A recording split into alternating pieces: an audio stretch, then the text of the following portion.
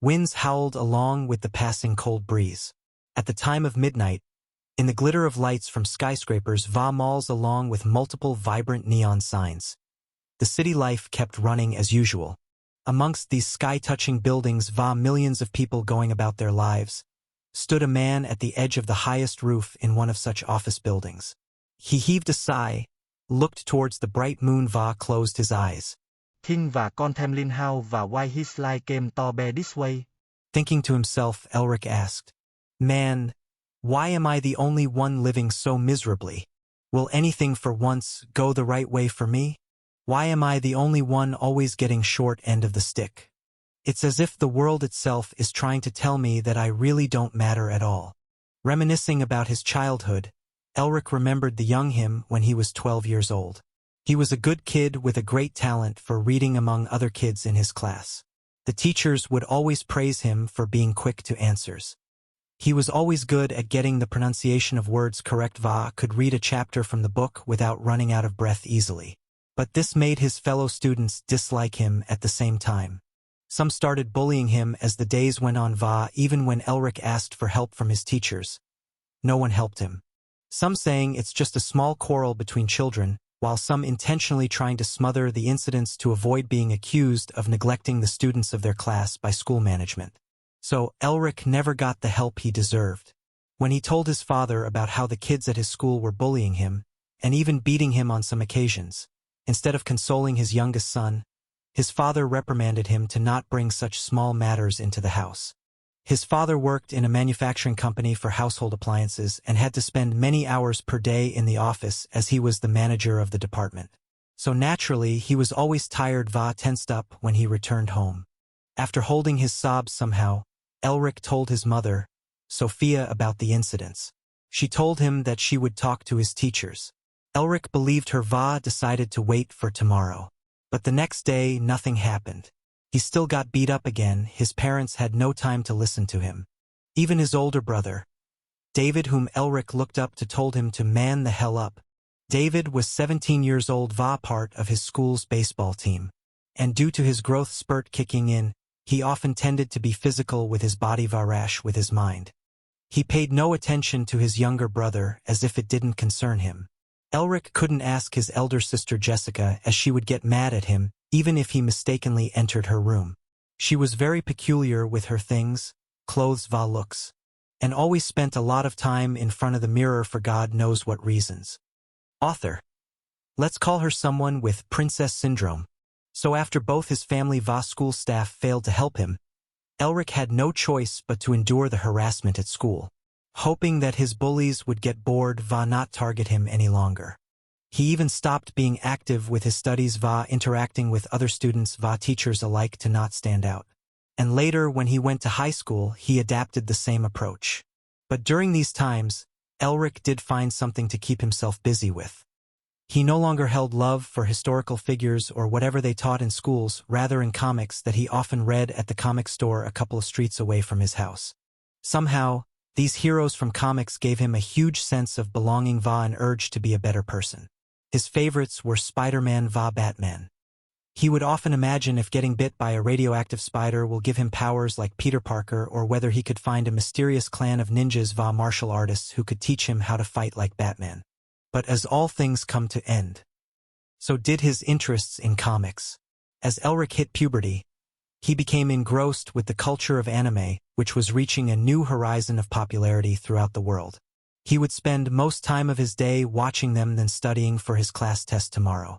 Years later, he entered the world of novels and mangas.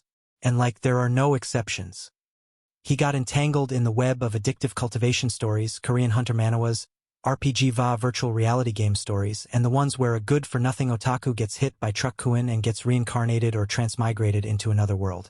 But without realizing that he had spent these years distancing himself from his family, va friends. He had become a loner who barely functioned in society. Spending so much time alone made him mentally become someone who liked being in solitude. Due to his innate talent for learning, va remembering what he read instantly, his grade never fell below what was expected from him.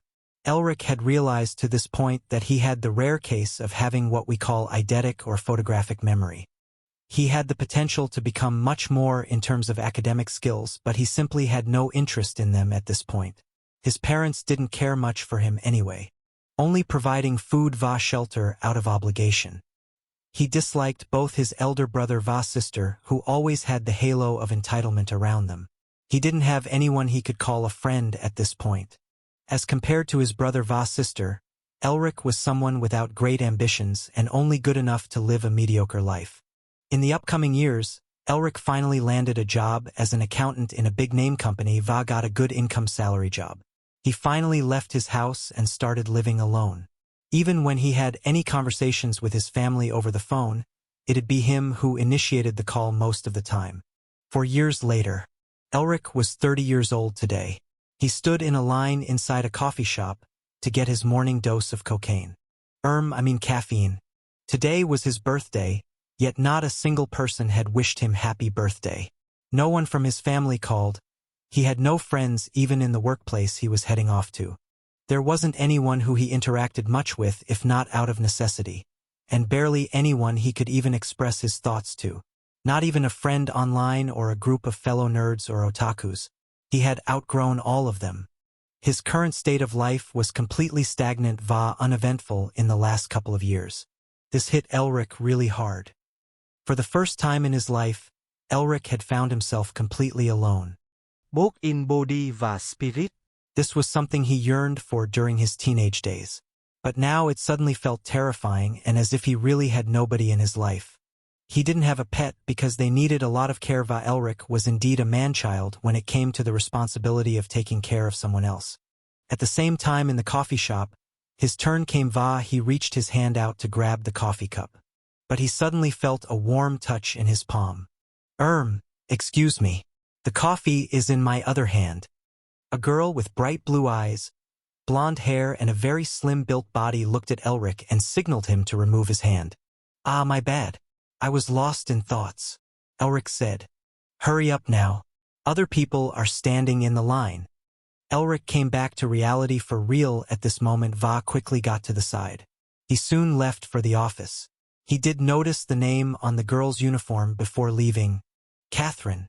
After returning from the office, Va having dinner, which wasn't just a cup of noodles like standard Japanese mangas. Our boy knows how to cook. Elric recalled the event of touching Catherine's hand. For some reason, he just couldn't help but think about that moment again. Va again. Over. Elric, being the virgin guy who never had a girlfriend, female friends, or any form of physical connection to women throughout his life, got looped into that moment given how big of a simp he had become over this point for fictional women. The ideal romantic partner for people like him only existed in novelty. After overthinking it for a long time, he finally fell asleep. Va woke up the next morning to follow the same cycle of corporate slave life. His routine followed for the next couple of weeks. In the meantime, he'd casually greet Catherine with good morning Va hellos. He had made himself familiar with her. And Catherine would greet back Va, sometimes even give him a soft smile, which always brightened up his day. Little did he realize that Catherine was doing it because it was part of her job to be nice to customers. But being the idiot he was, he felt like it only him getting the special treatment. A few days later, Elric stood in the same queue for his morning coffee. But this time, something was different in him. He wanted to make a move on a girl for the first time in his life. Elric thought to himself, what's the worst can happen? She completely turns me down? Or at most, I end up embarrassing myself in front of few people here. Why is this so hard? Elric was a total noob in this department. He had already prepared for the worst. After Catherine got free from her shift, which ended only after 10 minutes since Elric got his coffee, he came towards Catherine and asked her, Hey Catherine, do you have a moment? Yes. What is it? Oh, nothing. I just wanted to ask if you were free tonight. Catherine looked at Elric with surprised eyes. And I assume you had some plans which depended on me being free tonight? Elric was startled. Have I been seen through? He gathered his courage and said, Yes. I wanted to ask you out for dinner, Elric said with all his might. He sounded very calm, confident, as if this was a normal day-to-day thing for him. But inside he was like, Damn. I'm so screwed. But surprisingly, in the next moment, Catherine responded. 8 p.m., pick me up at Central City Park. I live nearby. Give me your phone number. I'll send you the address later. Gobsmacked, flabbergasted, these words could completely describe Elric's facial expressions perfectly. He didn't believe what he was hearing at all. He expected an instant refusal, but surprisingly he wasn't. You're not joking, right? I didn't think you'd say yes. Catherine looked at him cheekily and spoke. I was actually waiting for you to ask me out. If you had taken even longer, I would have done it myself. Was this a dream? Nobody is playing a prank, right? Wait a minute. You were? Elric asked. Of course. Out of all these people, many who are regular customers here, only you look at me with puppy eyes whenever we meet each other in the morning. Don't think I didn't notice the smile you always have after you greet me. We girls have our own intuition too, you know. It was obvious that you like me, so I thought why not give you a chance, Catherine said while throwing a smirk at him. Outmatched. Elric was completely outmatched. Why was the girl saying guys' lines? Va seemed to be in control of the situation. It was supposed to be his role. For the first time in his life, Elric questioned himself if he was truly a man. Okay. That's all he could come up with in response. And as soon as Catherine put her number in his phone, Elric quickly ran off from the scene like the Flash. Author Run Barry, run. Elric did not believe what happened a few minutes ago was real. He pinched himself a few times and even slapped his face twice to make sure he wasn't dreaming. He finally mentally prepared himself for the first date in his life. He knew that he couldn't afford to go halfway tonight, because the first impression is the last impression when it comes to dates. Surprisingly, the date went well. Elric didn't hold back. He booked a reservation in a nice restaurant, took Catherine to a zoo before dinner, had fun with her while sharing their life stories so far.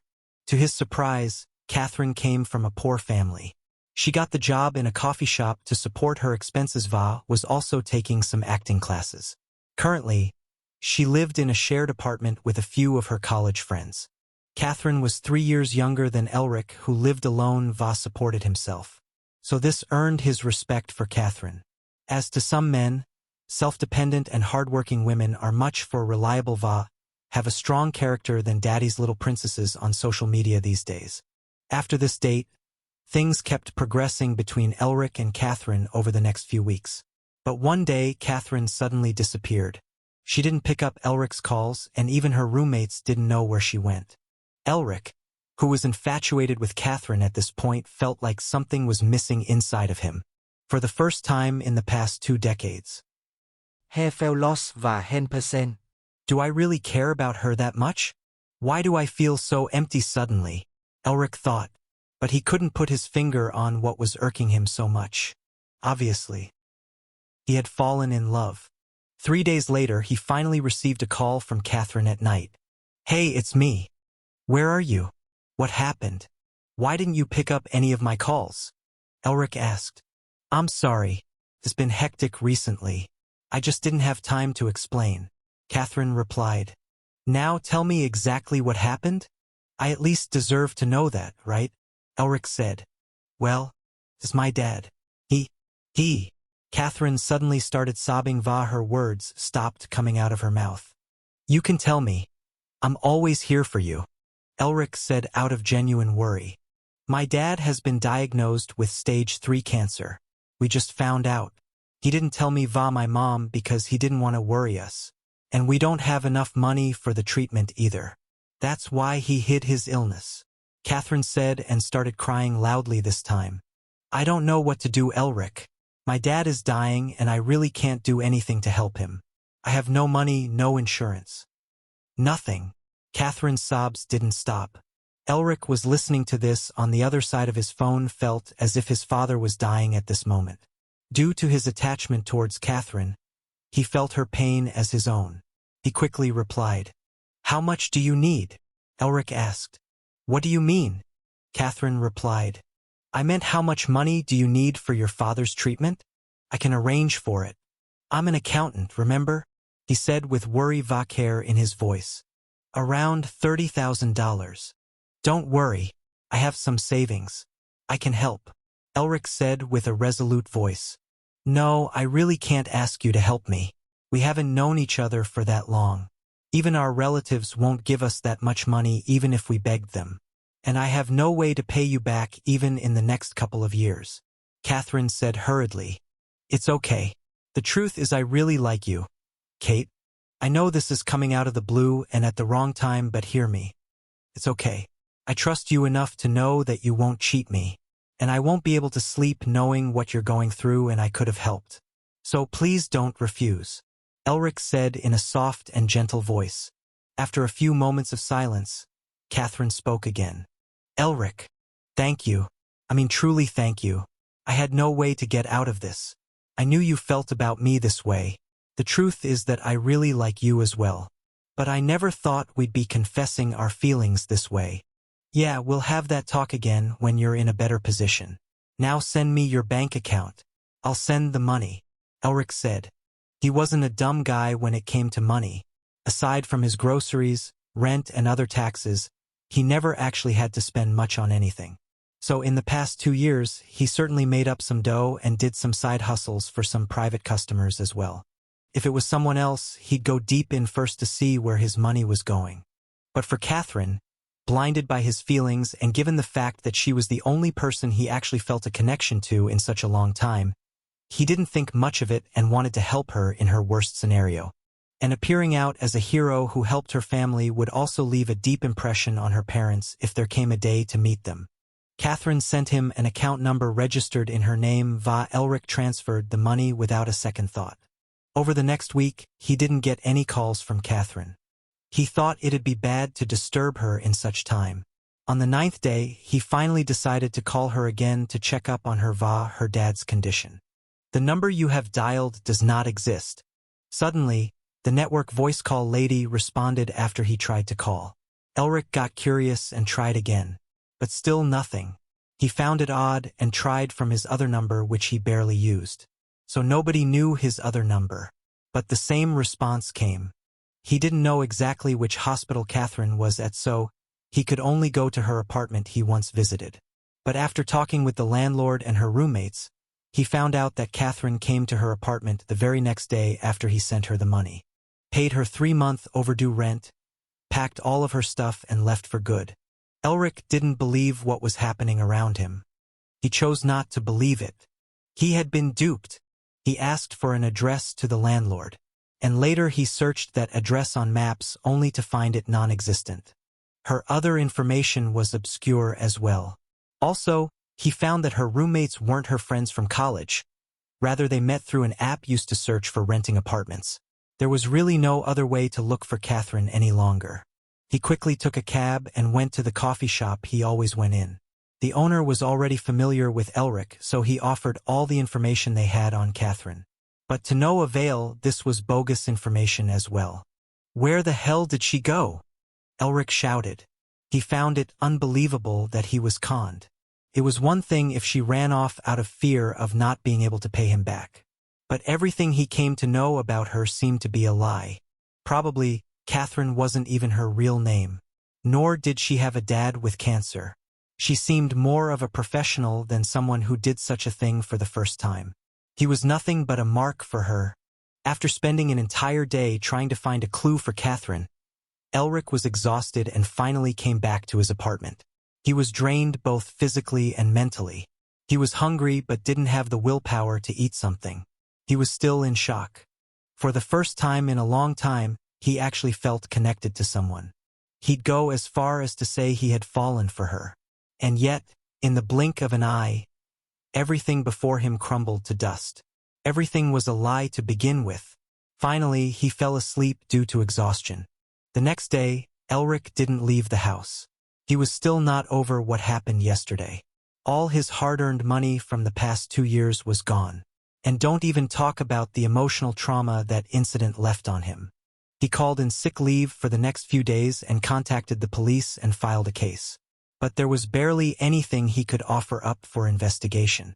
He didn't even have a single photo of Catherine. All he could do was to hope for the cops to somehow find her. The next week, when Elric returned to his job, everyone was sneaking glances at him.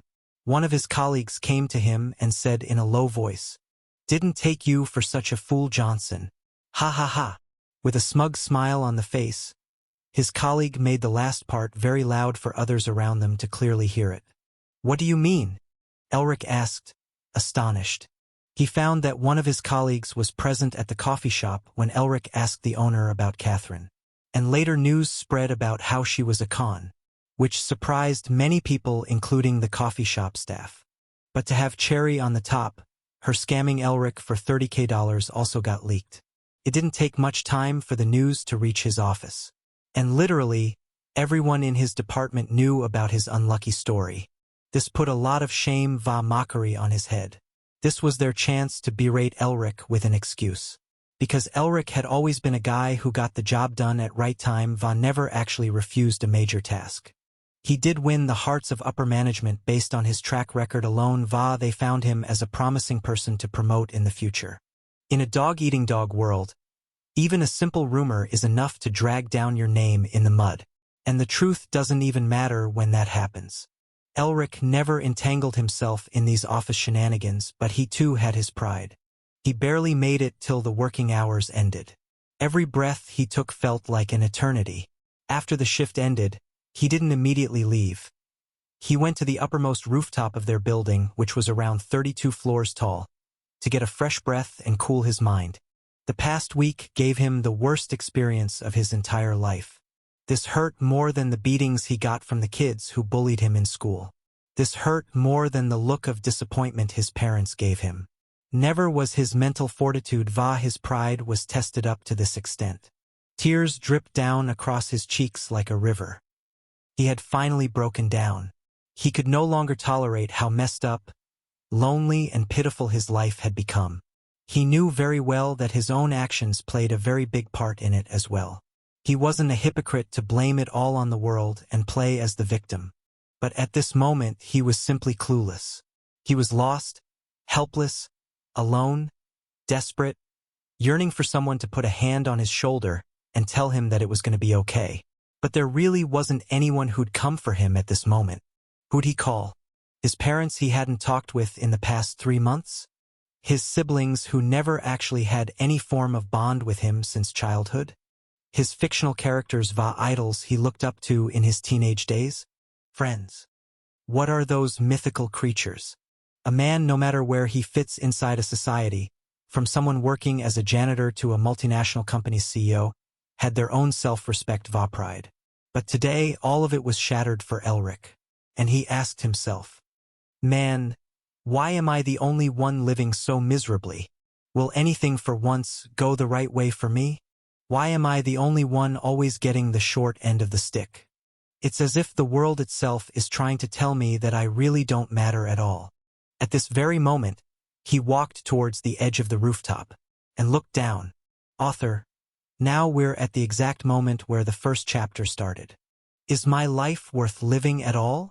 Elric asked himself. The years of unhappiness, escapism, loneliness had brought Elric to this very moment. Catherine teaching him that one life lesson va breaking his heart was just a hole that let out the volcano that was under the ground from all these years. Her act was just an outlet. His state of mind would have shown up sooner or later anyway. Elric wasn't an emotional moron who did things based on a fit of rage. He was a very rational person since his childhood. But his desperation took out the best of him. He had 2 choices now. Go back to his apartment, cry it out. Then continue his mundane life where no one would be bothered whether he lived or died. Where he is replaceable like a pen. Or do what he thought of doing just now. Because even if he went back, what was he gonna do? Find Catherine va get his revenge on her like some movie or novel story. He very well knew that it was no longer possible for him to find her. She probably did this to many others like him. He was a fool not to see through her act. And don't mention the work environment. From now on, no matter what he did or how well he performed at work, he'll always be used as a laughingstock. Even if he quit va went somewhere else to work, his lifestyle would be the same, just a different place. Elric wiped off the final drop of tear from his cheek. He found no way to move past his current mental state. He stood on the ledge and looked up towards the midnight moon. Only now did he realize that he had been crying va lamenting for nearly 7 hours now. He didn't even notice the flow of time. Elric Johnson took a deep breath. Va closed his eyes. He could feel the cold breeze trickling on his face, and he said, "Man, what a pathetic life it was." At this moment, he let go of his body and jumped down. As his body descended from the tall building, the pressure of air at such height pushed his body like a kite. His body changed angles few times until it finally landed on the ground. Thwack!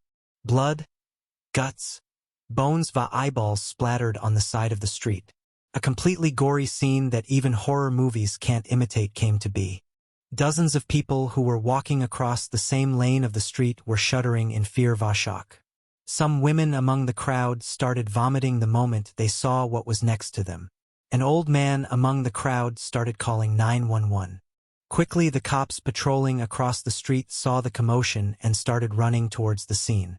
Over that puddle of meat and blood lied Elric Johnson, who chose to give up on his life than suffer any longer. To him, it seemed like the only way out. A man forsaken by the world, va his kin died a tragic death, never to wake up again. In the void of nothingness, where the flow of time itself didn't exist and not even a ray of light could be seen. This place was neither heaven nor hell. It was just an infinite space filled with absolutely nothing, as if the concept of life va death did not exist here. Suddenly, a crack in space appeared out of nowhere. It kept elongating at an extremely fast speed, and in an instant, it stretched around 10 kilometers, and a gigantic figure sitting on a black stone throne, which was no less than the size of a mountain itself, emerged from the other side of the void. This figure was akin to the height of a couple of mountains, completely clad in majestic black clothes and had a hood on the head. Appearance-wise, it resembled a lot to the Western look of death god or dealer of souls, like a grim reaper. Its face could not be seen, as if it didn't exist.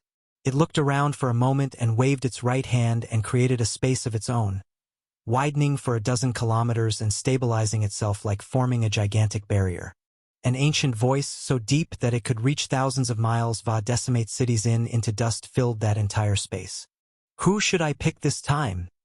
the being asked itself. Just few moments later, a set of footsteps could be heard from the void crack behind the throne, and another being, which was completely clad in a red va black ancient armor, stepped in. There were 2 giant black swords that were big enough to cleave 5 stories building in two were hanging on its back.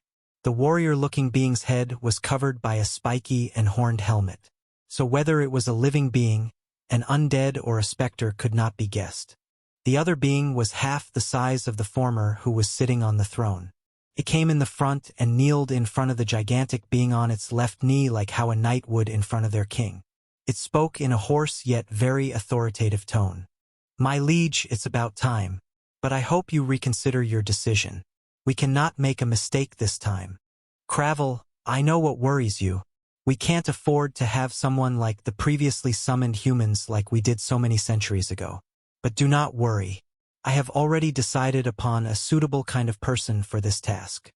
But my liege, the one you've decided upon do not possess any qualities we need to complete this mission. The ones that were brought from other worlds so far had an incredible talent for leadership, had unyielding willpower and wisdom to overcome any adversity that was thrown at them. And yet all of them failed. So what could the type of person you've decided upon even do? They'll die even before reaching halfway of their objective." Cravel gravelled in front of its master, yet the being did not seem to be concerned. "I understand your worries, but this is the exact reason I'm looking for someone who does not have anything in common with their predecessors." The being spoke and rested its head on its right hand. The palm of the being looked like something that was covered in black metal, and it had no flesh or any bones. The being spoke again. "This time we need someone different and very unconventional. But my liege, this is probably our last chance. You will no longer have the strength to summon anyone again, not for at least the next 1,000 years. And by then, the other gods will have their own chosen ones complete the mission. It'll be a loss we can't afford at all." Cravel said with a grim face, "My decision is final, Cravel. Sometimes uncertainty can bring you wonders. This summon will be able to surpass those who came before him. The being said and didn't stand on ceremony any longer. God of Darkness waved his hand and a rift of the size of a kilometer opened inside the barrier they were in.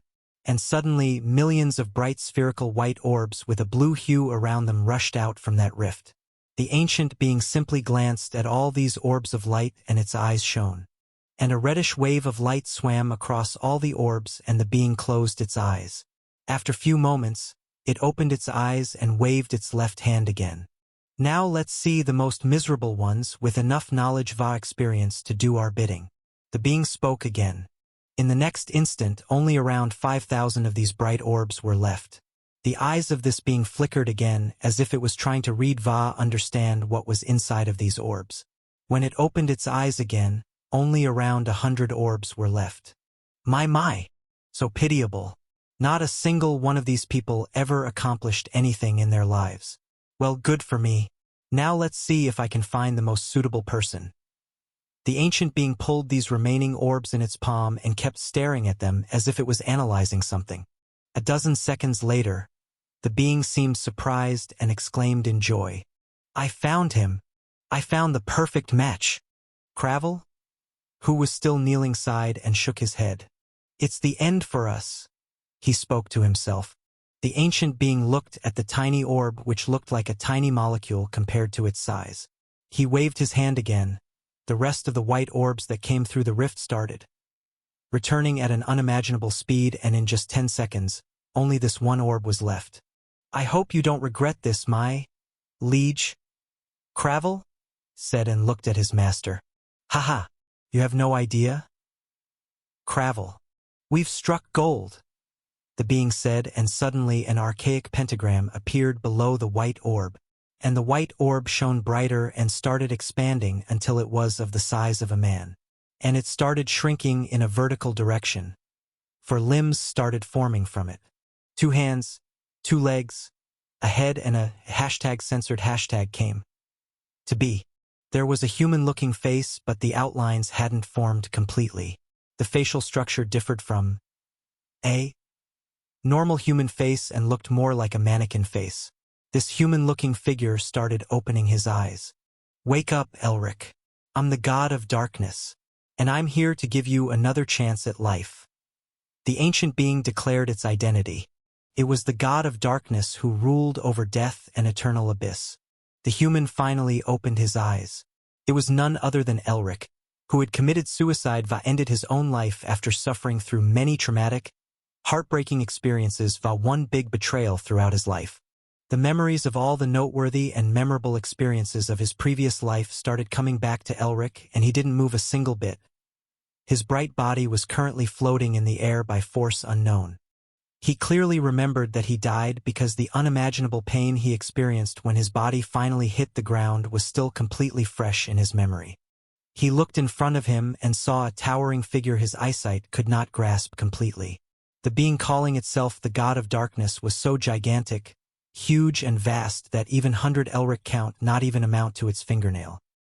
He squinted his eyes as if trying to look at something that was placed very far away. Can you be any less bigger? I can't even tell how you look, asked Elric. Suddenly, a chaotic burst of deathly aura come from behind him, and he looked back and saw another being half the size of the one standing in front of him, yet still very humongous and staring at him. The gigantic warrior-like entity stared at the human as if it wanted to cut the tiny being into millions of pieces. The red iris was visible through that giant figure's helmet, and an unimaginably horrifying pressure was extended on the humanoid figure. You were touched human. How dare you speak to a god like my master in such manner? You're nothing but a speck of dust, and yet to dare to ask a god to adjust himself to your level. Cravel said angrily. Leave it, he's simply not aware of what's happening now. He was dead just few seconds ago. God of Darkness said, and quickly shrank his size in the next moment. The resized God was still the size of a 10-story building. He looked at Cravel and gestured to resize his appearance as well. Cravel, on the other hand, still kept looking at Elric with murderous eyes, but did follow his master's orders and become half of his original size. That was his limit. Elric let out a sigh of relief and looked at God. Again. Author. Let's shorten God of Darkness to God, as it's kind of unnecessary to repeat over and over. What do you want from me? Elric asked. Elric, I'm the God of Darkness in my world, and I have a task for you. I want you to become my representative in our world and complete a mission. In return, I will give you a chance to live your life again as a human being. A new start where you are completely free from your past.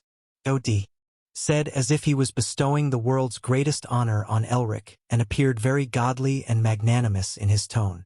Elric stood rooted on the spot for a minute and took a long breath before replying in a loud voice. Go away! Silence. Total, utter silence. It felt as if even a man's heart could not beat at this moment. Elric's response left both God of Darkness Va Cravel speechless. It struck them like an arrow in the throat, and both of them seemed to lose their ability to speak Va think at the same time. A few seconds passed away.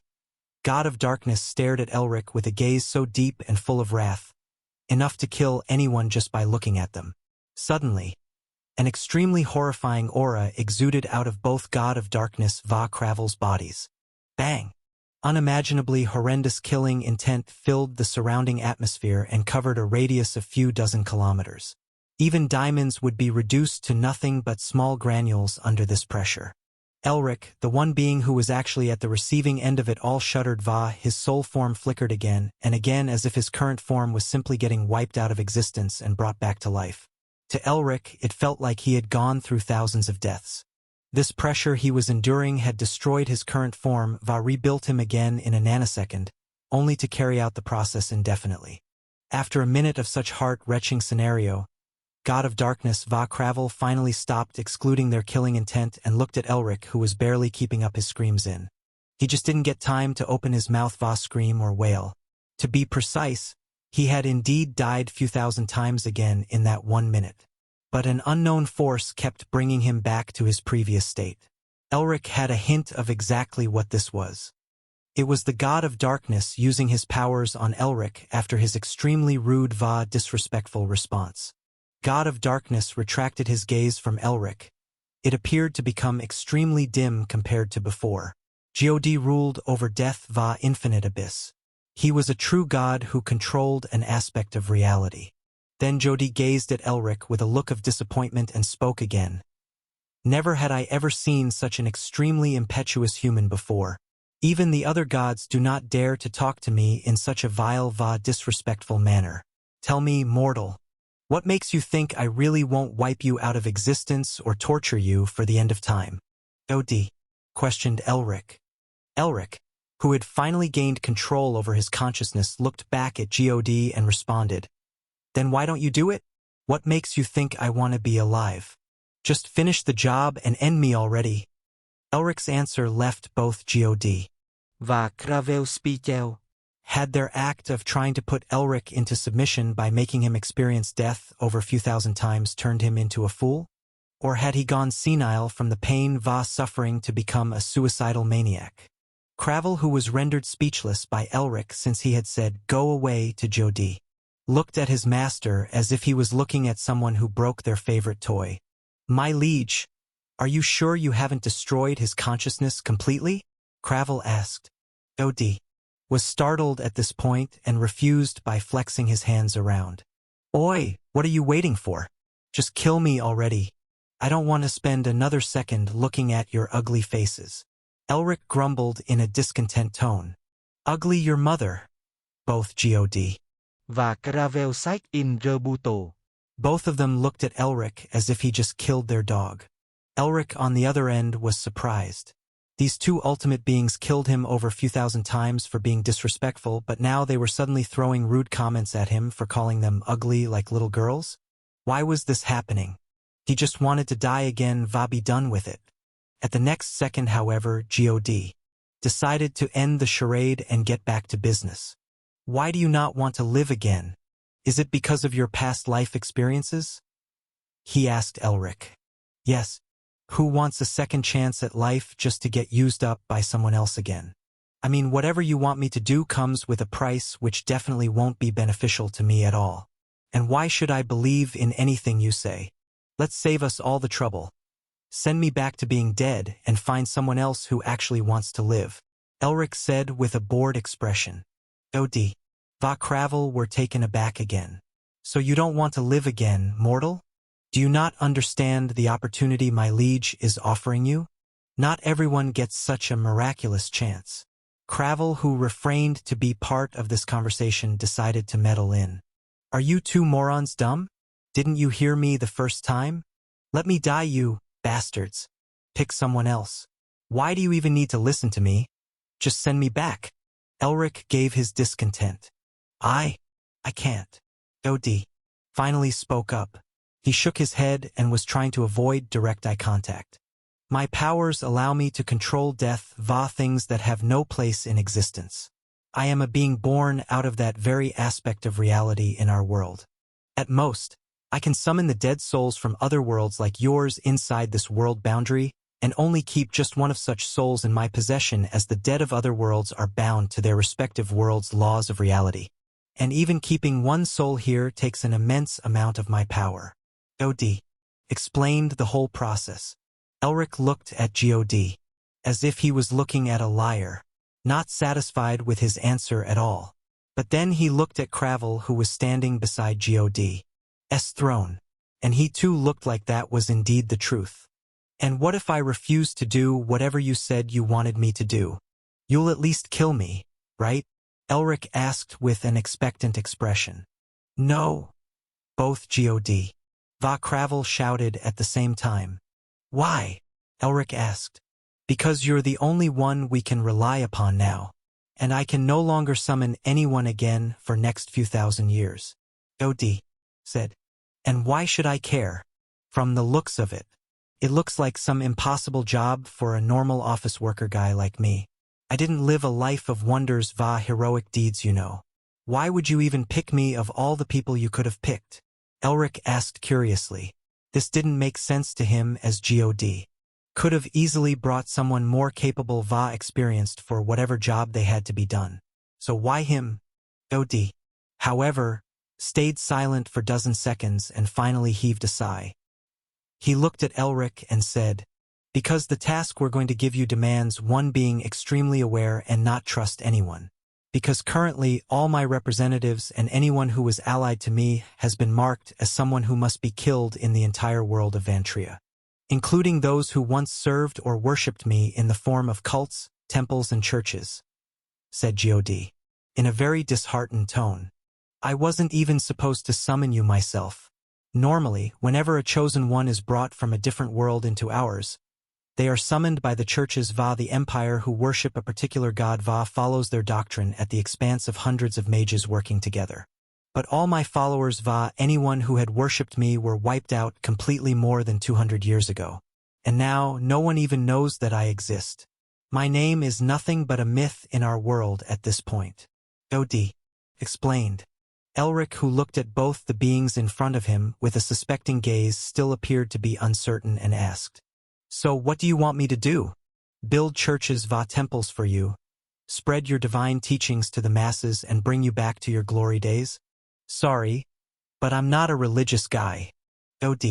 Va Cravel both glanced at each other and gazed at Elric together. No, we don't want you to do something so arduous va hectic. We just need you to kill the demon god, said God, with an embarrassed tone. As if struck by 1,000 bolts of lightning at the same time, Elric stayed rooted on the spot. He didn't speak or move at all. Only after half a minute, he was fumed with anger and shouted, You bastards! Silence. Another total silence. Kill the demon god? What the hell? How was Elric going to do it? From what he heard God va Cravel say before, even those who came before him and also the chosen ones of other gods failed to do so, and probably they all died, including the previous summon who came before Elric. So how was he supposed to do it? Saving the world sounded good only when it was fictional or somebody else did it. Who would waste their life just so they could brag about it? Elric looked at the two ultimate beings who were standing in front of him. His expression was as if they killed his dog. Even Cravel, who was even sterner and stone-faced than God, looking the other way as if he was thinking the weather is very nice today. Both of them were beings who could destroy an entire country with just a wave of their hand, but now they were avoiding eye contact with a single human as they felt embarrassed for making such a request. Od finally dared to look at him and asked, "So what do you think? Do you accept our proposal?" Elric shouted, "No. Nay. Nay. Nada. Nako. Ni. Ani. Mayo." He refused in all the different languages he knew. He sat on the imaginary ground and held his head in both of his hands. He felt like dying one more time. He started hurling abuses at the two godly existences in front of him again. "You bastard!" Elric kept rambling as he started cursing God. Va Cravel's 18 generations of ancestors. Unlike the previous time, both God. Va Cravel didn't exude any killing intent. Va stood there like little kids who were being scolded by their parents. All they could do was endure with their heads hanging down. After 10 minutes of rambling Va cursing, Elric finally stopped as he was thinking of ways to escape his current predicament. "What if I don't accept it?" "You clearly can't make me accept by force, Va, that's why you need my approval," Elric said with a smug face. But God spoke again with a calculative expression on his face. "You're right. We can't transfer your soul into our world without your permission. However, it's not like you have any other choice either. We're currently inside the world boundary. Look at the dome around us.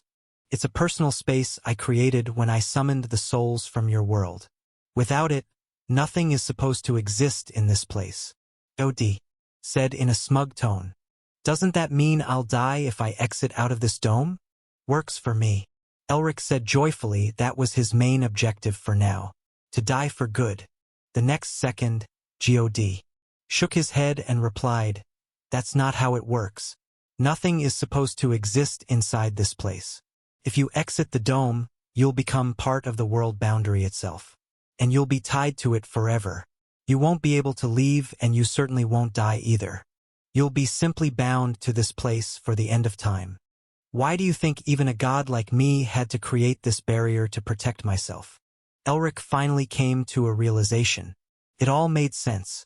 He looked around his surroundings again and saw that outside the dome, there really was nothing. No light, no land, no water, not even air, nothing. He thought he might cease to exist if he went outside, but after hearing God explain it, he found it believable. Why would a literal god like God of Darkness need to create a barrier and protect himself from this place? If he could enter it, he could easily leave as well. But if he did have the ability, he wouldn't need to create this dome and protect himself. If not being tied to this world boundary was an actual thing that would happen. If Elric went outside the barrier, he'll just become part of this place and exist here till this place was destroyed. Which was simply impossible. Va wouldn't happen in billions of years to come. And Elric would become insane here. This was literally a fate worse than death.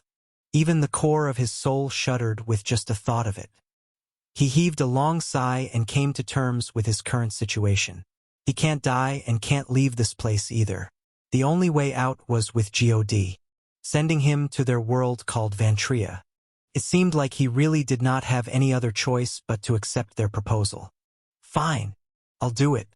As much as I want to die, I don't want to be stuck here and wander till the end of time and go insane."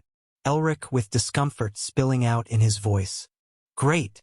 It's good that we've come to an agreement," Od said cheerily. Even Cravel was nodding his head in joy. "But," Elric said and stopped his words. He looked at both of them and looked as if he was thinking about something very important. "Let me be straight. I don't want to work my ass off just to attempt your task. I mean, Demon God is also a literal god just like you, right?" Elric asked. "Not quite," Od said as he continued. "I and other gods are beings born out of different aspects of reality and laws of existence in our world. We each have perfect control over the laws from which we were manifested from, and we will continue to exist as long as our world exists. However, Demon God was born out of thousands of years of malice va hatred. He is an unnatural being and something that shouldn't exist.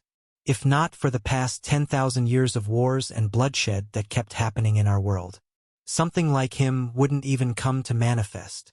He gave a helpless look at Elric and said, "We gods can only represent a law of our world and have perfect control over that law, so we can't affect the world or intervene in it directly. We're more like an overseer at this point, and with different species in our world reaching the most prominent time of their civilizations.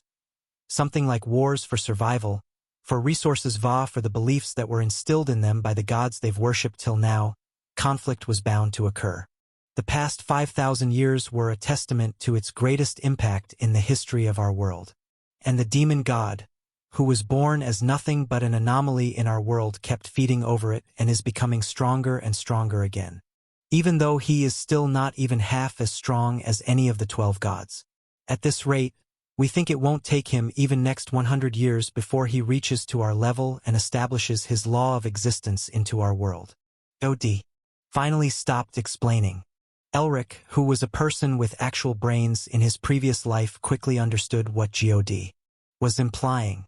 He said, "So if what you say is right, after he establishes his law of existence in your world, he'll become a literal god like you and the other gods, and will become an invincible existence, impossible to kill unless one can destroy the whole world of Vantria itself. Which also means killing the other gods, including you, in the process." Od looked at Elric in approval of his intellect. "You were able to infer all that just from few words." He nodded and continued, "But that's not all. Since he's an anomaly born out of war, malice bloodshed inside the whole world. Once he becomes a god like us, he will keep getting stronger till the point none of the 12 gods can stop him. And unlike us, he won't be bound to follow the laws of reality in our world and will be able to interfere in it directly. He can simply wipe out all the living beings and reach to a height where even us gods would be nothing but ants in front of him," said God, in a worrying tone. "Are you kidding me? How is that even possible? To reach a level above the gods?"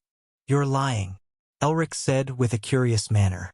"I wish that was true, but unlike your world, ours is filled with magic and natural energy so vast that even we gods can't completely control or contain it. And since we also represent different laws of reality, the world rejects us when we try to combine our powers and treats us like an external being. Like an outsider trying to enter your house. We've tried and failed hundreds of times already. And that's why, 3,000 years ago, we gods made a pact to find a solution to end it. And after decades of research, we found a way to summon beings from other worlds." Od finally explained the exact reason why Elric was brought in here. "So this was the main reason behind it. But I don't understand one thing. Why us humans? Because there must be other superior life forms in the multiverse, right?" Elric asked. "If I had not read your memories, I wouldn't understand what multiverse meant." Od said and continued, "The thing is, you humans from other worlds have the greatest affinity with the magic and natural energy of our world. In other words, you can become indefinitely stronger as you increase your magical powers and experience with time. You lot possess the potential to reach the same level as what you can call a demigod. Just like Cravel over here." Od finished his words and pointed towards Cravel, his most trusted servant. "So you're a demigod?" Elric asked as he looked towards Cravel with a surprised expression. "Yes, I am. But unlike you or the other chosen ones, I'm not from a different world. I was born in our world and reached the level of demigod by my own efforts. Took me thousands of years to accomplish that goal. But unlike the demon god, I'm bound to the laws of our worlds since I was a natural living being in the first place. So I too can no longer directly intervene in our world's happenings. If Demon God was born in the same time as me, I could have killed him myself, but it's long time past that." Cravel said and shook his head as he was at a loss. After hearing someone so stubborn as Cravel, Elric understood exactly how grave matter it was. The world was near to an end, and the most supreme beings in it were helpless to do anything to prevent it. And the world itself was rejecting their intervention. It was a very complicated situation itself. No wonder even the gods had to rely on humans summoned from other worlds to do their bidding. "Wait, I don't understand one thing though. You said all the gods agreed to kill the demon god together. But then why were your followers boycotted and now declared to be on the entire world's must-kill list? You're not hiding something from me, are you? Elric asked and looked at God of Darkness with a suspicious gaze. At his query, God looked at Elric with a helpless expression and said, "It's because among the gods, I and God of Light are the strongest. However, I represent death via the end of a living being's existence. And not many in the entire world would wish to worship such a god who thrives on deaths of world's inhabitants. Right?" God said embarrassingly. "Out with it. The whole truth. Or you can forget about me accepting your proposal," Elric said in an angered tone. He was no fool. Where there was life, there was bound to be death. But that wasn't a valid reason to despise death itself, as it was part of a natural cycle of any living being. Even the most indestructible thing in the world would cease to exist after a time. So whatever God was telling Elric wasn't the complete truth, or it was a complete lie to begin with. God was left speechless again. Why was this human so smart? Was it because of his past life experiences that he found everybody untrustworthy? Or was it because he was simply an overly cautious guy? He had no answer. "Fine. I'll tell you the truth," God said with a furious expression. "As long as it's the whole truth," Elric said in a firm tone. "It's because my eighth chosen one, the previous summon and your predecessor." God stopped his words and rested his head back on his throne, as if he was lamenting on a bad memory. After a dozen seconds, he continued, "He killed all the other chosen heroes." Another pin-drop silence. Elric couldn't believe what God just revealed to him. Another mind-boggling plot twist. First, it was fighting against demon god Va, now that his predecessor killed the chosen heroes of the other gods. Just hearing this made Elric regret his decision to agree with God of Darkness's proposal. Now he understood why the entire world of Vantria had issued a kill-on-sight order for those who worshipped God of Darkness Va were wiped out 3 centuries ago. It was his predecessor who basically made an enemy out of the entire world and now had implicated Elric as well. "Oi, tell me that's a lie. That joke is not even funny," Elric said, as he still had not come to accept the truth. It was understandable, as every religious branch or empire would cherish the chosen heroes which were to complete the task ordered by their god Va, treat them with the utmost care, hospitality Va, respect, and to have them killed. Not just one of them, but all 11 of these heroes by one who was tasked with the same mission as them. No wonder all the ruling authorities, regardless of their qualms Va and differences with each other, would be united to massacre the main party responsible Va, anyone associated with them. And that is why God of Darkness and his followers have been rooted out of annals of history 300 years ago. Doesn't that mean I'll be killed off as soon as I enter your world, Va? Somebody knows my real identity as your chosen hero? Elric asked with a pitiful face. He had just reached the peak of the mountain, only to fall straight inside a volcano. "Damn. My bad luck won't leave me even in my second life." Elric lamented on his extremely disastrous luck. And he had no other choice to do it anyway, or he'll be forever stuck inside the world boundary. Now what? How am I even supposed to kill the demon god? You just raised the game difficulty from hell mode to impossible mode. This is beyond hopeless already. I don't think that I can do it even if I had 10 more lives," Elric said with a depressed expression on his face. If he wasn't in his soul form now, he'd already be shedding tears. "Naturally, you'll have to conceal that fact. Until you're strong enough to face the entire world by your own at least," God said, as if this was something very normal. Elric rolled his eyes. "Facing the world by yourself? Does he think it's that easy? Wouldn't this entail that Elric will have to live like a criminal, a thief, a prey, running away, as he would be constantly hunted down by the entire world? Don't worry. I naturally have the means to conceal your arrival. Neither gods and nor their followers would be able to detect it. Also, the fact that your original body being destroyed would become our advantage," God said, trying to comfort Elric, who seemed on the verge of committing suicide again. "What do you mean? What does that have to do with my original body?" Elric asked. All the gods Va, their followers, always have to go through a grand ceremony with hundreds of magicians partaking in the summoning ritual. Even for our world where magical energy is flowing in abundance, breaking the world barrier and summoning a person takes huge amount of magic. That is enough to cause a spike in the magical energy of the world, noticeable even from 10 kilometers. And that's why every summon is accounted for. On top of that, they all come with their original bodies in our world.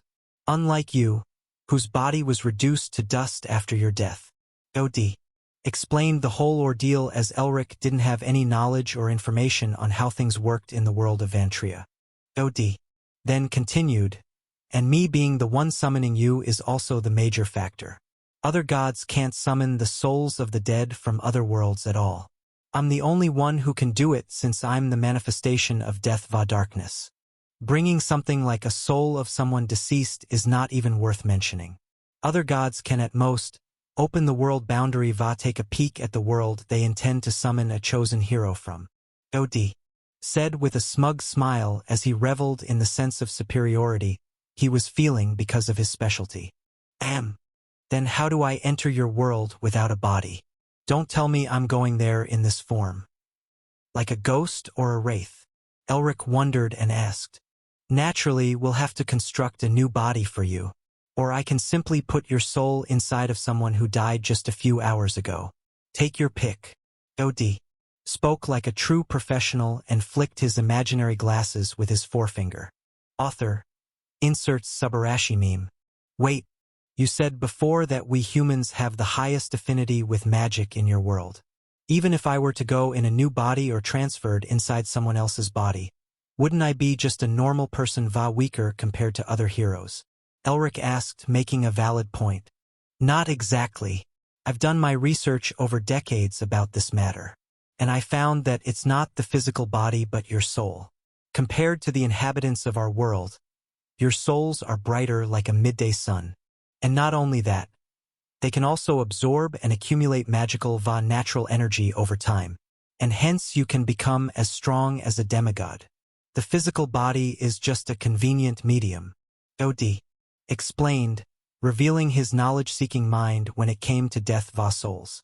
Elric, who had come to terms with his upcoming fate, started thinking about these two options. So can you really construct me a body out of nothing? I won't be reborn as an undead or a skeleton, right? Elric asked.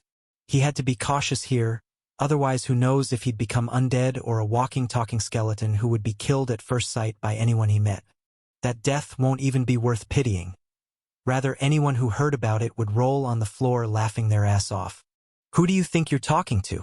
Even though I'm not God of life, I do possess that power.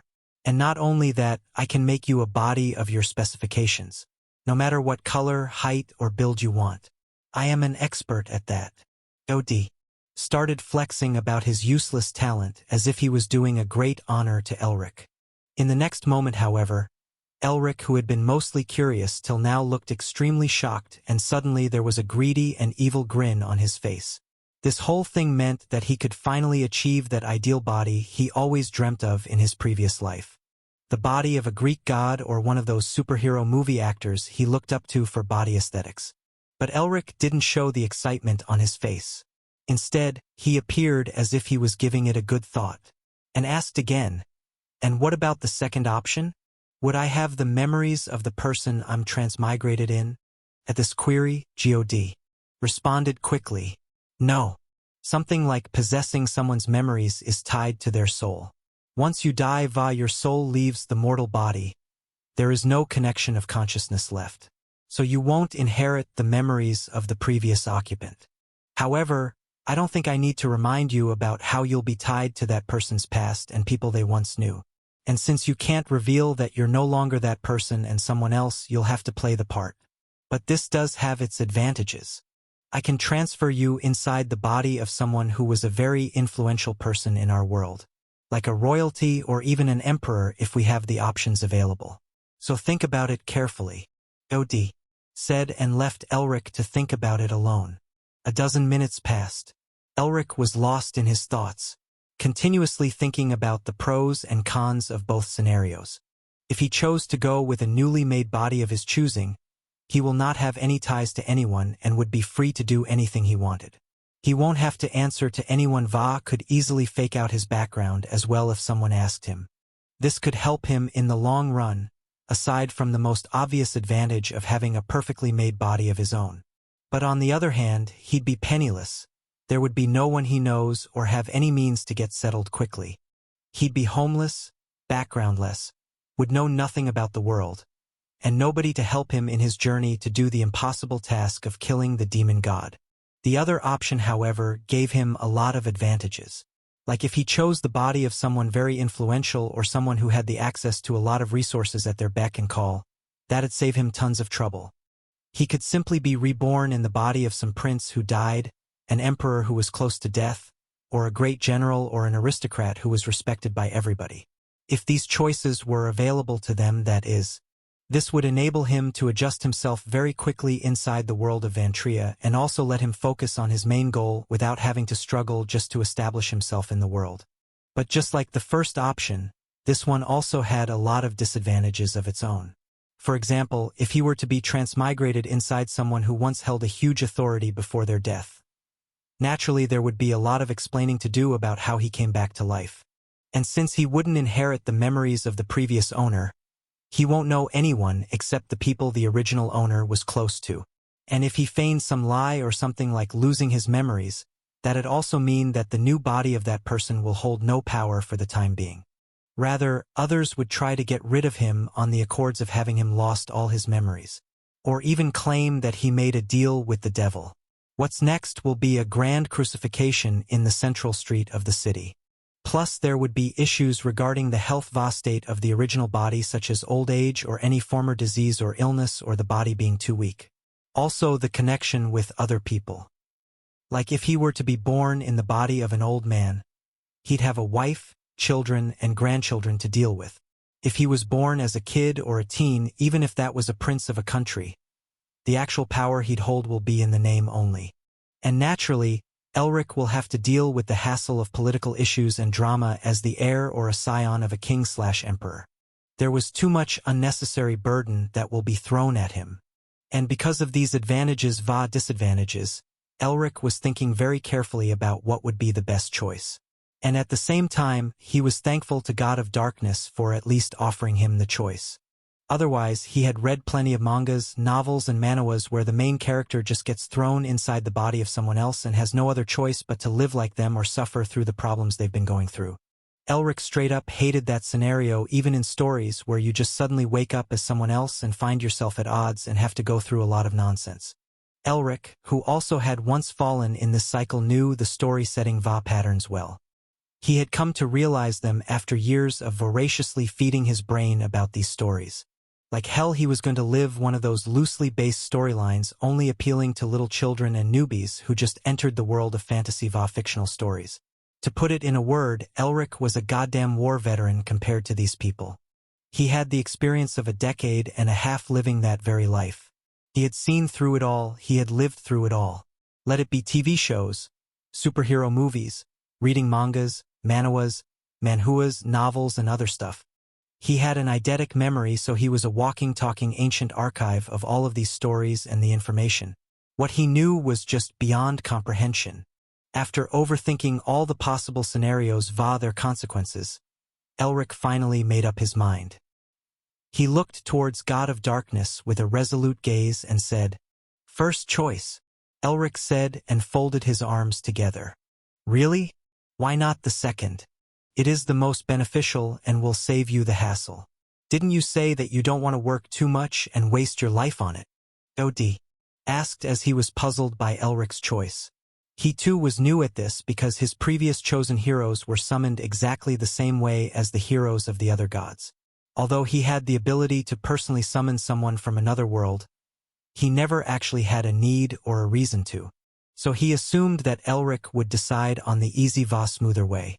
But to his surprise, Elric chose the most unconventional way here, because there were just too many odds against him in the first choice scenario. If he himself was in Elric's position, he'd obviously take the second option. Too many complicated reasons. You wouldn't understand even if I told you all of them. I'd rather do this whole thing on my own terms. and since when I have been dependent on others or cared about what others think of me. Something like family, friends, lovers, or a community holds no value if you take away the reason for their existence. Only because of responsibilities, need, order, or liabilities are these relationships and bonds formed. In the first choice, I'll be free of it all, and I won't have to look after anyone else but myself. And I definitely won't be doing the same mistakes as my past life where I had no choice to begin with. This time, I'll choose everything on my own accords. This time, I will be in complete control of my own life. Elric said. His expression was oozing out his determination. Strange indeed. If any of your predecessors were in your place, they would have chosen the second option. You, on the other hand, taking an unconventional turn is surprising to me as well, said God of Darkness. Od turned his gaze back to Elric and said, Fine. Now time to decide your divine abilities. The moment of truth has come. After all the discussion va decisions, it was the most important part of this whole arrangement, because it will decide exactly how Elric would be able to plan his path towards achieving his goals. Because these divine abilities were not just going to be his way to gain strength, rather they'd be his cheat codes. Elric, who had the knowledge of a majority of such scenarios where a reincarnated person in mangas va novels would be granted such abilities in these stories. But because of his experience, he had read a lot of these stories va knew where would any type of such so-called divine abilities lead him in the future. So he had to look through all of these carefully va choose the most suitable ones based on his situation when he'll be thrown in sooner in the world of Vantria. Since he had to choose them beforehand, he naturally had to look for the most useful ones with the greatest potential. The ones which would not only help him become stronger but also become his trump card and save his life whenever he was in a situation where he could most definitely die again. Though it would have been most preferable by the Elric of the past, but now that he was going to give his life another chance, he had to make it easier va convenient as much as he could. These abilities would not only enable him to accomplish the endgame, but also shape his future. I'm ready. Show me, said Elric. You're allowed to choose only 2 divine abilities. Every god gives them to their heroes, and each god possesses their unique divine abilities related to their law of existence. However, you won't get to choose these powers again, so you must think about it very carefully. Od said and waved his left hand. Suddenly over 50 huge monoliths as big as a house appeared in front of Elric and started lining up in a queue. Some of them emitted gold, some silver and some bronze light coming out of them as if they were classified in tiers based on their usefulness. However, there were also 3 dark ones that didn't emit any light at all. More like they were sucking in the nearby light in them. Elric understood that these were the abilities he'd be granted after choosing, and his future approach towards his goal will be dependent on them. He looked at these portraits and the information about their use and how to use them started flowing in his mind. Mind control, summoning undead, teleportation, telekinesis, telepathy, levitation, integration, mimic, clairvoyance, sage's eye. Around 50 of such random abilities appeared on each of these monoliths, and all of them were in their utmost peak grade. They were simply perfect without any flaws. Elric started touching each of these monoliths with his hand, and somehow, he was feeling an innate connection towards them. He felt like each one of these divine abilities were calling out to him, va asking him to accept them. But Elric didn't stop or fell for the temptation. He sternly kept browsing through all of them one by one. He could not afford to mess it up. After some time, he had browsed through all the gold, silver, va bronze monoliths. He curiously asked, "What's with the bright lights? Why are they shining in different colors?" Od simply looked at Elric and said, "Gold's ones are the most chosen ones by your predecessors, like at least 4 times for the 2 slots they were given." Silver owns 3 times và bronze owns 2 times. "What about those black ones?" Elric asked. "Not even once," Od replied. All these abilities are simply amazing va can be used for extremely favorable outcomes. No wonder my predecessors chose many of these. If used properly, they can even help me create an empire of my own and reach at the strength enough to fight against the demon god within a decade or 2. Simply astounding. Elric nodded in approval. But in the next second, he retorted, "However, all of them are bound to certain conditions. For example, mind control. I will need to keep looking in a person's eyes for at least a minute have a suggestive conversation to control their minds to work for me or do my bidding. At the time of fight for life death, it won't be useful at all because the enemy obviously won't be interested in settling things with words. And the necromancer ability needs me to rob graveyards to make the deceased part of my summoned army. Too useful for the future but also very tedious. Clairvoyance can only see through a certain time in the future but can't be used consequently. I'll need to wait for few hours to use it again. Great potential, it can also save me from being tricked by others stop my possible death as well. But still, the conditions to use it lacks potential as it will only give me a head start but not actually help me change the situation. Telekinesis has restrictions on distance or how far my reach is and also how much weight I can lift or exert through it. Would have been too OP if I could move a mountain with it.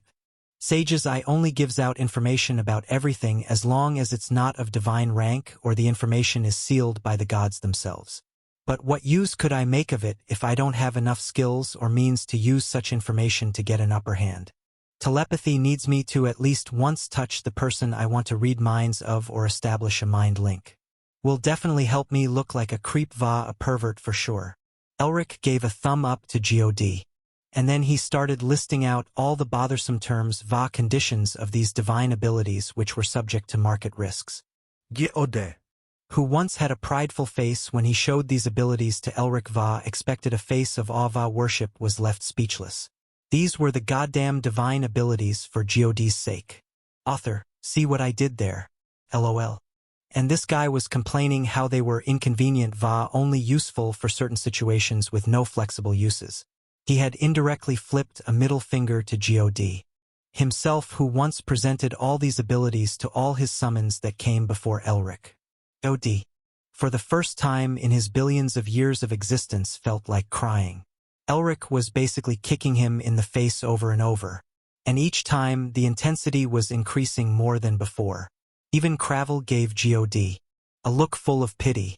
Why don't you create your own divine abilities then? God could only retort in his mind.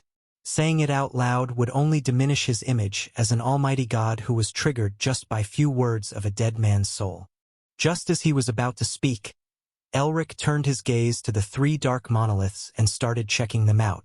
Ability absorption, dimensional law, synthesis. Just as the information about these three divine abilities was fully processed by Elric's mind, he was out of words. He read through them and an expression of puzzlement appeared on his face. The abilities had details on them such as divine ability, ability absorption.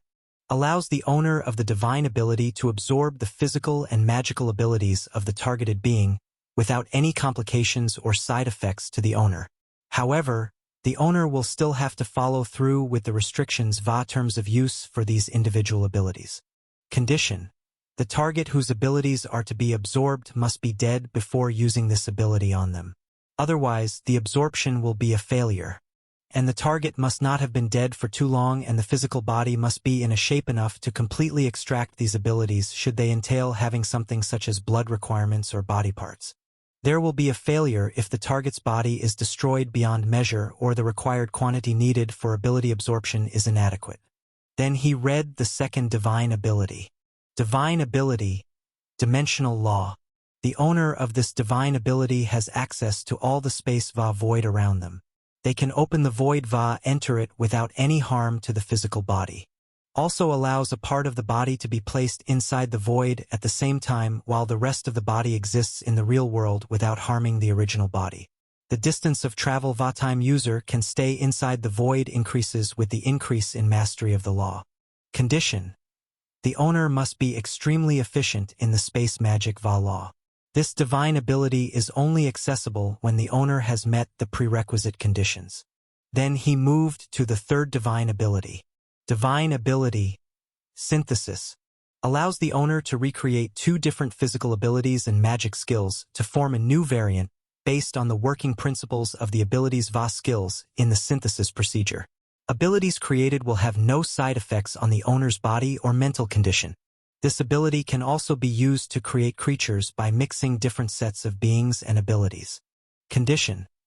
Certain levels of prerequisite conditions such as physical ability Va skills required for the process must be met before synthesis can be done. The strength Va specialty of the creatures created will depend upon the base subjects they were experimented with. Elric was out of words again. These 3 abilities were something he did not expect to be here on the list.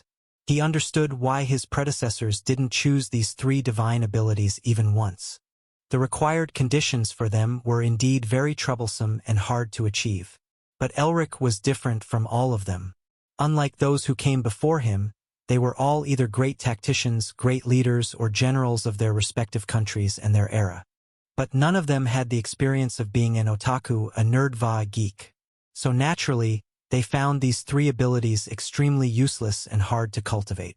From a normal person's perspective, all of these were not worth choosing at all, as they needed a lot of time to be perfected, and definitely a lot of time would be wasted just to meet the perquisites of these divine abilities. For example, they will always have to kill someone or a monster to absorb their abilities. They will have to learn and understand space Va time law, which was easier said than done. And synthesis ability will surely have a lot of restrictions upon it when trying to merge 2 different abilities Va creatures as well. So in the long run, these 3 divine abilities would give them more trouble, waste their time, which would hinder their path to becoming stronger, and even make things complicated, as they will have to do their research and spend a lot of time on it as well. So these abilities were the worst options available. But in the next minute, Elric looked at God of Darkness Va said, "I want them. I want all 3 of them." To his decision, both God Va Cravel looked at him together and shouted, "Are you out of your goddamn mind?" God of Darkness Va Cravel kept staring at Elric as if they were looking at a madman. They were out of wits on why would Elric choose these divine abilities, which were most complicated, very time-consuming to develop Va, very difficult to gain mastery over. There was a reason why these divine abilities were untouched Va, not even considered by all the previous 8 chosen heroes who came before Elric. But not only did he want to choose these oddities, he also wanted all 3 of them, which was against the rules set by the gods. What's there to be surprised about? I have my reasons to choose these 3. You chose me out of those millions of souls because you needed someone different to complete the mission, right? Well, these 3 are the ones I want. There aren't going to be alternatives, Va. I won't change my mind," Elric said with a firm Va resolve tone. "Mortal, why must you choose these 3 abilities out of them all? There are many divine abilities that can make you very strong in a short amount of time. Not only will they save you a lot of time, they'll also help you create an influence in our world to the point where no empire or church will dare to declare an open war with you when you reveal your identity to the world. So why must you waste this chance on the most ignored divine abilities in the past 3,000 years?" Cravel decided to ask out of his utmost curiosity towards Elric's decision. As I said before, if it was anyone else who came before me, they'd definitely choose the other divine abilities. But I'm not them, Va. My circumstances are different from them, because none of them were going to hunted down by the entire world. Unlike them, I can't walk around people openly Va declare that I'm the chosen hero of God of Darkness. There's no one coming to my aid, and no one is going to provide for me or look after me. Unlike the other abilities, these 3 can help me hide, survive Va, become stronger behind the shadows, and no one will notice or try to uncover my identity," Elric explained. His reasoning was right, as none of his predecessors were in the same situation as him. And this made him consider his options based on practicality than just becoming stronger in a short time. Besides, you still don't know the potential of these 3 divine abilities at all. Let me put it in simple words. Though they're all complicated Va, hard to complete mastery over, the number of outcomes I can achieve are simply unimaginable. Not only they can help me get stronger bit by bit without raising the suspicion of the others, but they will also ensure my survival to the most degree. Something I need the most after I enter your world.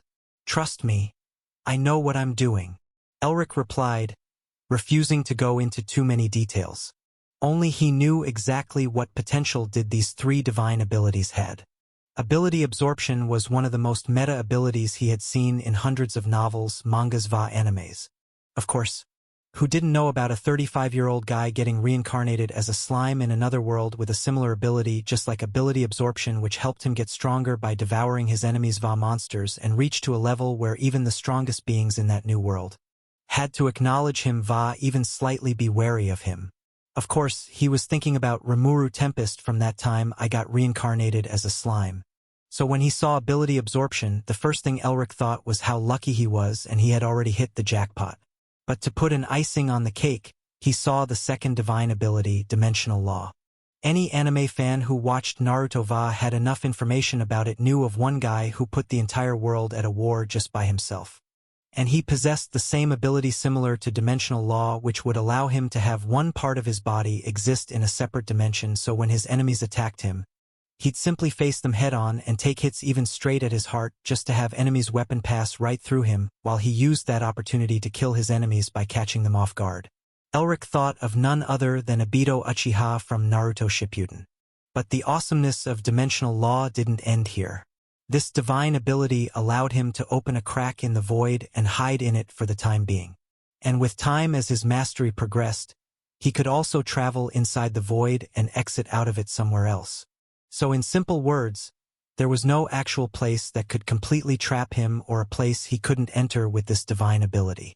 For example, he could get out of prison whenever he wanted or get inside a highly protected castle to kill someone and no one will ever find him.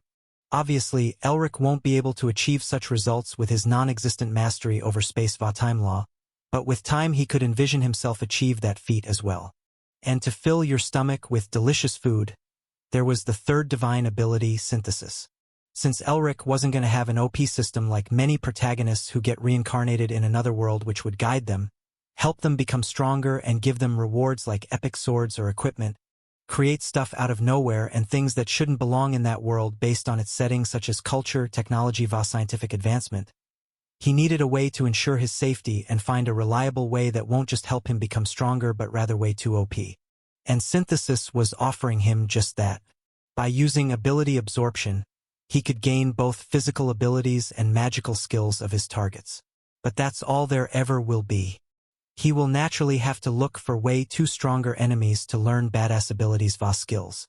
And they will vary from each other as well. But with Synthesis divine ability, not only could he merge the abilities he already learned, but he could also use it to merge different beings. For example, he could simply kill a monster, gain their abilities, and then later use that monster to merge with another monster to create his own version, which will not be any weaker than the former, rather even more powerful. And Elric felt that these creations of his would naturally be loyal to him. Otherwise, Synthesis would not be called a divine ability if his own creations tried to kill him instead. With this ability, not only he could create a small army of monsters or people for him, he could also create new beings which he may need to do a specific task or job which required them to have a specific type of skills and physical advantage. In the future, he could just create an OP army of his creations with time which could become comparable to the army of shadow soldiers of a certain Korean hunter. All Elric needed was just time to get stronger and experiment with these abilities. He naturally believed that this wasn't the only use of these three divine abilities. This was more likely just the cover of the book. And there would be far many more applications and different uses that remained to be explored. Compared to the other divine abilities, these were not as easy or convenient as other divine abilities, but the potential was simply unimaginable. And if he were to fight someone like Demon God on even terms, he needed not only just one form of power but everything he could find and make use of in the world of Vantria. If he wanted to stay alive at the end of the fight, that is, because all the predecessor chosen heroes of the 12 gods had already made it obvious that they all failed to kill him no matter how strong they had become. Elric didn't believe that all of them were stupid and ran into a fight to the death with the demon god without preparing beforehand about every single aspect of the battle va how they were going to emerge victorious. At this time, God finally decided to speak up. Even if I were to comply with your decision, I still need to remind you that you can only choose 2 divine abilities. Not more than that. To his reply, Elric gave him an expression of pity instead. Are you stupid?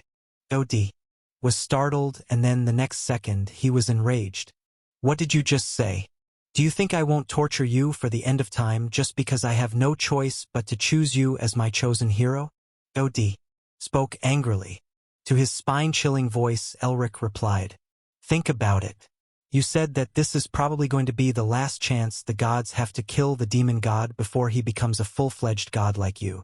So do you really believe that the other gods are going to keep their word and give only 2 divine abilities to their heroes? For all I know, they'd be giving them at least 4 to 5 divine abilities just to increase their winning chances. After all, whichever god's hero kills the demon god, she would become the entire world's savior. And that would bring fame to that god's name. Fame big enough to have many living beings in the world to start worshipping that god. So obviously they won't be holding back. Don't tell me you gods are bound to keep your word for a verbal pact." Haha. Elric explained his reasons for calling God stupid. And even the god of darkness was left speechless, suddenly realized that Elric was right. Given the fact that this was their last chance, no one was going to hold back no matter how much they wanted to honor their pact. And like Elric said, the winner would be literally worshipped by the entire world, and the god who brought them would become the entire world's most famous worshipped god. Even for someone like God of Darkness, who was hated and now forgotten by the entire world, this could bring back his former glory overnight. He too was tired, irritated by the constant mockery and banters of the other gods because of the actions of his previous chosen hero. He could not kill them just as they could not kill him. So he wanted to say, "Go away," to them as well. This was also a great opportunity for having one up on all the other gods. But he wasn't a fool. He looked at Elric and said, 3 should be the maximum amount of divine abilities you should choose. Because these abilities will be embedded into your soul and need a fraction of your soul essence to keep functioning. With time, your soul will get stronger in our world. But so will the consumption of soul essence. Any more than 3 divine abilities and it'll adversely affect your soul your future strength. Since the other gods aren't any knowledgeable about death souls like me, I'm sure those idiots will give 4 to 5 divine abilities to their heroes. Od replied as a grin appeared on his face because of the fact that other gods were going to suffer a huge misfortune. He liked the idea of it. "Fine. I agree with you. You can have all 3 of these," Od said, and the 3 house-sized monoliths exploded into millions of pieces and 3 orbs of pure energy came out of them. All 3 of these orbs quickly came in contact with Elric's soul form and started merging with him. In just a minute, they completely merged with his soul form and no traces of them were left. They all had completely unified with Elric. "Now it is time for us to prepare your body, and then you can enter Vantria," Od said with a little bit of excitement. But just when he was about to speak again, Elric spoke again. "Wait." Elric looked towards Cravel this time and asked, "Aren't you going to give me something as well?" Elric asked. "What? Why would I give you something, mortal? Hasn't my liege already given you 3 divine abilities?" Cravel asked in a puzzled tone. "That's not enough. Given the dire situation we're in, it'll hardly help me out. Or is it that you don't want to help me? Don't tell me all your grand display of loyalty respect is just for the show. And you don't want to help in your liege getting back to his glory days?" Elric asked in a provocative tone. He questioned Cravel's loyalty with the purpose of riling him up. "What did you say, mortal?" Cravel was angered to his core. Even red fumes were coming out of his glowing red eyes from inside of his helmet. "I'm just saying, if it was anyone else in your position, they would have offered to provide extra help for their master without a question. I'm just surprised that you didn't," Elric said as a look of disappointment appeared in his eyes. He shook his head. "You dare? I'll show you my loyalty towards my liege. Don't look down on me, mortal," Cravel said as he regained his composure. And in the next second, 6 different ancient symbols of different sizes, colors appeared in front of Cravel and started moving towards Elric, who was in his soul form. Quickly, all these ancient symbols started entering inside him, and one by one, they appeared around different parts of his soul form, as if they were some ancient runes engraved on his body. The next second, Elric's mind received the information about what exactly were these ancient symbols and what did he actually receive. "Holy shit," Elric said to himself. He looked at Cravel with the utmost respect for the first time, because of the information he received also informed him about who Cravel was. Elric only knew that Cravel was a demigod, but nothing more than that.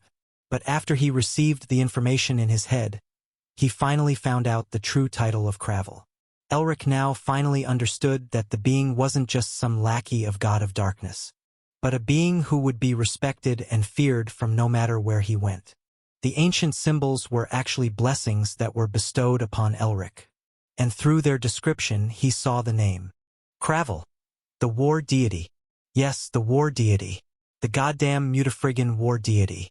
The being standing in front of him was the one who reached the level of a demigod by mastering all forms of war, all types of weapons and all types of combat techniques. Otherwise, he wouldn't have earned that title at all. If there was a title of God of War, Cravel would be it. As soon as Elric came to know Cravel's real identity as the war deity, he started looking at him differently. As someone who grew up reading books about great warriors of their era on Earth then later getting hooked up on war-related novels other forms of platforms, Elric had developed a form of respect towards such individuals. These were the real men. Elric diverted his attention towards the blessings he received and he was left speechless again. Blessings of the war deity. 1. War dominance active. Emits an aura of dominance supremacy 5 times stronger than the targeted enemy. No matter how strong or weak the targeted being is, the pressure murderous aura will be sensed by all those who stand in the perimeter of the host. The area affected will keep increasing with an increase in the host's personal strength emotions. 2. Weapon mastery. Passive.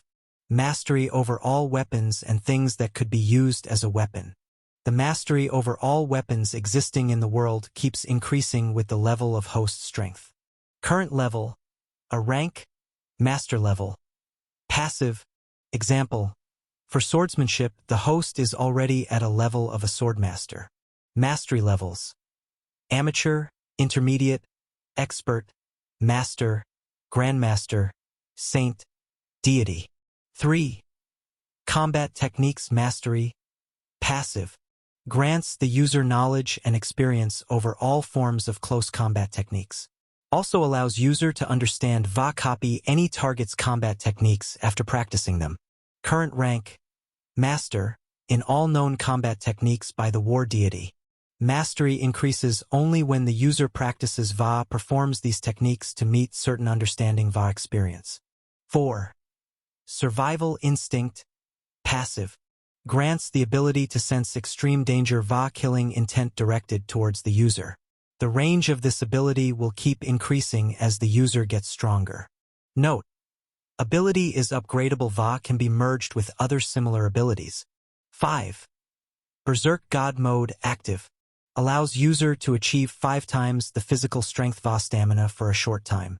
Note: not applicable to magical skills or mana capacity.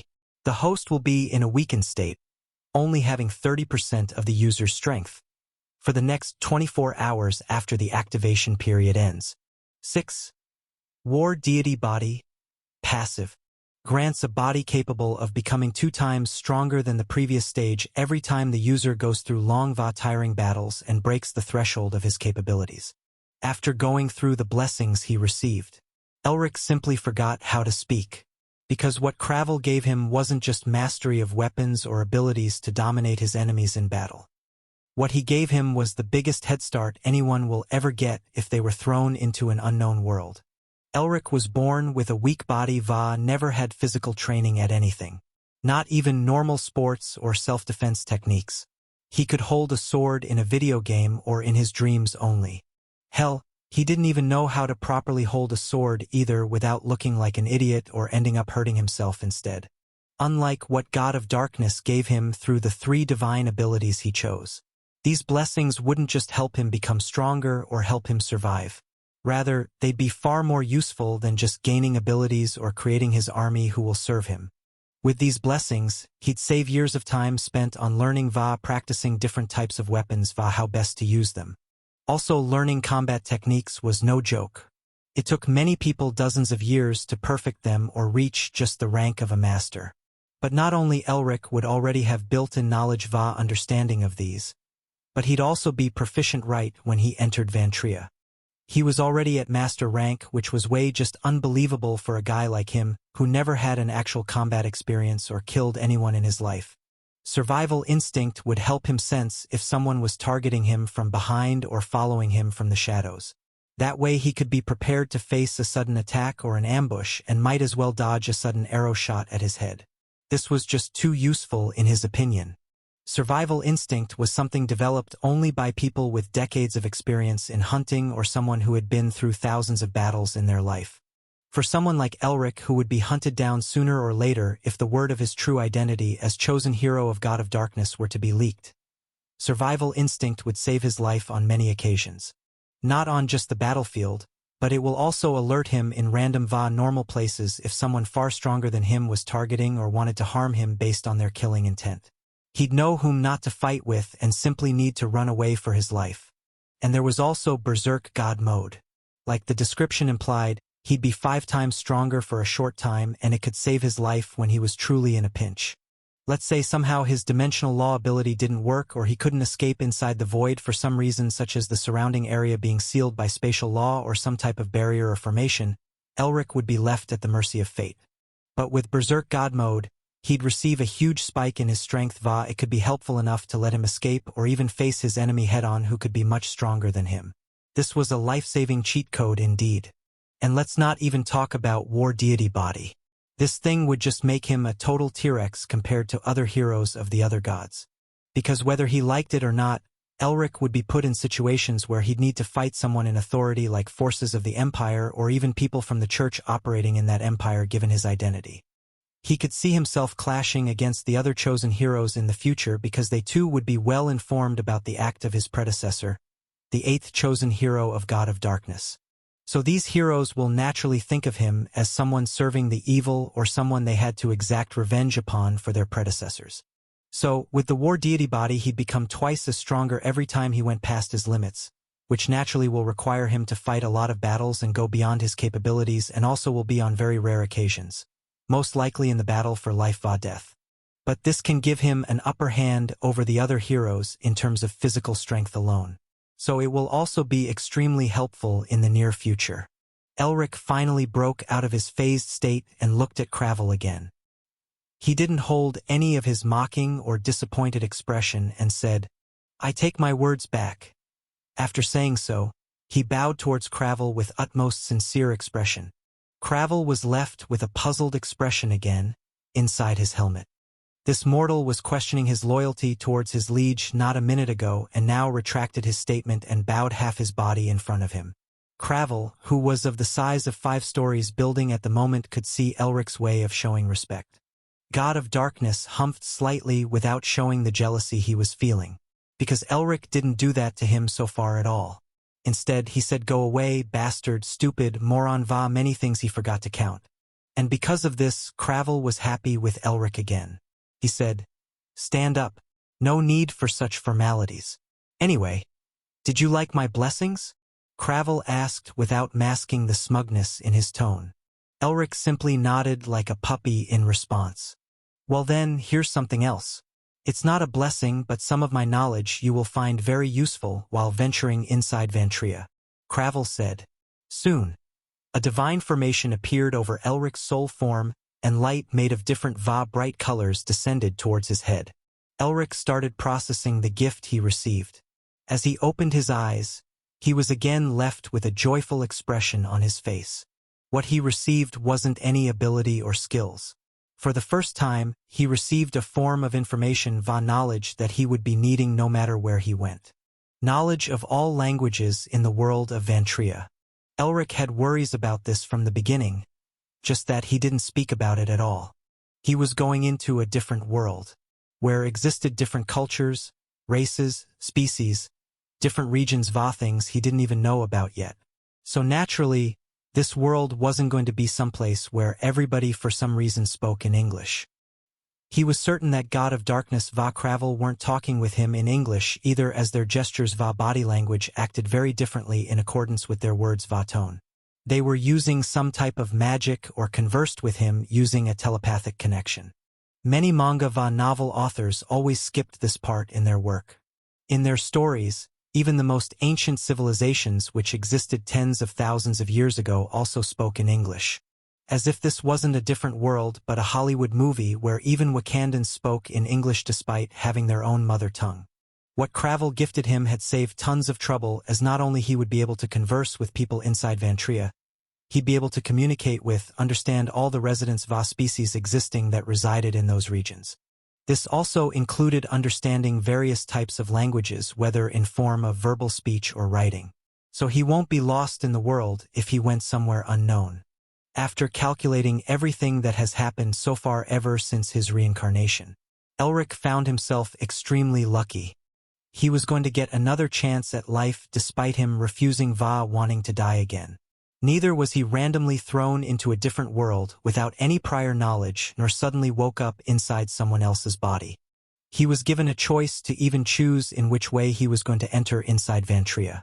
And unlike hundreds of reincarnated people in the stories he read, he was actually clear on his goal and how he will make his approach. Although he wasn't given some OP system or someone like sole remnant of some heaven-defying monsters will to accompany him on his journey, he still had the option to choose his divine abilities and had the time to plan how he will ensure his survival. He received enough superficial information about Vantria and how things worked there, and what not to do if he wanted to stay alive. Cravel's blessings gave him the biggest head start and also an upper hand against those who will be or already were summoned inside the world of Vantria. So he can fight against them as well if the situation arose. After evaluating everything happened so far, Elric was content, Va truly happy. It felt like fate or destiny, whatever it was called, tried to make amends for his former life which he didn't find worth living at all. This time he was given the choice in which way he will live his new life. Elric wanted nothing more than freedom, Va control over his own fate. He looked at God of Darkness Va Cravel and said, "I'm ready."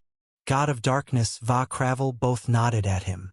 "Have you thought of how your new body should look like? After we're done with that, I can send you inside our world." "Od?" asked. Elric then started giving him specifications of his new body, and after 1 hour of going over every minute detail and many redos, Elric's final physical body was ready. For some reason, Cravel approved more of it while God of Darkness found it very lacking. Elric, on the other hand, was drooling over his new look and the body he was going to live with in his new life. From now on, Elric Johnson no longer exists. From now on, my name is Khan, Elric declared. A new name, a new life, he said with a newfound will to live. Suddenly yellow intrinsic patterns appeared on Elric's body and were ingrained into it. They disappeared without a trace the next second. Od spoke. "This is a link between you Va me. Also the way for us knowing that you're still alive. Let's do it," Elric said, ready to embark on his new journey. Unbeknownst to Elric, another red ancient Va divine pattern appeared on his back but didn't emit any light. Both God. Va Cravel noticed it but didn't speak, as if nothing happened and it wasn't intentional. God of Darkness didn't waste any more time and simply merged Elric's soul form with the newly created physical body. And after they were merged perfectly, he opened the very crack in the void from where he Va Cravel entered inside the world boundary. "I'm sending you somewhere remote and safe. Somewhere other gods, archmages of empires, or popes of churches won't be able to detect your arrival. What happens from there will depend on you. And we won't be able to talk after this unless you find a way to recreate churches and temples for me again. And do remember the most important thing." God of Darkness paused his words and continued. "Trust nobody and never let your guard down." Od commanded in his firm and majestic tone as if it was his decree. Elric nodded back in affirmation. He understood the importance of not revealing his secrets while relying on only himself more than the beings in front of him. The crack exerted a form of gravitational pull on Elric, now Khan. Inside the world of Vantria, in a deep jungle unknown, a small void crack appeared 5 meters above the ground, covered with dark green and lush grass. Suddenly a naked body of a man jumped down from the void crack and landed on his right knee, right fist on the ground, stabilizing himself in just a second. Finally, who could this be other than Khan? Elric's new body. Now Khan was something he always dreamt of and wanted to have in his ideal standards of a physical body. He was 6 feet 3 inches tall, normal white skin tone same as his previous life. He had an angled but somewhat wider jaw. His face was well proportioned and very handsome. He had bulging muscles and six-pack abs. Unlike his previous life, this time his hair color was completely black and not brown. They were smooth, soft and wavy. His hair was done from the right side from his perspective. They were long but not till his shoulder length long either. His eyes were black, unlike his former life where they were blue. It was to not stand out or being assumed as someone from a particular region because blue eyes were always the most noticeable part of particular countries or regions. Black hair eye color was very universal on the other hand. Author, take down notes boys. If you want six-pack abs without working out, all you have to do is commit suicide and get reincarnated. Thanos. A small price to pay for salvation. His build was very balanced. His upper body had wider shoulders and big arms. His chest was big enough to align well with his build. His forearms were well proportioned as well while the legs matched that of an athlete. From his appearance, he looked around 25 to 26 years old. Someone who would have a bodybuilding background or someone who trained for gymnastics. His facial structure was something that would be very striking no matter where he went. He chose to base it on the combination of both Bruce Wayne aka Batman va Dick Grayson aka Nightwing, two of the most handsome fictional characters he ever came across in his past life. Not too manly but not too handsome either. That way he could look like someone not to be messed with and not too broody or serious either. So both younger va older people could approach him. He chose this age va build because of many reasons. Mainly because he didn't like or more likely detested stories where MC is reincarnated inside a 15-year-old kid, who somehow can stand toe-to-toe against adults va people who trained for their entire lives thanks to the almighty plot armor. He was 30 years old in his former life for God's sake. Naturally, he wouldn't want to look like a kid again. And 30 or more would also make him look like a middle-aged person which would stop him from entering some places or mix in a circle of youngsters. So 25 was the ideal age for appearance in his opinion. Khan was brimmed with life and joy. He could finally feel the sensation of having a body again. He could feel the chill in the air and the breeze going past him. He smelled the earthly scent in the air. This was the time of early morning, so the sunrise brightened up his surrounding. He took a deep breath and finally felt alive. He didn't know how long it had been since he died on Earth. Maybe years or decades or even thousands of years. But he didn't care about that now. This was going to be the world he would live in from now on. This was his second chance at life. Wait! I don't have a single cloth on my body. Khan exclaimed and suddenly shouted looking towards the sky. You damn cheapskate of a god. You couldn't even give me some clothes? God of darkness my ass. They should call you God of beggars instead. Khan said furiously. God of darkness was very pitiful. But he quickly came to terms with it. It wasn't the most important thing now. Well, based on average story pattern of a reincarnation novel va mangas. I will soon find some lone traveler in the jungle who is being chased by monsters or some princess who is either being attacked by bandits or have people chasing after her. Which one will it be? Khan spoke to himself and started looking around. But in the next moment, he heard a very grim and deathly growl from behind him, and the survival instinct ability kicked in, giving him goosebumps on his entire body. The growl felt like it belonged to some wild beast. Predator at that. Khan turned his head around and saw what was standing just 5 meters behind him. 3 giant wolves around 7 feet tall. Their eyes were completely red and their pupils looked like they were focusing on their prey. 2 of them had a mix of black and white fur while the one standing in the front had completely red fur. It looked like it was the leader of the pack.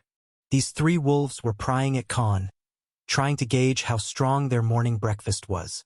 To their surprise, Khan was already having beads of sweat falling from his forehead. All he could do is say one word. Damn!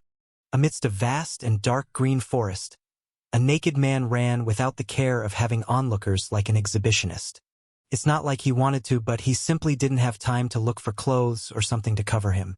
Behind the man ran 3 golden retrievers, 3 wolves. Khan was running for his life as the three giant wolves ran behind with full murderous intent in their eyes and hunger in their stomachs. This was not the welcome Elric now Khan had imagined. WTF. That's not how a protagonist of a story is introduced in a new world. That damn sent me right in front of a pack of wolves. Khan cursed God of Darkness for having an extremely bad timing to send him into Vantria. But to no avail, all he could do was run off for his life. Khan thought it'd be an easy job to kill monsters like they do in novels va mangas, but damn. These monsters weren't easy to defeat at all. The three wolves behind him were seasoned veterans. When he tried to run in any direction, one of them would close his way to exit and another one would close off the other possible route Khan could take. And the leader of this trio was even fiercer. The red wolf didn't stop trying to go for the kill every time it attacked Khan. Every move was done in a way to finish off its prey in a single sweep. Khan was truly cornered because of their excellent teamwork. Now he understood how lethal just a pack of wolves was. Nothing like how they show in novels, mangas va animes where an inexperienced MC easily kills off an entire pack just using some lame magic skill or a single swing of his sword. These things knew how to hunt. If not for his extremely well-toned body full of muscles and agile built, Khan would be barbecued by these wolves already. The trio kept running after Khan and Khan kept running like Usain Bolt. Only when Khan came near a cliff did he stop. Damn! No way around it. Wait, did they just intentionally lead me here? Khan asked himself. Because this was indeed a great strategy. Because whether the wolves killed him or he jumped down, Khan was bound to die. Va wolves were bound to enjoy a delicious meal. Khan glared towards the wolves, mainly at the red wolf who looked like the alpha. Khan knew he had war dominance aura to scare off his enemies thanks to the blessings given by Kravel, the war deity. But he didn't know exactly what was his strength level va the wolves hunting him. There wasn't any status window here telling him what his level va stats were and how strong his pursuers were compared to him. What do I do? Should I jump down instead? Khan asked himself. Va took a look behind the cliff. Strong winds blew past his naked body and he saw how tall the cliff was above the ground level at the bottom. Damn it! I'll definitely die. I jump from here. Khan had no other way to get out of his current predicament. There were many things he wasn't sure about. Like what if he even used both War Dominance Aura va Berserk God mode together, and even that's still not enough to beat or even escape from his opponents. These were wolves after all, not humans who would run out of breath after running extremely fast for some minutes. At this moment, the red wolf started walking towards Khan with a visible mockery on its face. They had already seen that Khan only looked big for a human but not exactly brave or strong at all. Damn it! Looks like I have no other choice. Though I don't know if I'll survive against these bastards. It's still better than jumping down. Khan finally decided to give it all to his only chance. Forget about killing the demon god, he looked like he couldn't even kill a damn wolf here. Khan didn't know how to activate his abilities yet, but he didn't feel like there wasn't something like a command word there either. Let's give it a try. He said to himself. Va thought about him being superior, va stronger than his enemy now. Khan remembered the part in the description of war dominance that it also depended on his emotions. Since he had been running like a coward all this time, he didn't think about using it this way. Khan calmed his mind, looked at the approaching red wolf. The other two wolves, as usual, covered his right and left side to not let him escape. Khan finally cooled down and thought about that one feeling he rarely felt in his past life. Feeling of power and absolute domination. Like bloody hell, I'm dying in this unknown place. I finally got my second chance. Nobody is taking it away from me. Khan shouted in his mind and raised his anger towards the approaching wolf. Suddenly, a black aura started exuding out of his body as Khan raised his will to kill the wolf in front of him to survive. It was kill or be killed for real this time. In just the next few seconds, the aura that covered him dimmed a lot, but it didn't disappear completely. Rather, the tangible pressure around him increased as if gravitational force around Khan became much more dense and heavier. The red wolf faltered its footsteps and felt like something as heavy as a boulder had been placed on its body. Its hind legs started giving out and its back arched down as well. It looked towards Khan again only to find him hard to look at. The red wolf felt like Khan was no longer the meek prey but something that was going to hunt them instead. But it tried to defy this pressure and forced itself to walk towards Khan again. It was just 5 meters away from its prey now. Khan was stunned. Damn it! It's not enough! He yelled in his mind. What about the combat techniques? I can't find a way to activate them either. Where the hell is my game system, dude? Khan cursed in his head. The war dominance aura he was excluding wasn't strong enough to completely suppress the enemy in front of him. He also had the knowledge of all combat techniques given by Cravel, but he simply didn't know how to use or activate them. Don't tell me that they'll activate when I try to fight with this wolf for real, like how real warriors fought in battle. And there's no command or way to perform these combat techniques. Khan thought. If this was the only way, then he had no other choice but to seek out his enemy in a frontal clash. Berserk God Mode. Khan shouted and dashed towards the red wolf which was trying to attack Khan. Unlike the other 2 wolves who couldn't tolerate the pressure of his aura and has slumped down on the ground, Khan ran towards the red wolf and quickly covered the distance between them. The red wolf bare his sharp claws and swung his left claw towards Khan's chest. At this moment, however, Khan felt like something happened to his own body. The moment he thought about going in Berserk God mode, he felt like his muscles suddenly gained double the strength. His feet felt like they could move much faster, and as the claw of the red wolf was coming towards him, he gained a form of perception and his reflexes were twice faster than before, and slid below the upcoming claw and quickly gave an uppercut towards the red wolf's mouth. Bam! The red wolf got struck in the jaw and lost its balance. It was already fighting against the pressure from Khan's dominance aura, and as he was struck hard in its mouth, it lost the balance. This was just enough to make it fall on the ground. Thump! The wolf fell. Khan, on the other hand, felt like his fist nearly broke. Even in Berserk God mode, which would make him 5 times stronger for a short amount of time, this barely met the mark to just land a solid hit on the red wolf. This means he was very weak against these monsters to begin with.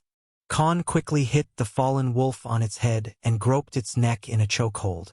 His muscles and veins were popping out of his body and he felt like he was on a huge adrenaline spike, but his brain also told him that this was just temporary. Khan mustered all his strength and used all his force on trying to snap the struggling wolf's neck. The wolf wriggled around with Khan on its body and tried to bite him with its large and long fangs, struggling to get out of Khan's arms. Ah! Khan shouted and used all his strength to break the wolf's neck. Crack! The wolf whimpered for the last time before its body slumped down on the ground, dead on the spot. Suddenly, a ding notification sound appeared in Khan's head. Khan, on the other hand, didn't pay any attention to it and quickly ran towards the wolf that was covering his left escape route. He came close to the already slumping wolf and joined both of his hands in a joint fist and quickly slammed it on the wolf's head with all his might.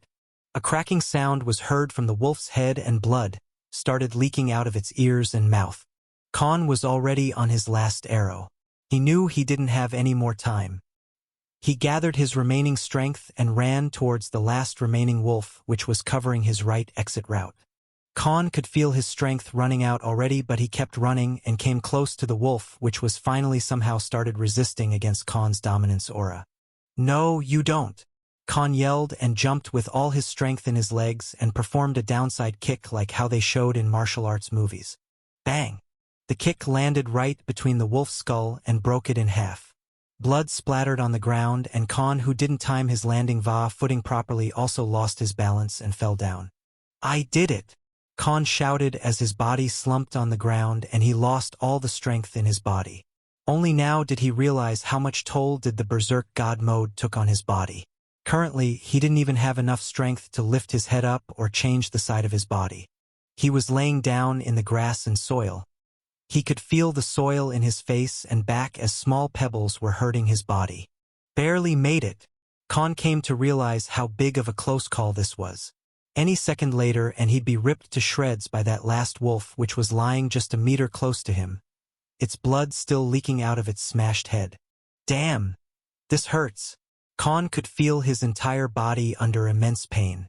Mainly both of his fists and his right leg he used to kick the last wolf. Ding!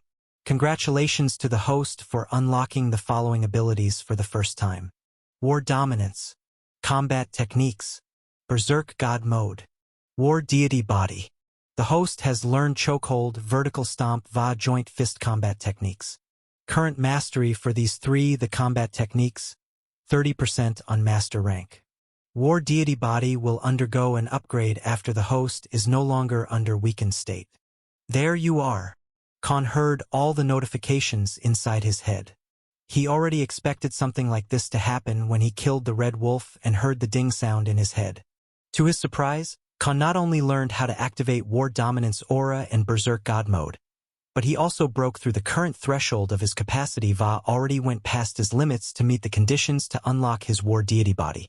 This means he will be twice stronger when he recovered his strength again.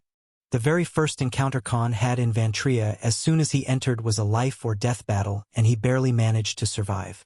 Who knew if he ended up dying here? Would anyone ever know or care? He'd die just a nameless death. Again. Khan tried to focus his mind again on these notifications in his mind. There was no system panel or screen board for him to check these notifications in a list or scroll through them one by one. It was as if this system was part of his consciousness itself and somehow acted like his mind when he thought about it. Tell me more. He tried commanding it. 3 dead bodies found near the host.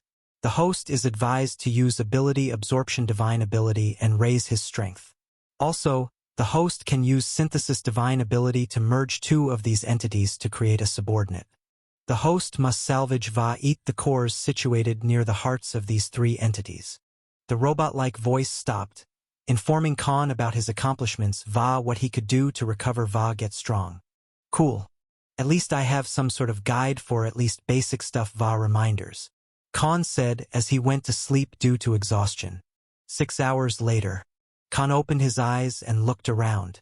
He was still in that same place. Va the bodies of the 3 wolves were lying in the same places where they died. Khan finally felt like he had the strength enough to get up. He stood up from the ground and walked towards the red wolf.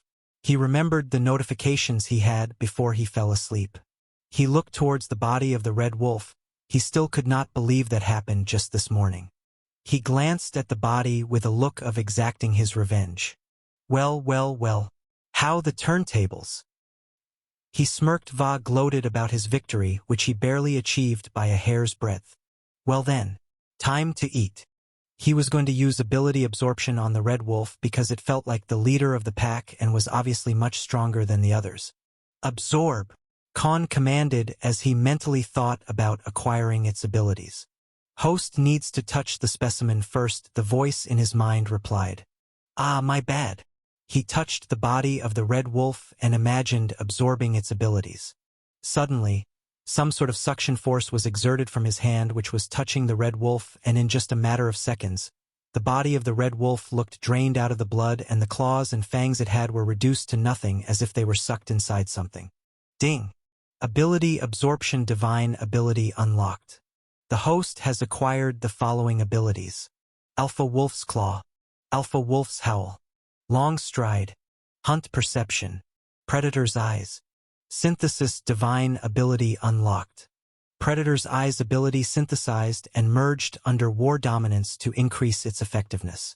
The host will be able to exude a predatory intent towards the target when using War Dominance Aura. Khan was truly surprised. Not only did he learn physical abilities like the first 3 mentioned, but he also acquired the innate skills of a wolf like Hunt Perception va Predator's Eyes, which would prove useful for him to survive inside this jungle for the time being. By now, there was nothing left inside the body of the red wolf but its bones.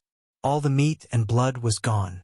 Only its hide was left completely untouched and a red orb-like thing which according to the inner system inside Khan's head was the core. Khan thought of using Wolf's Claw and both his hands turned pitch black. His nails started growing from his fingers at a fast pace. They were no longer just nails but claws at this point. Khan felt like he indeed turned into something else than just human. He saw this coming and didn't waste any more time overthinking about it. He tore through the hide from various places to use it to cover up enough parts of his body for now. It was already around evening, so he needed something to cover himself up. And since these 3 wolves were very big to begin with, just this red wolf's hide was enough to cover his waist like a towel, and also something he could use to cover his shoulders. Khan took the core out of the body. It was completely clean. Not even a single drop of blood on it. He remembered the system voice telling him to must eat it to get stronger. Currently, he barely had the strength to walk because he used Berserk God mode earlier, so he had to regain his strength and prepare for the night. He had to keep himself safe, so having more strength was a must. He gulped down the reddish orb-like thing which sized around a thumb of a grown man. Suddenly he heard more sounds in his mind. Monster core absorbed and assimilated with host's body. Mana capacity increased by 5 points.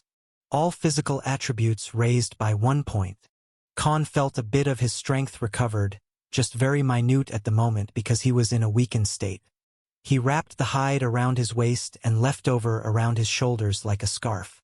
He walked towards the bodies of the other 2 wolves and dragged them towards each other. How do I merge them? He asked the system in his mind. Host must place his hands on both specimens. Host is advised to keep at least 1 core intact in the original bodies to get a better success rate and stronger specimen. What if I keep both of the cores during the procedure? Khan asked. In such case, the resultant creature will unlock evolution ability. And such subordinate can be further merged with another subordinate which also has unlocked evolution.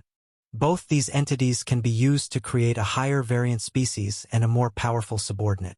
The system replied to his queries. Understood. By the way, will the resultant creature of synthesis be loyal to me or at least won't attack me? Yes. Since subordinates are created for the sole purpose of aiding and protecting the host, they will be programmed to obey the host and will always be ready to die to protect Va serve the host. Khan got more information about synthesis divine ability now. He needed to learn Va know about every advantage he had so he could stay alive in this forest for now. Can the system interact with outside things? Va aid me in any way? Khan asked out his final question as he needed to understand the full capacities of the guide system he was given. No. The system cannot act outside of the host's body. It's only created to help the host to understand the working of his divine abilities Va blessings. The system has no control over anything the host doesn't have physical contact with. The host is advised to rely on himself to become stronger and survive in the world. The system is only an interface created to guide the host through normal procedures Va inform the workings of the abilities Va skills. Khan now fully understood the extent of his inner system. Unlike some OP systems in the novels Va mangas, his system was more of an assistant than some formidable external entity that could create stuff out of nowhere, help him copy knowledge just by touching a book or had a shop to buy stuff from using some sort of point system. This was nothing but a program left inside his soul to help him gain a better understanding of his abilities Va use them in the most efficient way. He had to rely on his brain Va body while wandering in the world. Khan came close to both the dead wolves' bodies, placed his hands on both of them and said, "Merge." Unlike what Khan expected, nothing happened for the next few seconds. Khan wondered if he gave some wrong command or something. Just as he was about to speak again, a black shadow appeared under his palms and covered both bodies. And in the next few seconds, both these shadows stretched out and converged together. The bodies of the wolves were completely engulfed inside the shadow and disappeared as if the bodies were absorbed by the shadow. For over a minute, the shadow kept wriggling around and finally, a 4-legged creature started appearing. This creature was 7 feet tall, had complete black fur over its body and eyes completely red with black pupils in them. Congratulations to host for creating the first subordinate. The results of the synthesis are as follows. Name, unnamed. Species, dire wolf. Abilities, sonic howl, predator's eyes, hunt perception, sprinter, dire wolf claws, shadow merge. Subordinate has inherited all the physical Va mental traits of the specimens used during synthesis. Subordinate has unlocked evolution skill. It can be evolved further or merged with another subordinate. Host is advised to give it a fitting name. Great! Finally, I don't have to worry about something attacking me during the night, Khan said as he sighed in relief. Then he asked the system again. System, can you create an interface or panel to compare me and this wolf based on our strength levels and attributes? Yes. Commanded adjustments can be made, but comparison can only be done between the host Va the subordinate. To create comparisons between external beings, the host must touch them or form physical contact. Here are the following statistics as requested by the host. Name, Khan host. Species, human. Level 1. Strength 2.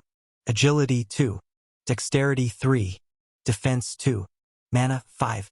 Name, unnamed. Species, dire wolf, variant. Level 10. Strength, 25. Agility 20. Dexterity, 20. Defense, 10. Mana, 15. Comparison made based on the physical state before the host underwent weakened state. Khan was left speechless. Only now did he fully understood how close he was to death. If not for War Dominance aura suppressing the wolves via his Berserk God mode giving him the strength to kill them, he would be dead for sure, because all the 3 wolves were at least level 5 compared to him. And the new synthesized wolf was created using 2 complete bodies via their cores, so it was twice stronger than them and even a higher version of wolves called the dire wolves. Just imagining what would happen if Khan had fought against the wolf standing in front of him instead. This gave him goosebumps with just the thought of it. He was lucky that this wolf was his underling instead. He came close to the giant dire wolf, placed his palm on its head and spoke. Since I already killed that alpha wolf and I'm not an idiot to call you Kuro, Wolfie or Feru just because you're black and are a wolf. From now on your name shall be Omega. Ding! Congratulations to the host for naming his first subordinate. The loyalty of the subordinate towards the host increased by 50%. The system voice rang and informed Khan. What's this loyalty increase about? Aren't they already loyal to me? He asked. It's a specific condition to unlock a special skill between the host and the subordinates. Replied the system. Good. If naming them helps raise their loyalty, then I'll have to be creative va thoughtful. Khan said and patted Omega's head like petting a dog. Omega sat down in front of Khan va bowed his head without looking Khan in the eyes. It felt as if Omega was submitting himself va acknowledged Khan as its master. The next moment, Khan felt a sort of connection towards Omega as if the wolf was an extension of his own body va consciousness. Do you understand what I'm saying? Khan asked Omega to check whether his guess was right. Omega nodded in response and stood back up. Good. Now go and hunt something I could eat. Not too big and meat shouldn't be too hard to chew. Khan commanded Omega. Since he was under the weakened state as a repercussion of using the Berserk God mode, he barely had the strength to walk and could not go to find something to eat. He thought about having something to eat first because he had no energy left in him and meat was the best source to regain strength. After Omega ran off towards the bushes va completely disappeared out of his sight, Khan called to the system again. System, can you help me create fire? Khan asked curiously. What am I, your mother? Do it yourself. System replied with banter instead. Wait, say that again? Host is advised to rely on himself. System cannot help the host in such tasks. The robotic voice was back again. This made Khan doubt if System was a living being as well. But he didn't dwell on the matter and walked towards the close-by tree and broke their branches. He found a thin but sturdy branch which he could use to rub on other thick branches. This was basically Bear Grylls from Man vs. Wild. After failing for an hour and barely managing to generate enough heat on the wood to create smoke and then using dry leaves to fan it out to create fire, finally Khan managed to create his campfire. It was already evening and the night was beginning. He judged that it would be around 6 p.m. based on the position of the sun. Thankfully, he had a way to keep himself warm and protected for the night. In half an hour, Omega finally returned with 4 rabbit-like things in its mouth. These things looked more like a combination between rabbits and mongoose with red va green stripes on their bodies. This was the first unfamiliar creature Khan saw in Vantria. Khan could see that these little things had a lot of meat on them, so he found that sufficient for the night. Khan activated his wolf claws and dissected these little creatures. He had to dirty his hands if he wanted to eat. After cutting out the flesh va throwing away the entrails, he walked towards the nearby stream to wash it clean. Omega being on guard duty va keeping an eye around. After they got back, Khan poked in some thin branches inside the meat parts and grilled them on the campfire. Smelling the scent of freshly grilled meat, even Omega started salivating and started using puppy eyes towards Khan. Khan was stunned. This thing was a damn wolf, an apex predator. But now it was acting like a cute little doggy as soon as there was grilled meat in front of it. Wasn't this supposed to be some magical creature he created? Did it really need to eat? Khan sighed and continued grilling. When he was finally done, he took the meat of 2 rabbit-like animals and gave the rest left from the remaining 2 to Omega. They both needed the food to have enough strength for tomorrow. After filling his stomach till he was completely full, Khan went back to the stream and drank the water from the current. He could only hope that the meat he ate was edible and won't cause him food poisoning instead. Khan returned to their campsite and rested his back against the tree. He finally felt the tiredness wash over his body and felt like falling asleep soon. Omega was resting near him and had its ears perked up, ready to react if something approached them during the night. Khan gazed towards the night sky, looking at the clear and bright stars. This was his first day in Vantria. He already had a near-death experience, made an ally and now enjoying the view of the night he barely saw in his previous life. The whole forest under the moonlight looked very serene. Resting his eyes, Khan said to himself, "Let's see what tomorrow has in the store for me." In a dense forest full of tall broad trees, a group of animals that could be called a mixture between deer and a predatory beast were eating grass peacefully. But unbeknownst to these creatures, there were 2 sets of eyes looking towards them from a distance. One of them was a giant wolf with a full pitch-black fur on its entire body, while another was a man wearing a dark red hide around his waist. Both of their eyes looked as if they were here to kill everything that stood in front of them. Khan and Omega were using their hunt perception ability. While using it, Khan's pupils dilated and he gained a more detailed and zoomed view of his targets. He could see the heat signatures of his prey from 20 meters far, and even feel which one of the creatures had all their muscles completely relaxed. "You take the left and I'll draw their attention. Attack as soon as I appear in front of them. And take down the one closest to the tree." "Understood." Khan looked towards Omega. Omega nodded and left without causing any unnecessary noises which could alert their targets. Khan silently progressed towards the herd by crouching through tall grass on both of his hands and legs like a 4-legged animal would. He wasn't hasty nor clumsy. He looked like a tiger waiting for a perfect time to attack.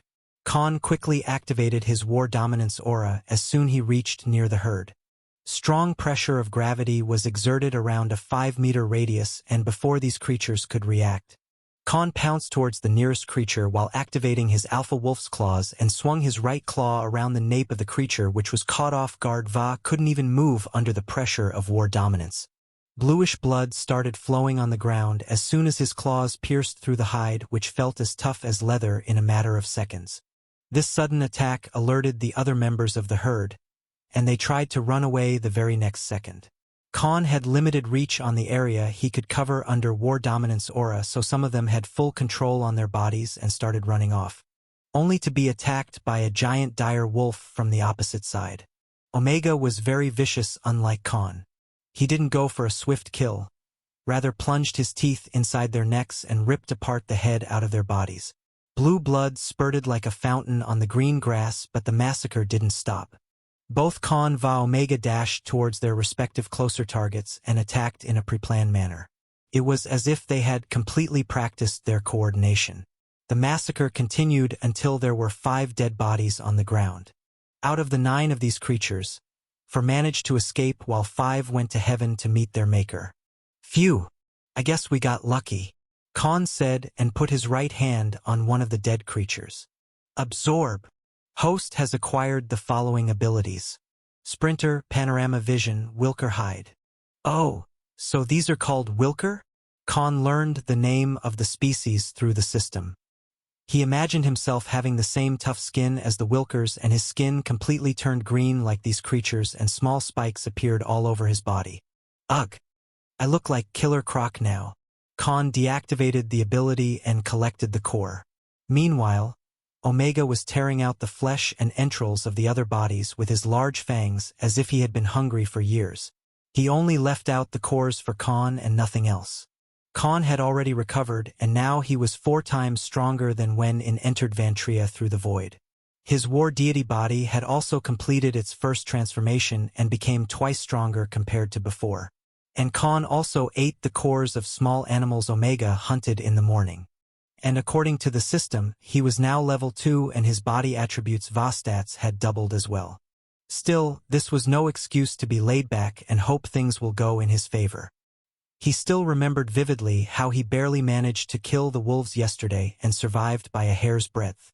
Otherwise, it'd be him who was torn through Va, gutted down by the pack of wolves. So he didn't wish to waste any time. Somehow, Omega had a proper understanding of which prey they could hunt with their capabilities and which ones they shouldn't. It was more like an innate sense of his dire wolf species. Thanks to that, Khan didn't dare to attack various types of animals and predators in the jungle out of his foolishness. If even Omega, who was now level 15, didn't dare take a step closer to these creatures, it'd be stupid of Khan to target these monsters. Khan gulped down 2 of these cores after rubbing off the blue blood on them. He was already accustomed to it now, and the gory scene in front of him didn't bother him at all. He kept the other 2 just in case he needed them later to either eat or use for some other purpose. Ding! Congratulations to the host for reaching level 3. Khan didn't check his stats and looked at Omega. Let's go. It's about time we hunt that damn snake, Khan said with fervor, his eyes looking like they were after seeking revenge against someone. Omega, who had his fill of meat and innards, nodded and arched down in front of Khan. Khan sat on its back and they headed towards the north where there was a broad valley full of boulders and water streams. After reaching midway, they both stopped and looked towards a big nest made out of tree logs and branches. Inside this nest, which was the same size as a tennis field/ground, lied a giant snake-like creature sleeping soundly and basking in the rays of the sun. In between its wound-up body were 3 giant eggs with a golden color shell. In the morning, when Khan Va Omega started their hunting spree, they made a rookie mistake of not gauging their target's strength. There was no strategy either, all they did was just waltz in and attack their target. But unlike the Wilkers they hunted just now, this thing was a true predator. Before Khan and Omega even appeared in a 15-meter radius, it sensed them and attacked them instead. To make the matters worse, it had greenish acid spraying out of its mouth which melted a tree log as soon as it got hit. Khan Va Omega had no other choice but to run off for their lives like chickens running away from a butcher. This creature had small horns protruding from its skull to the nape region, fangs Va teeth of a snake and blue eyes Va black tongue. Its body had extremely white scales which looked fortified in some regions like a saw. This time Khan had a proper strategy. It was not like killing this creature was a must, but he wanted that poison ability which was very lethal. He could use it to kill his enemies and even melt some things like stone slabs or even a boulder if he needed to. He wanted this type of skill because he didn't think there'd be many creatures like this one in the forest. This wasn't just some random nobody either. This snake-like creature looked like the boss of this area given how it was wide in the open and there was not a single animal or another monster that appeared near 2 kilometers in this area. This was its turf. Even Omega wasn't strong enough to kill it. The reason why he didn't sense any threat the first time because this creature could somehow mask its presence and appeared only big in size. But after looking at the giant eggs, Khan understood that this was a female protecting her eggs, and that's why it didn't exude a noticeable aura or killing intent. There didn't appear to be any signs of another one like this, so he had both advantage in numbers and ways to distract the creature. Khan Va Omega looked towards a big boulder which was sized the same as a house and walked towards it. Luckily, this boulder was situated at a slope just in the direction of the nest. If they decide to push it from the edge, it would definitely roll down and hit the nest. Both Khan and Omega pushed the boulder with all their strengths after activating some of their brute abilities and finally pushed and rooted out the boulder. They made sure to not cause loud grunting noises which could alert the creature again. Once they were finally done, both took a small rest while Khan planned his next move. If this was Earth, current Khan and his physical strength would make him as strong as Colossus from X-Men who had a complete steel body. So moving this gigantic boulder with the help of Omega, who was already strong enough to destroy a giant truck in a head-on clash, was doable for them. Just like we did it last time. But we need to be accurate in our timing. I'll divert its attention and you push down the boulder. Just make sure you don't do it before it comes close to me. or our plan fails and it later hunts us both till our deaths. Understood, Khan asked Omega. Omega nodded its head in compliance. Khan activated his newly gained sprinter ability and ran with very fast and long leaps from time to time. He reached towards the entrance of the valley again. Khan stood there like he was going out on a war facing thousands of people by himself, with his broad shoulders and muscular body standing tall. As soon as he entered the sensitive area of the snake-like creatures, the creature opened its eyes again and looked in Khan's direction. Hiss! The creature hissed at Khan, trying to scare him and telling him to stay away. But Khan didn't budge a bit. Instead, he activated his Alpha Wolf's howl ability and howled like a true wolf in the direction of the creature. The intensity va amplitude of this howl was so high that it caused ripples on the water that was flowing nearby. The next second, Khan activated his war dominance aura and stared straight into the eyes of the creature. This was a declaration of war. The creature was angered to its core and finally lifted its complete body out of the nest. 10 meters tall snake-like monster with giant fangs stared at Khan, with a look full of rage. It slithered in Khan's direction to attack him. Omega, be ready or we both die today, buddy. Khan spoke in a loud voice. He didn't expect the creature to be this big. The creature kept slithering towards Khan with a look of contempt and mockery, as if an elephant was looking at an ant. It didn't attack Khan hastily, rather examined him before making the final decisive attack. Khan then activated his sprinter ability again and ran in the opposite direction, which made the giant snake follow him as every big predator liked playing with their food. Only after running 500 meters away from his previous location did Khan stop. As soon as the serpent reached 10 meters of his proximity, he shouted, "Now!" On the other side, at the top of the slope, Omega finally received the command. He was already ready. He quickly ran and slammed his body on the giant boulder to give the final push. Just as the boulder started rolling and gaining momentum due to the slope, the giant snake finally moved its head towards the direction of the noise and saw where the boulder was headed to. The eggs! It slithered its way across the small boulders and the water stream in hurry and paced towards the nest, but it was very far because Khan had already led it at a distance far away. Hit them from where they can't see it. Khan grinned. It was all part of his plan. Naturally, he and Omega wouldn't be able to do jack shit against a creature this strong. So he had no other choice but to use this method. He quickly adapted from their previous encounter, understood the surroundings, and used the environment to his advantage. The creature paced towards the nest with all its might and finally managed to reach it. But what awaited it was a giant boulder with so much weight and speed that there simply wasn't enough time for the creature to engulf or wound up and take the eggs away. With no other choice, it had the only option to face the giant boulder with its body. It came in between the nest border, which was made up of tree logs, and put its entire body to stop the boulder or the eggs would be smashed to the bits. It sprayed all its acid from the mouth at the incoming boulder, hoping that it'd melt just in time. Bang! A loud sound of two hard things banging against each other resounded in the area. Sadly, the creature overestimated its abilities and got smashed in the head with the giant boulder before it even started melting. Half of its body was squashed under the gigantic boulder as well. There was a defensive armor-like shell that appeared on its head in the last moment, clearly its life-saving ability. But even that wasn't able to protect the serpent, and its body lied just close to the nest, bearing all the brunt of the boulder and protecting its children at the expense of its life. Khan looked at the eggs. He clearly understood what his actions meant. He chose to use the maternal instinct of this giant serpent to protect its eggs and to force it to face off that incoming boulder. It was the only way he could kill it. Otherwise, he naturally wouldn't dare to do it until he was at least 20 times stronger than his current strength. And he wouldn't use Omega to fight it out till its last breath, either just to gauge the serpent's strength. Khan was sure that given the appearance and aura this creature in front of him exuded, it was definitely many times stronger than them. The old him as Elric in his previous life would never do something like this no matter what, but in this world in his second life, he had to do whatever he can to survive and become stronger. Just by how his strength grew after he killed monsters and ate their cores, there was a long journey of bloodbath ahead for Khan. So he had to put aside his feelings va heart and do what must be done. It was kill or be killed. Khan took a deep breath and came closer to the dead body.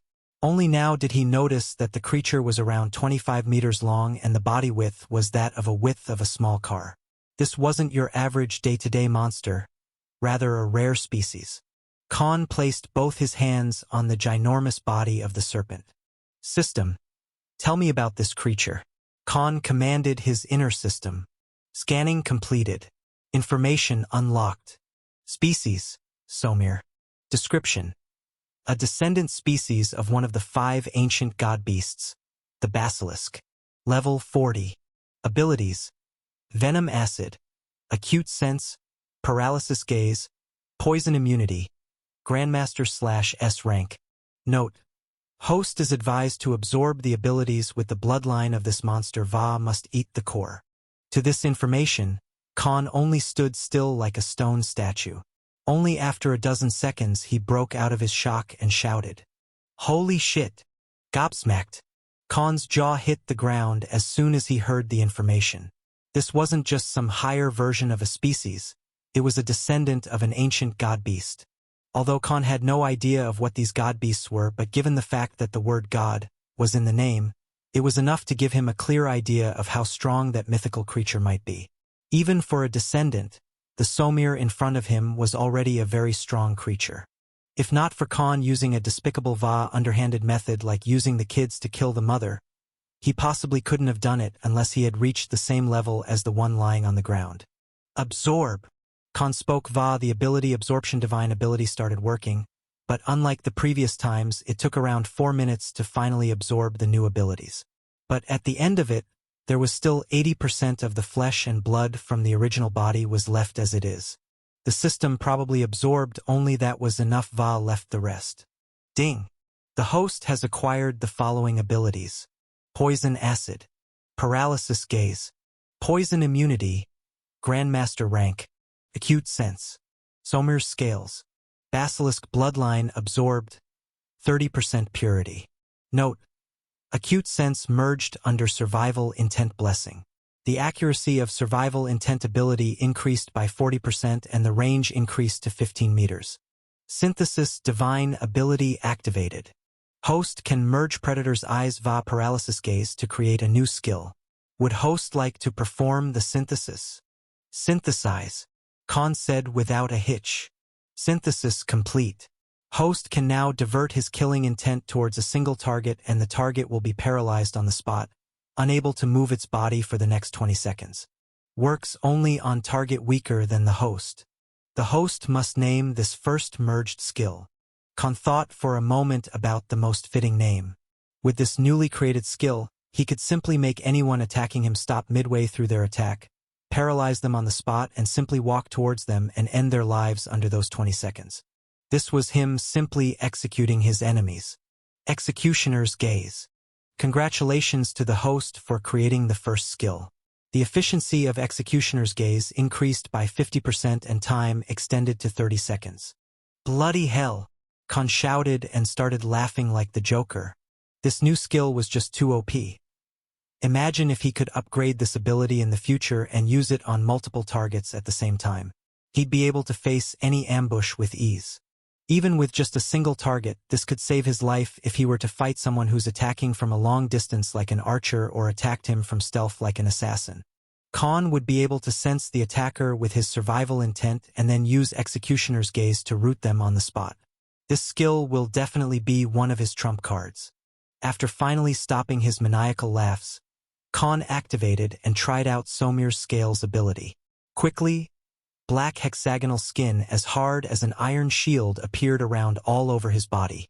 And the best part was that it was very lightweight and didn't hinder Khan's physical movements at all. This was by far his best defensive skill because even Wilker Hyde's skill put a lot of restrictions on his body parts with all the spikes and bulged out regions, which would become a problem if he was wearing any clothes and had to use this ability to protect himself. If he was forced to use it among a crowd, he'd be labeled as a monster or a mixed race. Khan wondered a bit and asked the system, "Hey system, this wasn't listed in the abilities of the Somir when you scanned it. So how did I get this ability?" Ability absorption divine ability can extract all forms of physical magical abilities, bloodlines of rare species Va skills from any targeted being. Somir's scales are its unique Va exclusive physical ability. Extremely rare even amongst other descendant species of god beasts.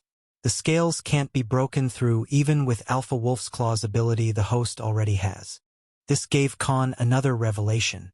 If they had not used the gigantic boulder's speed and weight while forcing the Somir to use its body to protect the eggs, they possibly would never have managed to kill it. Forget killing it, both Khan Va Omega's most offensive abilities Va skills wouldn't have even left a scratch on the scales. Is the goddess of luck in love with me?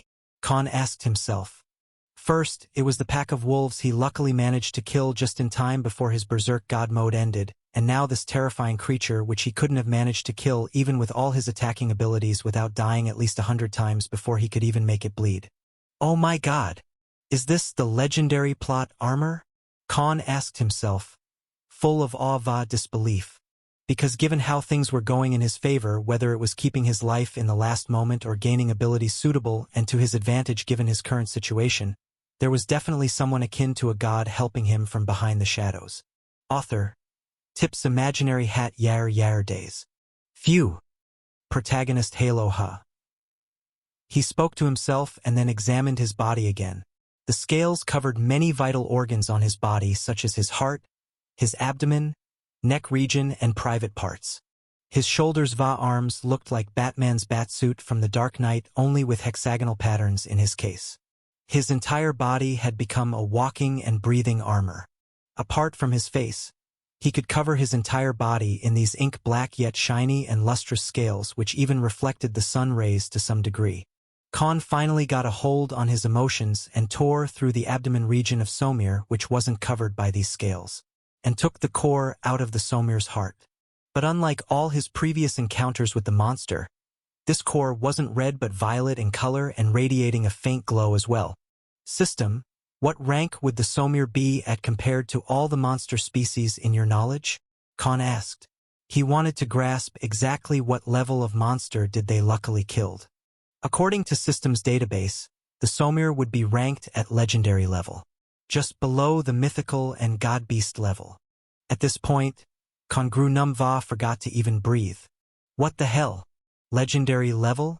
Did I just pick a fight with a legendary monster and even manage to kill it without dying?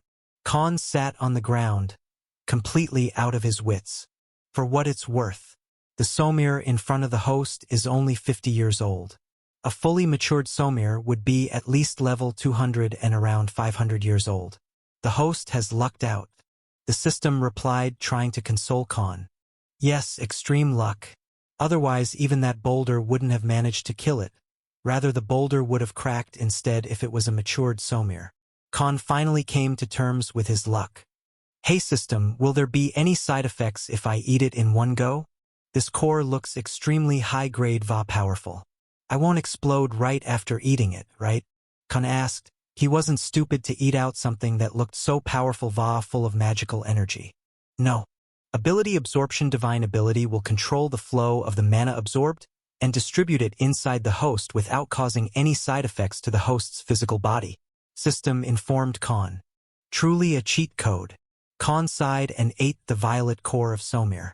A sudden surge of energy emanated from the core as soon as it reached inside Khan's stomach. Khan quickly signaled Omega to be on guard and sat on the bare ground with his legs crossed, in a Buddha lotus position just like those cultivation manhuas Va novels. He understood how crucial this moment was. His entire body felt like it was breaking through its limits every second, and Khan went into a meditating state, focusing on the flow of mana inside his body while trying to comprehend how mana itself functioned in this world. From what God of Darkness told Khan back then, the magical energy in Vantria was so abundant that creatures here absorbed it inside their souls, which eventually allowed their bodies to adapt to it and become fortified with time. And otherworlders like Khan who were summoned here had souls far stronger than the creatures living here, so their souls could absorb both magical Va natural energy in this world far many times faster and process it in a short time. During his meditative state, he felt that something inside him was becoming more larger and denser as the core was being absorbed at a fast pace. Ding! Ding! Ding! The notification sound in his head kept ringing more than 24 times, and the aura Khan was radiating was becoming denser, and the area covered under it was expanding gradually. Khan was leveling up at an unimaginable rate. After 2 hours of being in this state, Khan finally opened his eyes. With mental clarity so many times higher than before, the reach of his eyesight becoming so sharp that he could even see every single hair on his arm, even count them without losing track. His entire thought process became 3 times faster than before, and his demeanor changed from a warrior-like man to a warlord who controlled everything around him. This wasn't just physical or mental change, rather a complete transformation for Khan. As if he was born anew and lived through decades of life fighting battles and reigning as a king. Khan was no longer an uninformed man. He understood one thing after his body and mind underwent this massive change. He had somehow managed to inherit the will of the Somir. System, give me all the details on my attributes skills. A detailed report. Khan ordered. Even the way he interacted with the system had changed. Earlier, whenever he asked any questions or commanded the system, it was more like him relying on some external being who he needed. But now, the way he commanded the system was more like a tyrant giving an order to one of his subjects. Host attributes and skills are as follows. Name, Khan Host. Species, human. Level 30. Strength, 60. Agility, 60. Dexterity, 90. Defense, 50. Mana, 150. Divine abilities, ability absorption, dimensional law synthesis. Blessings, war dominance, stage 1. Weapon mastery, master rank. Combat mastery, master rank. Survival intent, stage 1. Berserk god mode, 5 times the physical strength. War deity body, stage 2. Gifts, all languages knowledge known to the war deity. Ability và skin. Alpha wolf's claws, alpha wolf's howl. Long stride, sprinter. Hunt perception, predator's eyes. Panorama vision, Wilker hide. Acute sense, poison acid. Poison immunity, grandmaster rank. Somir scale body, executioner's gaze. Finally, after going through everything he possessed till this point, Khan stopped thinking about his current state and calmed his mind. Without wasting any more time, he jumped inside the nest and came closer to the golden-shelled eggs that the mother Somir died protecting. Khan had no regrets for what he did until now, but after inheriting the Somir's will, he felt an innate form of connection towards these eggs as if they were his own kin, like they were his own children. He touched 2 of the 3 eggs with his hands and commanded the system again. Check their situation. Can they survive? Khan spoke. Scanning complete. Both the eggs are in the midway of maturity. However, they have already formed the traces of their bloodline via their cores. At this moment, the system voice stopped as if hesitating to reveal more. But then after a long pause, it continued again. But without Mother Somir managing heat temperature to help their maturity, the embryos will die in 2 days. Only the heat received from the Mother Somir can ensure their survival. As soon as the system told him this, he put his hand on the 3rd egg only to receive the same response from the system. Khan clenched his fists and a look of regret was on his face. He knew it was the will of Mother Somir making him think this way because Khan's action in pursuit of strength via survival led to this moment. So what if this was a kill or be killed world? Did he really have to attack the Somir in the first place? He could have gone somewhere else and left the Somir who was only guarding its eggs alone. And these rare eggs would one day breed life of their own. At the end of the day, these were sentient beings just the same as Khan was. Khan didn't just kill their mother, he also gave these little ones a death sentence. There were 2 conflicting sides in his head. One was justifying his actions while the other one was berating him for being heartless. Tears trickled down Khan's eyes as he looked towards the eggs and then the dead body of the Somir lying outside the nest.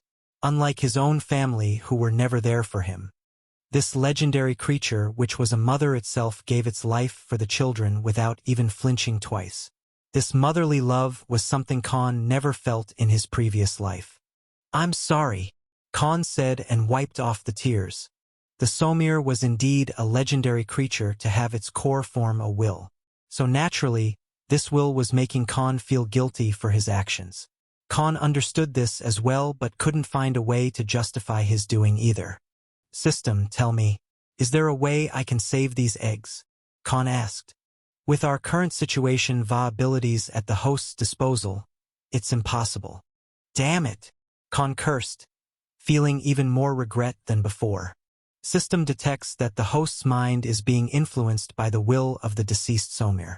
Taking precautionary measures. Would host like to terminate this external consciousness? System asked. There was indeed a way for Khan to not feel guilty any longer. And he'd be back to being himself before he absorbed the core. Wait, Khan said.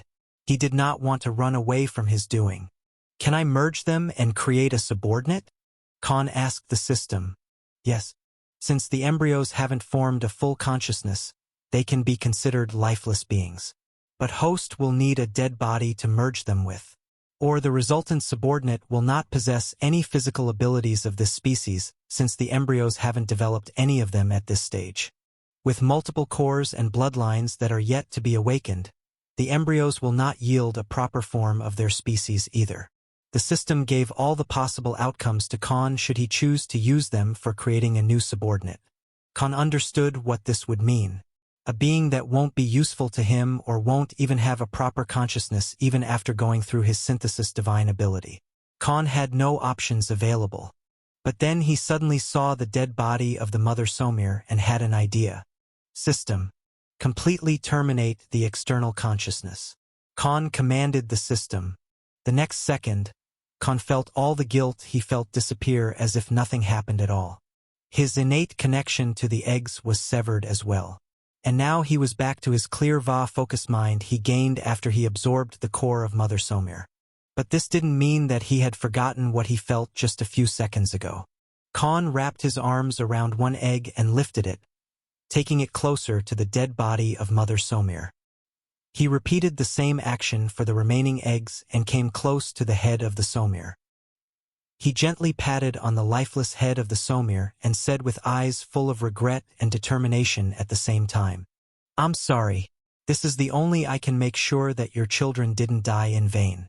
And whatever comes out of this procedure, I promise you that I'll make it so strong one day that even the ancient god beast like the basilisk will not be able to stand on even grounds with it. That will be my penance for condemning your children to the fate of death." Khan came back to the eggs, made a physical touch to 2 eggs with his right hand and the last egg and the dead body of Mother Somir with his left hand and left leg. All he had to do was form physical contact with all 4 of these in any way he could. Merge!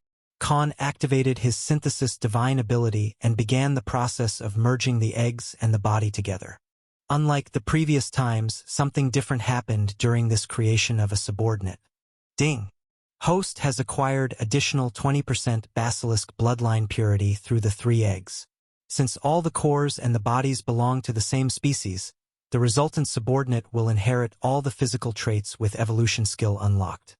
Since the host is in the possession of 50% pure bloodline of the basilisk, host can choose to impart this bloodline to the subordinate being created. System informed Khan, who was still not completely over the guilt. Will I lose the chance to use the bloodline abilities of the basilisk in the future? Khan asked. He had to know this first. No. The bloodline is already part of the host's body, so the host will not lose it. However, host is currently not able to awaken the effects and abilities of this bloodline. The subordinate will be able to awaken these traits and skills with time. Host is advised to find more samples of this or any other bloodlines of god beasts to acquire their abilities and even transform himself into these god beasts in the future. Note: host will need to absorb a mythical rank metamorphosis bloodline to aid this process. Do it, Khan said as soon as System finished giving the possible outcomes. Unlike the time he created Omega, this synthesis process lasted for an entire hour. This showed how complex and critical this whole process was compared to his previous attempt. Beads of sweat were dropping down Khan's head. He noticed that out of 150 points of mana he had, only 5 points were left. This process indeed required a lot of mana as well. Still, he didn't regret it or budge a bit. Finally, all the three shadows that covered the three eggs and the biggest one which covered the entire body of Mother Somir merged. But this time, another surprising phenomenon occurred. A fog of dark color spread around 1 kilometer radius from where Khan was carrying out the synthesis. And an unimaginably chilling aura pressured the entire surrounding of the valley. Even the insects flying in the air fell. This was an aura of dread, anger, and supremacy, only exuded by the kings of empires or beings who were of higher forms and standing at the top in the food chain. This was the aura of an absolute ruler. The dark fog started coalescing together, and the giant shadow that was covering the body of Somir was forming a shape that of a snake-like creature, even taller, bigger, broader than the Mother Somir was. Omega, who was standing far away and was on guard duty when Khan was carrying out the synthesis procedure, even fell on the ground under the sheer pressure. By no means Omega was weaker, but the creature being created was already on a different league that both Khan and Omega could not compare to. Finally, after 10 minutes of adjusting its final form, the creature came to be. A giant black snake-like creature with 2 horns growing from the backside of its skull came into sight. Its bright yellow eyes with black pupils, 2 giant fangs and sharp teeth were revealed when it opened its mouth. Its entire body except the abdomen part was covered in dark sturdy scales which looked like an upgraded version of Somir's scales. Even more sturdier, darker, and edged with small spikes. When this creature stood with its full body, it was already 25 meters tall. And Khan could not even see how long its total length was. The creature gazed at Khan with dreadful eyes, as if trying to defy Khan's control over him. Khan activated his war dominance aura the next second, trying to display his authority. To which the gigantic snake bared his large fangs against Khan and screeched at him loudly. This was a war for dominance amongst those trying to establish their authority. Ding! The system voice sounded in his mind and the information about the creature appeared. Synthesis successful. New subordinate created. Evolution skill unlocked. Species: Voronir, variant basilisk. Rank: mythical. Khan could feel the pressure, which was twice stronger than the Mother Somir. He felt the killing intent from the eyes of this new subordinate. Eyes full of wrath, trying to defy those who stand against you. I have a fitting name for you. From this day forth, your name shall be Rudra. After Khan named the gigantic basilisk variant Rudra, the creature finally stopped baring its fangs against Khan. But it did not budge from its place. Unlike Omega, who sat and bowed in submission to Khan after being created, Rudra didn't show any signs of acknowledging Khan at all. Rather, he looked like very dismissive of his owner. System: why is he showing such attitude? Khan asked the system in a calm tone. Rudra didn't make him feel threatened at all because he knew it won't attack him because of the restrictions put on it by the divine ability which made him unable to attack or harm the owner in any way. What bothered Khan was even after giving a name, the gigantic snake didn't show any form of compliance with him at all. It's because the subordinate is a being of very high species and rank compared to the host. Since it inherits the traits of its species and the bloodline of a god-beast, the host is nothing but a weak and lowly creature in its eyes. If not for the restrictions placed by the synthesis divine ability, it would have killed the host the moment it came into existence. System replied, Weak và lowly creature hill. Tell me, System, if I were to fight Rudra in a head-on battle, what are my chances of winning? Khan asked out of curiosity to understand his new subordinate's strength. 0. What? That strong? You're not over-exaggerating, right? Khan found it hard to believe. No. Host barely has a 20% chance of escaping from Rudra if both are to clash in a fight to the death. The system responded in a solemn voice. Then what should I do? Because he at least has to listen to me or there won't be any use of creating him at all. Khan asked in a puzzled tone.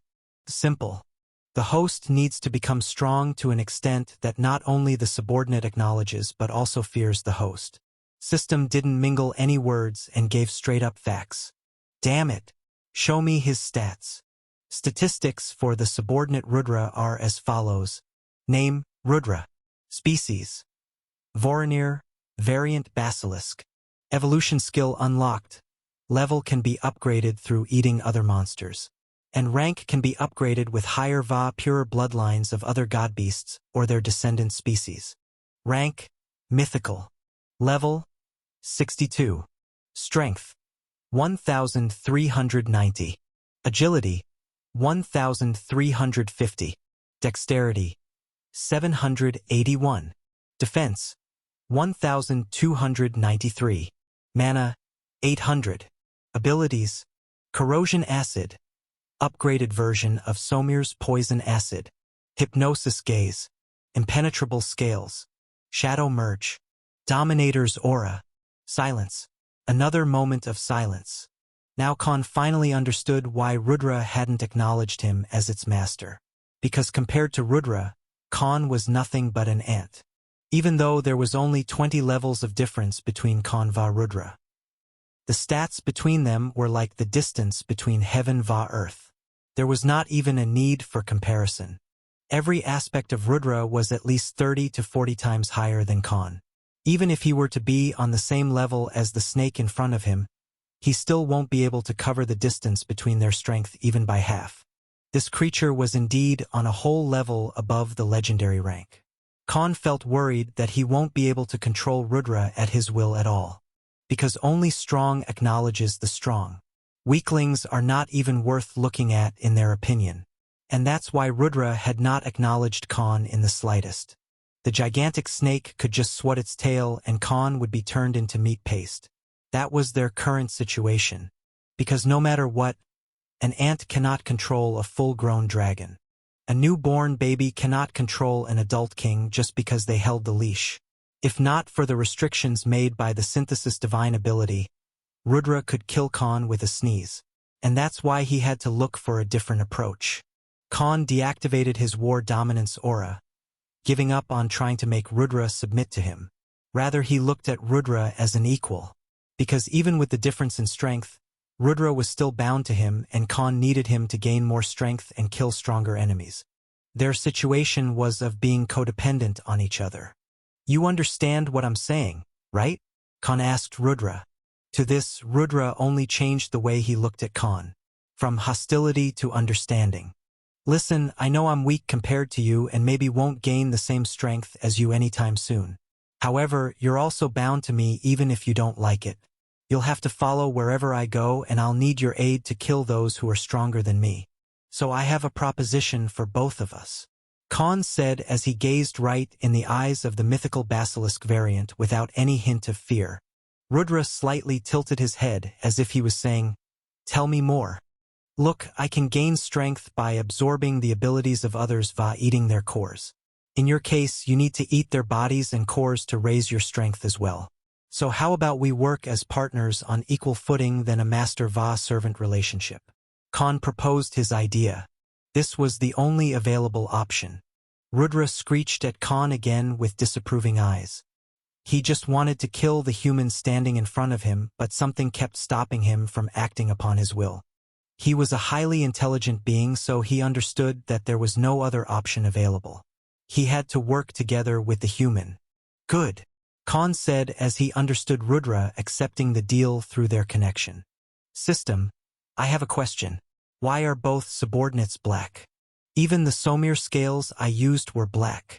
Khan needed some clarification as this kept happening frequently. Host is the chosen representative of God of Darkness. You have a very high affinity towards the dark elements in Vantria. Whether it's dark magic or any physical ability, which involves having affinity to certain elements. I see. Then what's this shadow merge ability? Both Omega và Rudra have it. Khan had noticed this same ability appear in both cases of the subordinates he created.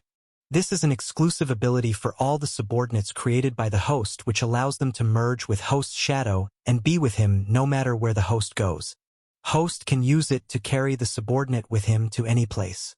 There are no restrictions on time, space required, or size of the subordinate. Amazing. This helps a lot.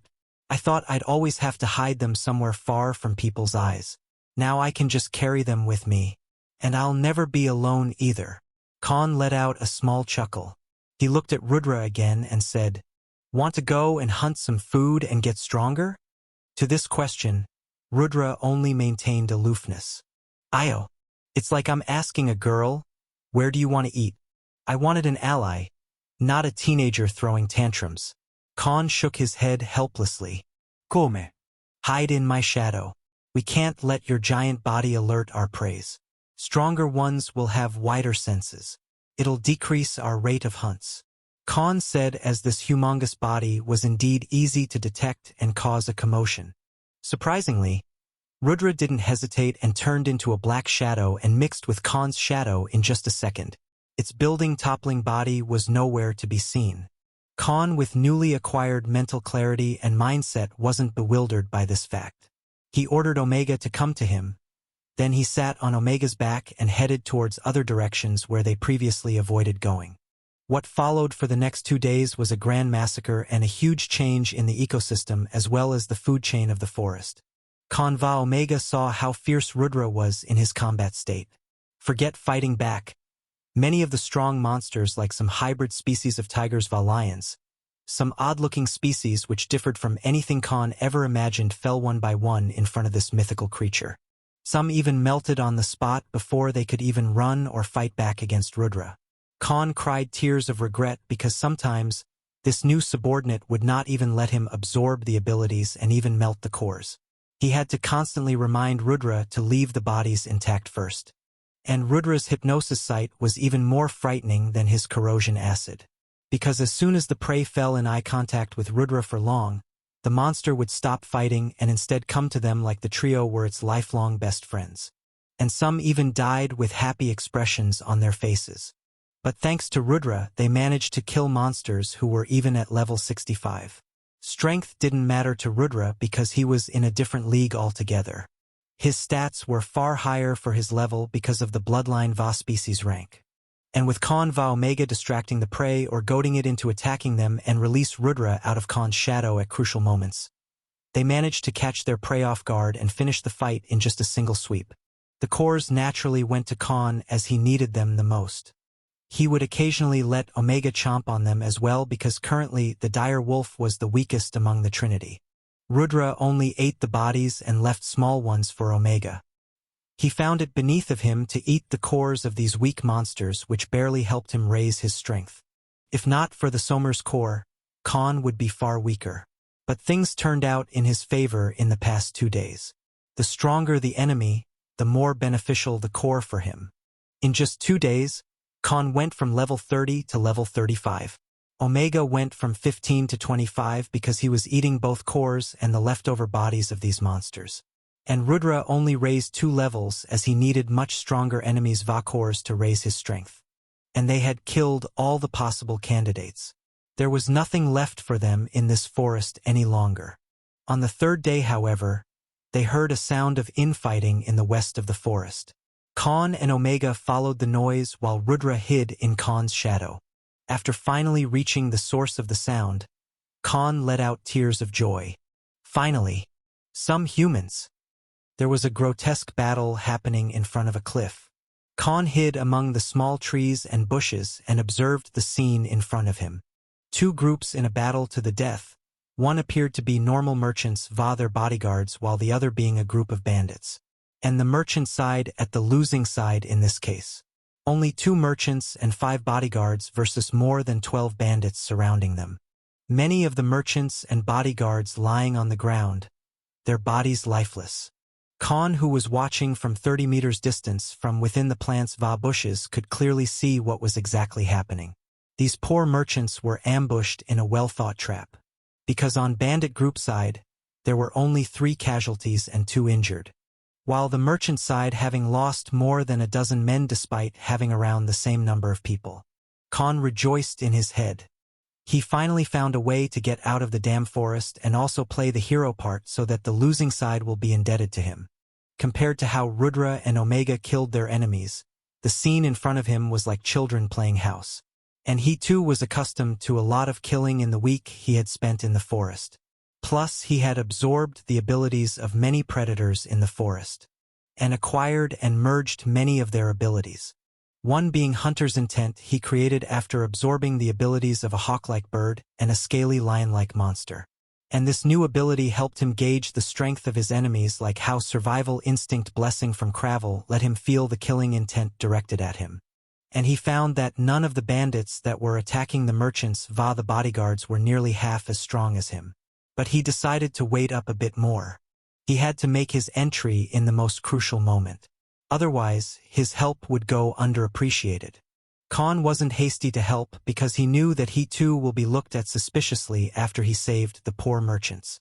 Because a half-naked man, wearing wolf hide coming out of a deep forest to help out poor travelers worked only in fictional stories. As soon as the trouble was gone, everyone would think like Red looks sus, and would point their swords at him next. Among the bodyguards there were 2 women va 3 men. One of the women having a metal wand in her hand who was conjuring spells and creating barriers to help her allies. The other woman being an archer who looked very skilled and fast at shooting her arrows every time an enemy tried to make a move. Out of 3 men, 2 were the tank va the swordsman, while 1 looked like the healer who was in the center of the battle formation. All these 5 had very a deep understanding of each other, and their coordination was a sight to behold. This was a team that worked with each other for years. Ah, classic RPG stuff, Khan thought. But no matter what, even a strong formation would fall in front of sheer numbers. The merchants were of no help in this case, and the bodyguards were simply getting too tired to fight as the time passed. Finally, the bandits broke through their formation and attacked the mage and healer of the group. These 2 had no fighting capabilities at a short distance. Even the archer was forced to use her daggers as she lost the advantage of distance. The middle-aged man who was the tank and young swordsman were barely holding 2 to 3 enemies at bay by themselves. At this rate, they were all going to die. One of the bandits shouted, "Don't hurt the women, both are quite exquisite. We can enjoy their bodies for a long time." The voice came from a burly and tall man who was wielding a giant cleaver. His wide and strong arms easily managing to hold the weight and swing it without any problem. The tank, who was already bearing the brunt of 3 bandits, fell back after this newcomer attacked him with a vertical swing of his cleaver. "Follow the boss's orders. And don't let them commit suicide. We can sell them later for a high price in the slaves market as well. They are quality goods," said one of the bandits who was standing in the middle of their group and knocked an arrow, aiming towards the healer of the group. Lecherous gazes were focused on both the women in the groups, while the men were already dead in their eyes. From the bushes across the road, a figure silently walked behind these bandits without making any sound. The figure stood behind one of the archers in the group who was the farthest from the battle. Before he could even notice anything, a strong hand covered his mouth while the other one grabbed his neck from behind. Before the archer could even make a sound, an unbearable amount of force was exerted from the hand and his neck was snapped right that very moment. The figure slowly put down the dead archer on the ground and looked towards another archer just 3 meters ahead. The figure walked behind the second archer and snapped his neck just like the earlier one. 2 down. 10 to go. The figure spoke softly. It was none other than Khan. He decided that it was about time he interfered and saved the merchants and their bodyguards who were close to cross that threshold of life to death. But he chose to do it the silent way because waltzing in would jeopardize the lives of these people if the bandits were alerted and went all in with their attacks. Now they were just laughing at the defending side and passing on slanders on the women about how they'll play with their naked bodies. These remarks disgusted Khan, yet he chose to use their diverted attention to his advantage. Khan quickly left the scene and focused on the next batch of targets, the healers amongst the bandit group. Khan crouched from the bushes and silently appearing both these 3 healers. He had to be decisive because after this, the bandits would be alerted. He grabbed the neck of one of the healers and snapped it the next second. Before the other healer standing close even noticed anything, Khan focused all his strength in his right fist and sent a devastating punch to other healers' heads. Bang! The healer's head exploded right on the spot. He didn't even get to react and wail in pain before his head turned into broken eggshells and red blood, and the brains splattered on the ground. "What?" the remaining healer shouted in surprise. This made other bandits look behind their backs. What they saw was 4 dead bodies on the ground, while one had his brains splattered like a watermelon. Khan did not stop and dash towards the last healer in a single leap.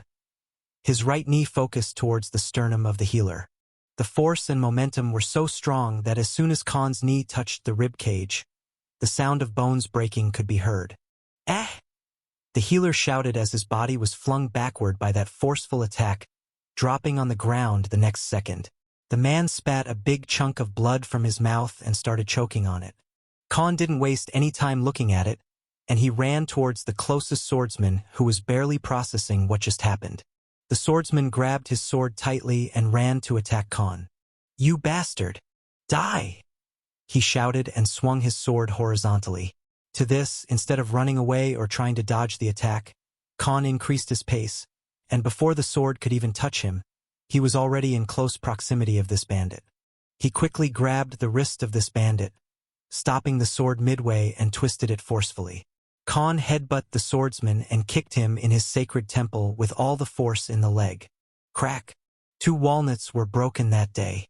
The bandit who just lost his ability to reproduce wailed in agony and grabbed his crotch. Khan quickly picked up the fallen sword and held it like a long pole in his right hand, then closed his left eye as if trying to aim. The next second, he threw the sword with all his might at one of the bandits holding a scepter in his hand. The mage! Before the mage could even react, the sword pierced through his neck, even breaking the bones and exiting out from the other side.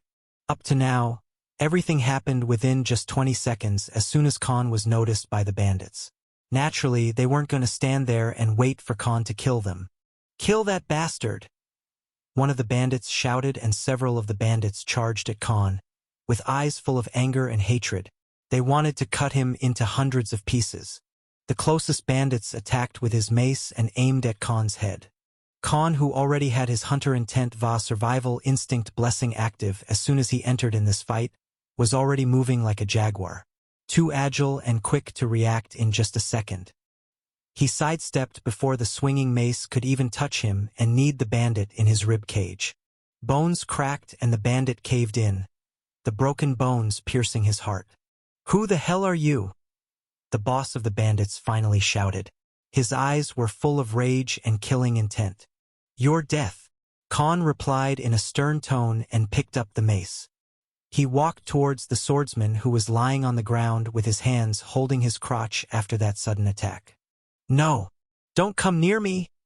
the bandit shouted, color dropping away from his face, as he saw the murderous eyes of the half-naked man in front of him. "Kacha!" The sound of something hard broken could be heard in the area, and just like that, another bandit fell.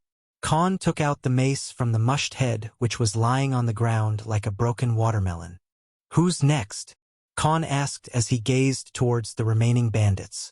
Out of the 12 bandits, only 5 remained as Khan systematically took out 7 of the bandits in a matter of seconds. This eased the tension on the bodyguards who were suppressed till now and finally could fight on even terms with the bandits. The tank and the swordsmen of their group already noticed Khan when he took down the archers as they were fighting in the front. But they kept silent as they were more focused on fending off the bandits they were dealing with. "You're going to pay for this. I'm going to torture you to death," the big and brawly bandit boss shouted. The boss looked like a giant bear, had a long brown beard, and his entire physique was that of a seasoned warrior. "Looks like you don't get it. It's not me who's gonna pay. It's you who will pay for your sins," Khan said as he readies himself for a brute clash. "You took everything from me," said Khan loudly. Enough to reach the bodyguards and the who were fighting against the remaining bandits. "I don't even know who you are," replied the bandit boss as he charged at Khan. The giant cleaver swung around a couple of times, Khan dodging them by sliding and sidestepping. Both times it looked like he barely missed the attack and survived by hair's breadth. In response, Khan also swung the mace but was tackled and defended against. The bandit boss was a skilled fighter and had tons of experience. Till now, Khan only fought with his bare hands and didn't even use a single one of the abilities va skills he gained by absorbing monsters. This would raise suspicion and he'd appear like a monster from the forest. Unlike the other bandits, the leader was well geared up and had a lot of his vital body parts covered in either iron or a leader armor. Khan could easily rip that apart with his alpha wolf's claws, but he had to play the part, so he wasn't going to do anything that would arouse unnecessary questions. Another powerful horizontal swing came, Khan squatted down and used a leg sweep to break the body balance of the bandit leader who was already in motion. Clang! The bandit leader fell on the ground as his entire body was in full momentum. Khan quickly attacked the right hand that was holding the giant cleaver and broke the fingers on the hand with a single attack. Khan's mace landed on the chest of the fallen bandit boss, and he kept swinging it over and over again till it broke through the chest armor. Ah! Stop! No! The bandit boss yelled while getting hit with the mace on his torso again and again. His chest was bleeding. His face was already bruised and blood was flowing from his nose. Somehow, Khan's hits were getting stronger and stronger and his body could barely retaliate. Was this guy holding back till now? The bandit leader asked himself. Khan noticed that the remaining bandits were killed by the bodyguards with their impeccable coordination and timing.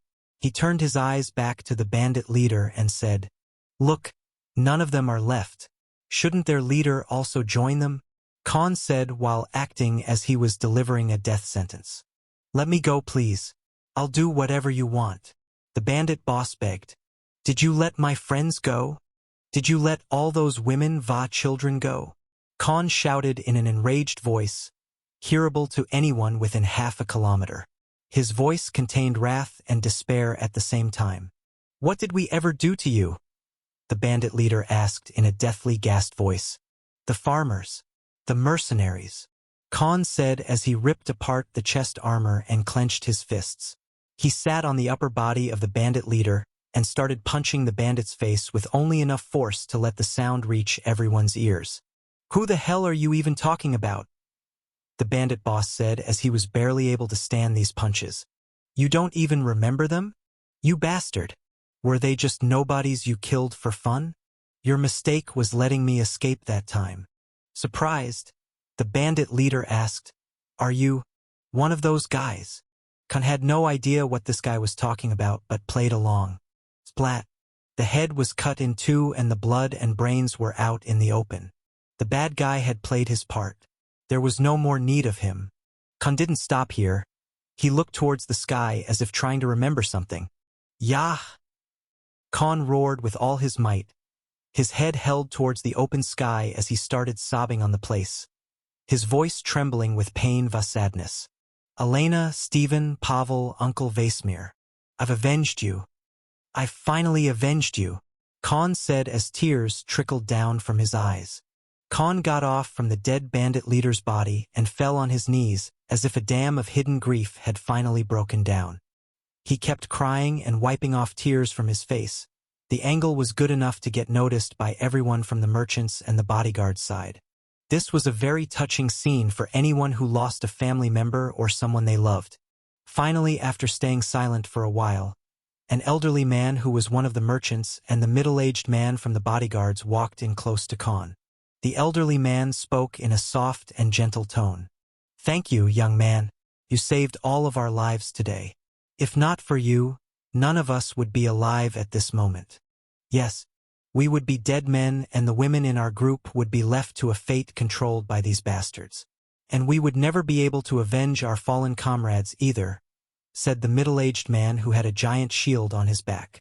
His build was no different than the bandit leader, but he looked more of a father figure type of person. He had gray hair strands in the middle of his head and a completely white beard.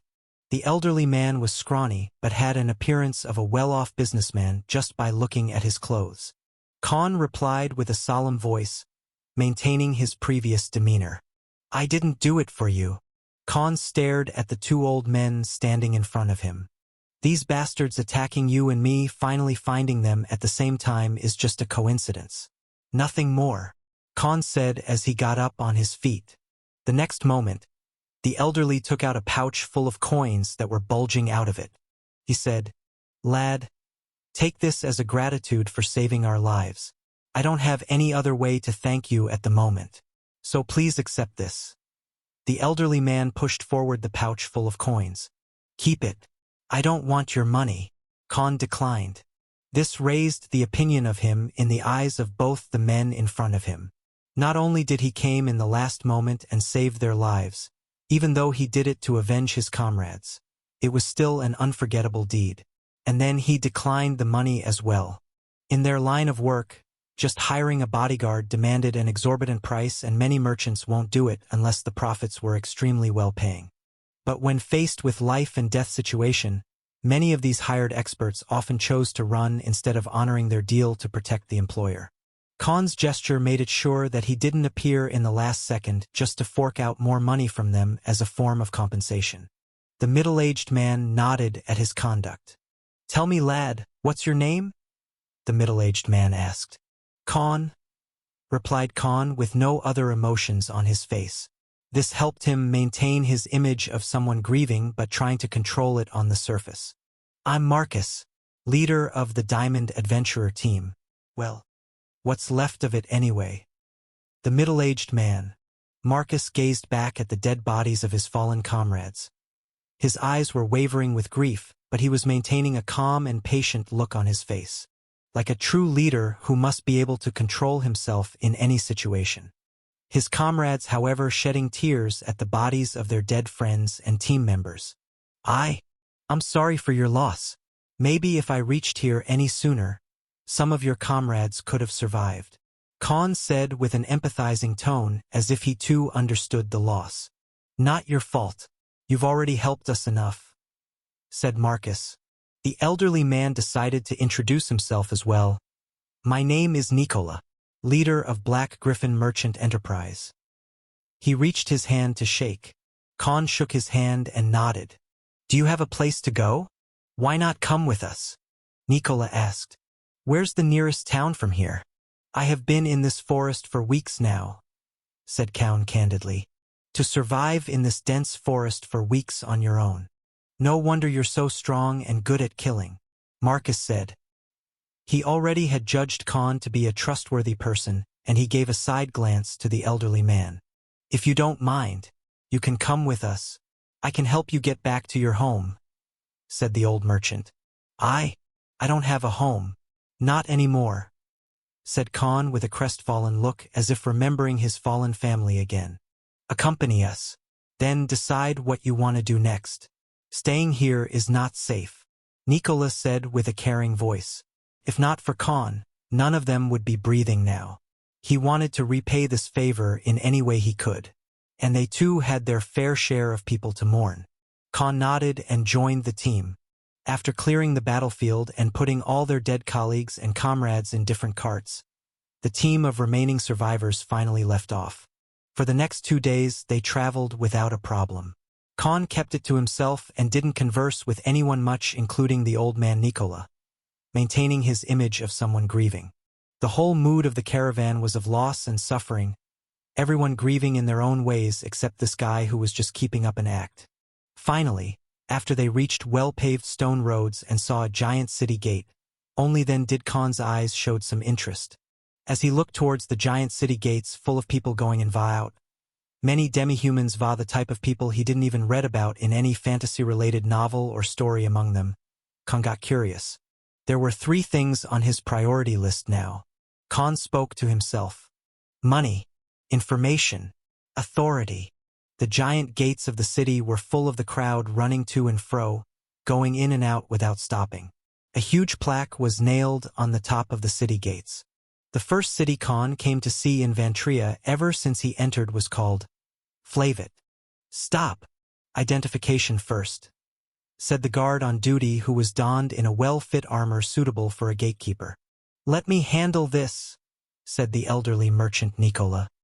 He went and talked with the gate guard, pointing his finger towards Khan, who was still half-naked in the wolf hide. The guard gave an understanding look to Nicola, and the old man secretly passed a small pouch of coins to the guard. "You may pass," said the guard, and their caravan moved along. The other guards didn't say or stop them either as they entered the city. It looked as if all of them had a share in bribes. Civilization. Finally, Khan saw well-made buildings and houses, entire streets full of people of different races, facial structures, and many unrecognizable species Khan hadn't seen or heard of before. There were some among the crowd that didn't walk, rather crawled on the stone-paved road, while some more than 2 to 3 legs. Khan could see that the buildings didn't follow any set type of architecture or design either. Some were made from hard stones, while some were made of lustrous woods and aesthetically pleasing to look at. Even though Khan did not know or understand any of the words or the language written on the top of these buildings and shops, his brain was registering and telling him their meanings thanks to the all-languages knowledge blessing he received from Cravel, the war deity. He too realized that when he was speaking with others, his mouth movements spilled very different words in languages he didn't even know. Just that the mind connection was telling him that he spoke was something he too understood. He had broken the language barrier he'd have to surpass if he wanted to mix inside this new world. Khan thanked Cravel again in his mind. After going through a long distance and crossing various streets, finally their group stopped around a large building with multiple doors and people coming and going out of the building, which was as big as a complete football ground and had gates in all 4 directions. The Adventurers Association. Marcus went inside the building and later came back with over a dozen of people who looked like the staff of the organization. They started unloading the bodies of the deceased that died in the bandit ambush. Just then, Nicola, along with a young man who was of the same age as Khan, walked behind him. "By the way, this is my son, Elenev," said Nicola. The young man beside Nicola finally spoke. "Thank you for saving our lives that day. I didn't get to thank you properly because it was my first time watching something. So, to this, Khan stopped him midway with a hand gesture and spoke. Understood. Nobody can digest it the first time. Khan, what will you do from here? You said you don't have a home or a place to go a couple of days ago. Asked Nicola. No idea. I've only lived a life as a mercenary since childhood.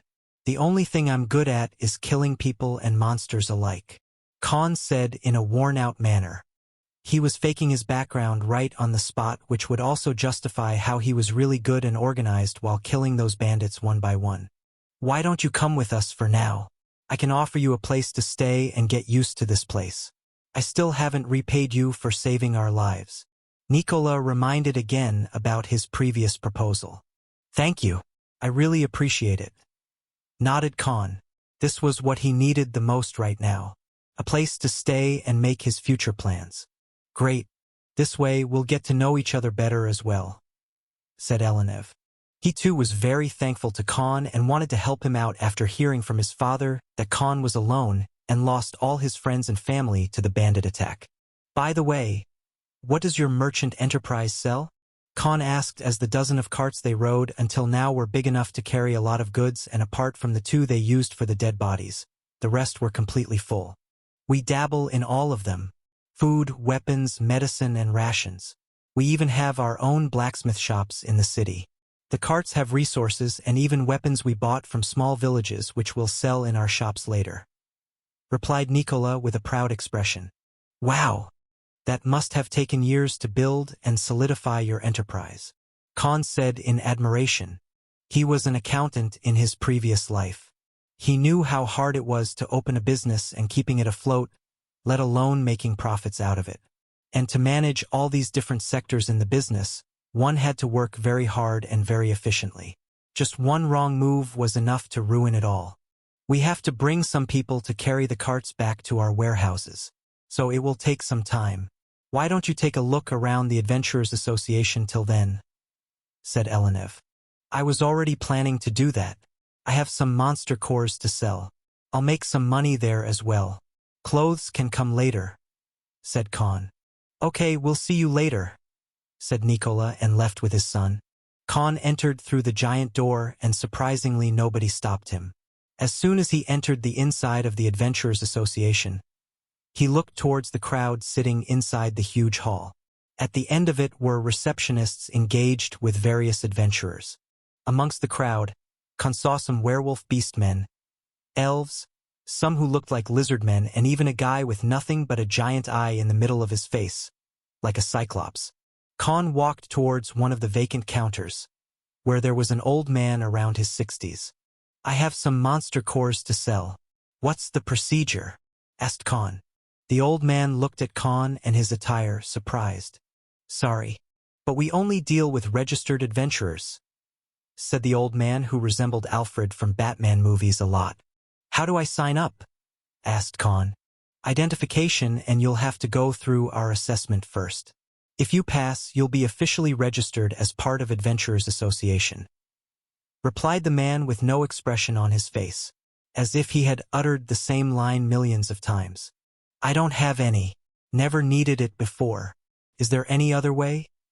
asked Khan. That's a bit of a problem," said the old man.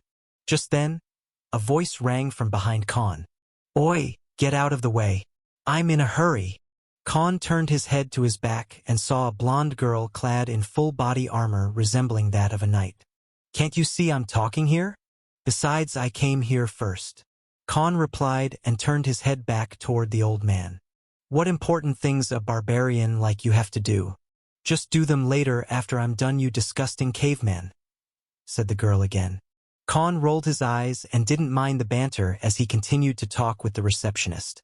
However, their little argument brought the attention of the nearby people, some looking pitifully at Khan as if he was going to suffer dire consequences for rebuking the girl. "Another one," sighed a bald man who was sitting on a bench across the room. "Hey, are you ignoring me, you imbecile?" roared the girl. Khan got pissed at this point and turned his head towards the girl. "Hey, princess, don't you know the basic manners? You get in line and wait for your turn," Khan said with an annoyed expression on his face. Suddenly, the entire hall went silent. Even the receptionists working on other counters stopped their tasks. "You! What did you just call me?" The girl pulled the sword out of the sheath that was hanging on her waist. "Princess. What, you don't like compliments? Or should I call you gorgeous instead?" replied Khan with a solemn expression. "You bastard. I'm a man," said the girl. "The man. Author. It's a trap. What? You're joking, right? You're too pretty to be a man," Khan said with a surprised tone. Fumes of rage came across the face of the girl who was claiming to be a man. At this, suddenly the crowd burst into laughter. "Ha ha ha. Too pretty to be a man. That's a new one. Ha ha ha." Many amongst the crowd started laughing at the blonde who was pointing the sword tip at Khan at this point. The old receptionist behind the counter sighed. "Don't make trouble. It's just a misunderstanding," he said to the blonde pretty boy. "What did you say? Don't you know who I am? Do you want to get your bones broken by our adventurers team, you old bastard?" The blonde guy shouted and trembled with rage as if he was going to jump on the old receptionist the next second. Khan had enough of it already. He asked the old man, "Is it allowed to beat someone inside the association building?" The old man was stunned but quickly replied, "No, not as long as it injures anyone gravely." "I see," Khan said candidly. "You think you can beat me, you bastard?" the blonde shouted. Slap. A loud noise of a crisp slap sounded in the hall. Many people having their mouths open and some rooted on the spot. In front of Khan lied the blonde guy who was cursing him for no reason. The blonde guy's left cheek was full of red finger marks and he fell on the floor with just a single bitch slap. "Get out of here before I get angry." The entire hall of Adventurers Association had pin-drop silence. "You!" The blonde guy got up and charged with his sword pointed towards Khan's abdomen. Khan quickly sidestepped and sent out a punch in the guy's abdomen instead. His reaction time and the attack were very fast. Many couldn't even see it properly. Bang! The sound of metal and floor colliding rang. The blonde man lied on the floor 5 meters away from Khan. That one punch alone was enough to fling him back. The blonde guy got up, his body trembling, and barely managed to stand up. He looked towards his armor and saw a big fist-like dent that was caved in. This punch would have put him close to death if not for the metal armor. "Just you wait here. I'll see if you can stand on your feet after I'm back," said the blonde guy and ran out embarrassingly. "That wasn't very wise, young man. He's the younger brother of the leader of Groundhog Adventurers team. They're very powerful and barely 2 other teams can rival them. This guy won't let this incident go. It's better if you leave now," said the old receptionist with concern on his face. "What about the registration?" Khan asked as if what happened just now didn't bother him. "Come some other day. It's not safe for you to be here any longer. We can't protect you as soon as you leave the premises of the association." It's better to get a head start and hide, said the old receptionist. Do me a favor, at least give me some money for these. I don't have a single coin on me, said Khan, and passed over half a dozen red monster cores to the old man. Understanding his situation, the old receptionist didn't preach about rules. He too liked Khan for standing up against the blonde princess guy who was badmouthing them both. He quickly took out a pouch with dozens of coins in them and passed them to Khan. Go find some inn or guest house to stay out of trouble. They won't go searching around through the entire city just for one person, said the old receptionist. Thanks, said Khan as he grabbed the pouch and left the building. He didn't think about waiting for Nikola Va-Elenev, as this incident wouldn't bring anything good to the father-Va-son duo. They were honest merchants after all. After watching the old receptionist and people across the hall, Khan got the hint that he had picked up a fight with someone he shouldn't have messed with just by the expression of the people present there. He wasn't stupid enough to get an innocent bystander mixed in his fights. Khan went to a nearby clothes shop and brought himself some clothes. A brown shirt and black pant combo, with boots that perfectly fit him. He was no longer a half-naked man. He finally felt like a normal human being again. His next stop was none other than the city library. What he needed first was information about the world of Vantria. Otherwise, he'd be out of the loop many times, and won't be able to answer many questions of his origin or basic knowledge that was already in the populace. That'd raise many suspecting eyes. After asking around many citizens, Khan finally reached the city library. The place was half the size of the Adventurers Association but already too big for a library. After paying a small fee, Khan entered inside and asked for books related to the history of countries and information about the demographics of the place he was in. Khan found his eidetic memory from his previous life kicking in again. Khan was relieved to notice it and sped up his search for all the useful information. He spent the next 4 hours reading through all the books about countries and general knowledge-related records. Khan had no words to describe the information he gained. This wasn't just random iSky world.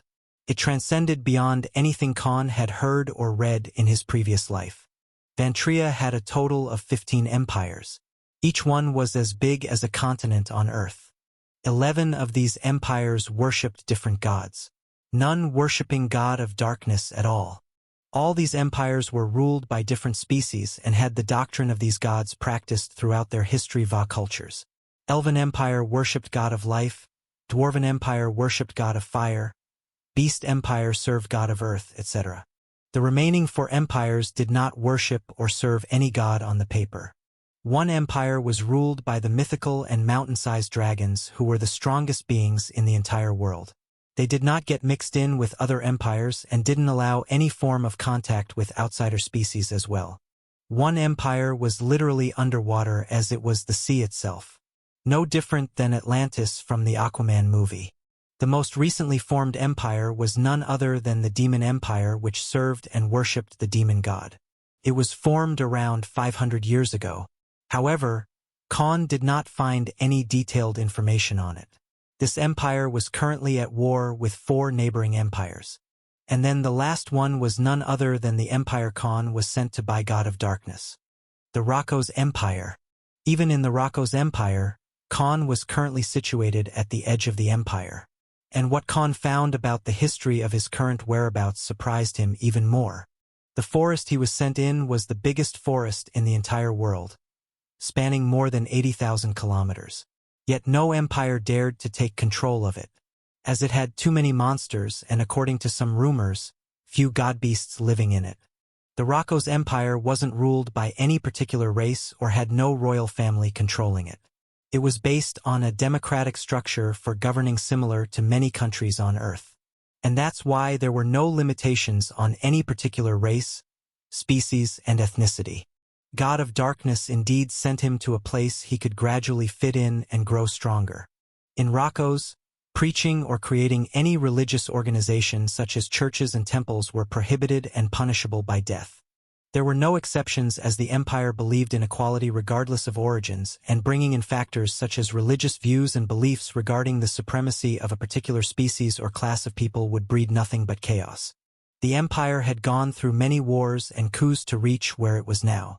This was just very convenient for Khan, who needed a place to hide and build his strength over time until he could protect himself even against the entire world.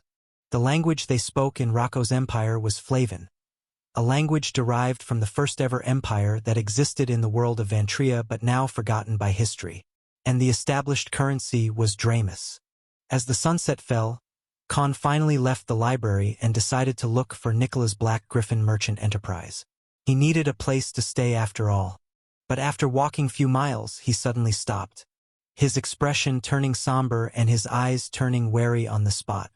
His face turned that of rage, because at this moment, his survival instinct ability was warning him.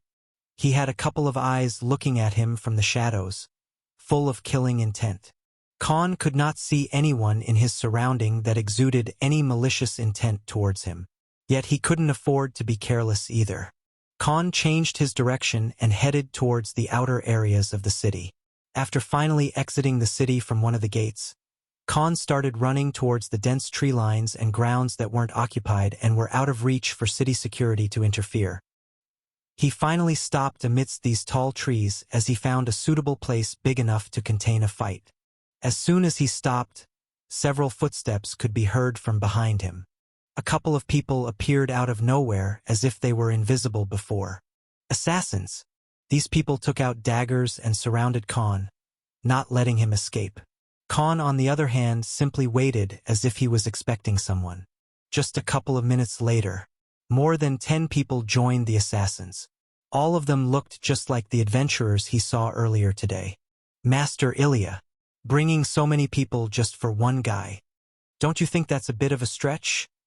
A man donning mage robes asked. From behind him, a familiar figure walked in, covered fully under metal armor and a well-crafted sword in his hand. "Did you really expect to live long after provoking me, you bastard?" said the figure. It was none other than the blonde guy Khan beat inside the Adventurers Association hall. "I'll give you a last chance. If you lick my boots and cut off both of your legs, I might let you live," said the blonde guy with a condescending look on his face. Khan didn't falter or was scared in any way. He said, "With just you guys? You don't have the skills to make me beg in front of you. Ha ha ha. This guy must be so scared that his brain doesn't work anymore," said one of the adventurers.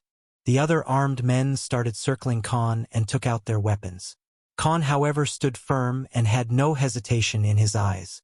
His broad shoulders and warrior-like build appeared akin to an immovable mountain. "Can't you see that you're surrounded by us?" said the blonde guy as he took out his sword and pointed it at Khan.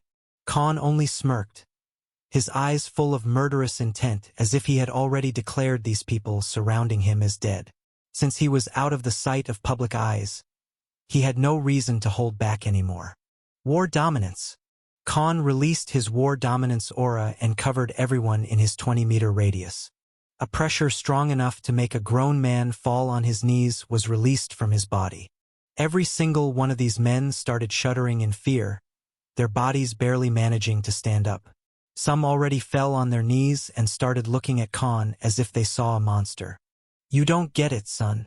I'm not surrounded by you," Khan said as he walked menacingly towards the group of men, releasing his dense aura full of chaotic energy and killing intent as if a war god was looking down on all of the creations. "You're all surrounded by me."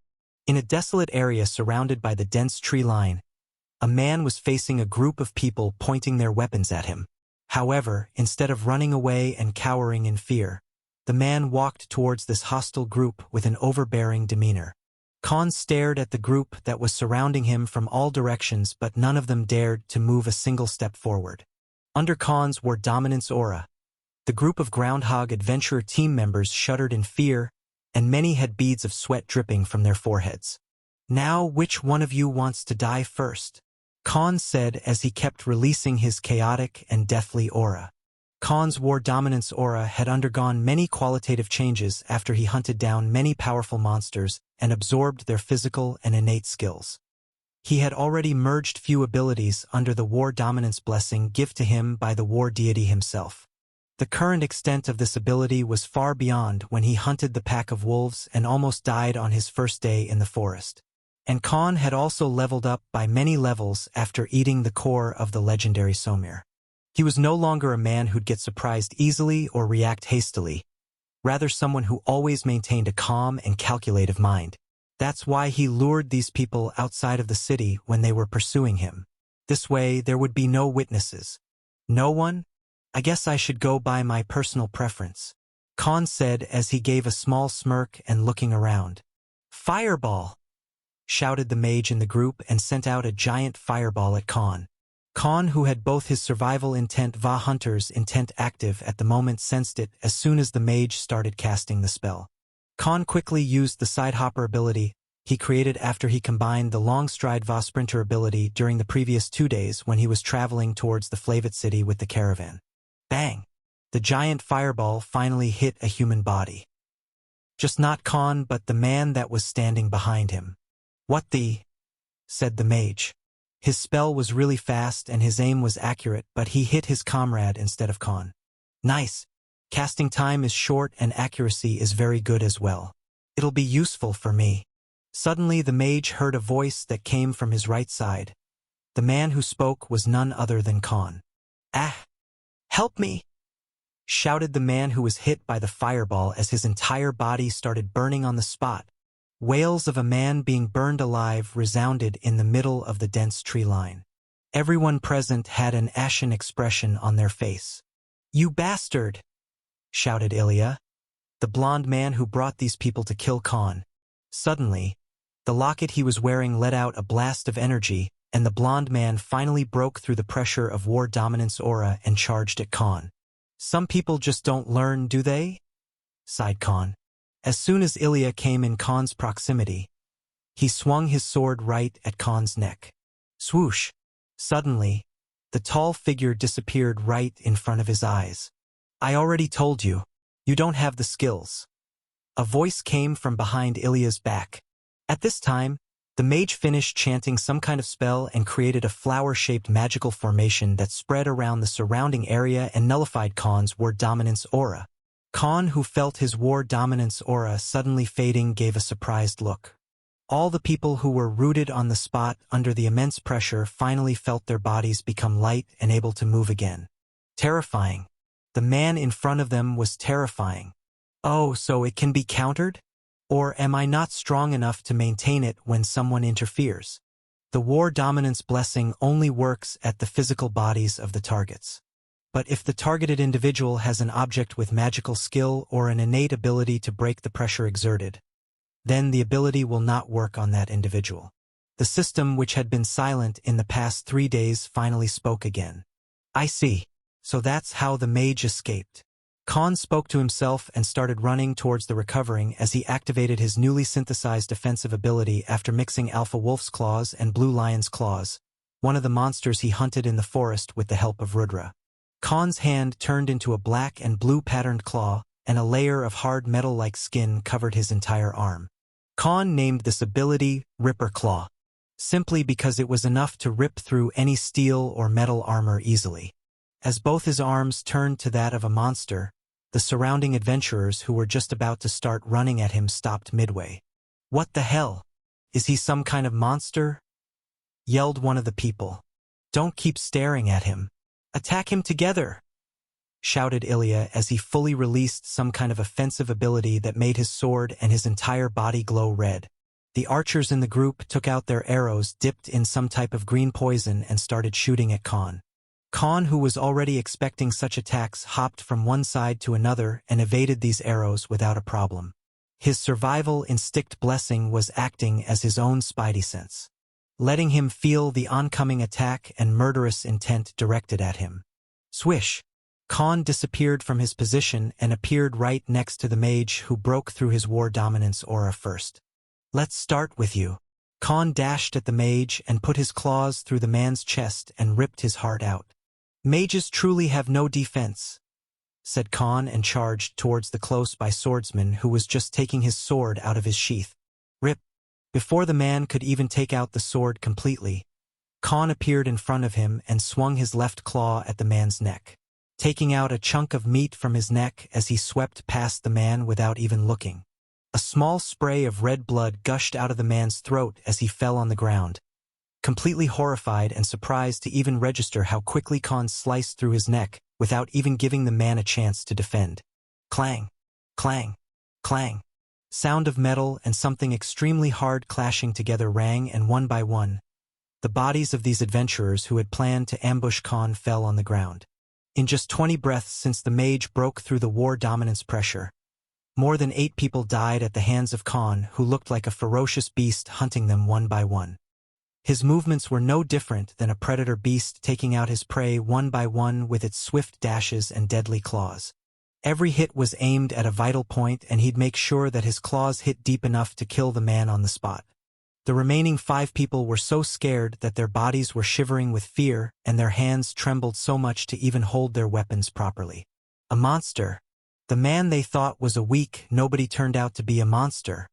His actions and the way he killed his targets were no different than the monsters these people often fought in forests or during their dungeon expeditions. Khan's eyes were glowing red at this point because of his hunter's intent ability being active, which made him look nothing like a human. His hands were drenched in red blood and the droplets dripping from his sharp claws. "Run!" one of the men shouted as he ran for his life, trying to leave behind others before Khan could catch up to him. "Omega!" Khan shouted. Suddenly a giant 4-legged creature leaped out of his shadow and ran towards the man running away from the crowd. The dire wolf, who was the first subordinate Khan created, finally sprung up in action ever since they left the forest. "You! Who the hell are you?" Ilya shouted, letting out a hoarse voice as he was barely able to accept this turn of events. This was supposed to be the other way around. He was supposed to cut Khan piece by piece and watch him cry va beg for forgiveness as Ilya tortured him to death for offending him in front of all those people in Adventurers Association Hall. But the scene in front of him was the complete opposite of what he dreamed of. Rather than being the hunter, they were the ones being hunted. "Do you really want to know?" asked Khan as he walked towards the remaining 3 men. "Yes, who the hell are you?" shouted one of the men standing beside Ilya. "Well, what's the point in telling to someone who's about to die?" As the attackers stood rooted on the spot, comprehending the meaning of Khan's response, a loud voice rang behind their back. "Gaia!" Suddenly the men heard an agonizing yell that came exactly from the direction where their comrade had run off to. Just as they turned their heads back towards Khan, the man in front of them had already disappeared from their sight. "Above you!" A loud voice came, and the remaining men saw a man leaping in their direction above their heads. But before the 2 men standing beside Ilya could even react, their bodies were slashed vertically by 2 giant claws, ripping apart their bodies and their leather armor in 2. A gory scene of 2 mutilated bodies, having their torn entrails, bones, and mangled flesh lying on the ground in a puddle of red blood took place in just an instant. Ilya, who was the only man remaining from the group of attackers, was trembling in fear as a stream of hot liquid leaked out from his crotch. Khan looked at Ilya, totally disappointed at the sight in front of him. At least the other men died with dignity. "Let me go," said Ilya with an aghast expression on his face. Even uttering a single word was hard for him in front of the monster standing next to him. "And invite all the trouble of you leaking everything about this incident to everyone in the city? You think I'm stupid?" Khan mocked the man who thought he still had a chance to stay alive after everything that has happened. "If you kill me, my brother will find you, and your death will be very painful. He's one of the strongest people in the city. Nobody dares to fight him one-on-one," said Ilya, trying to weasel his way out using his mighty brother's reputation, who was the leader of the Groundhog adventurer team. At this, rather than thinking about the consequences, Khan quickly grabbed Ilya's throat with his right hand and squeezed his sharp claw. He took away the sword Ilya was holding and threw it away with his left claw. "Don't worry. If he finds trouble with me, I'll send your brother to meet you in the afterlife."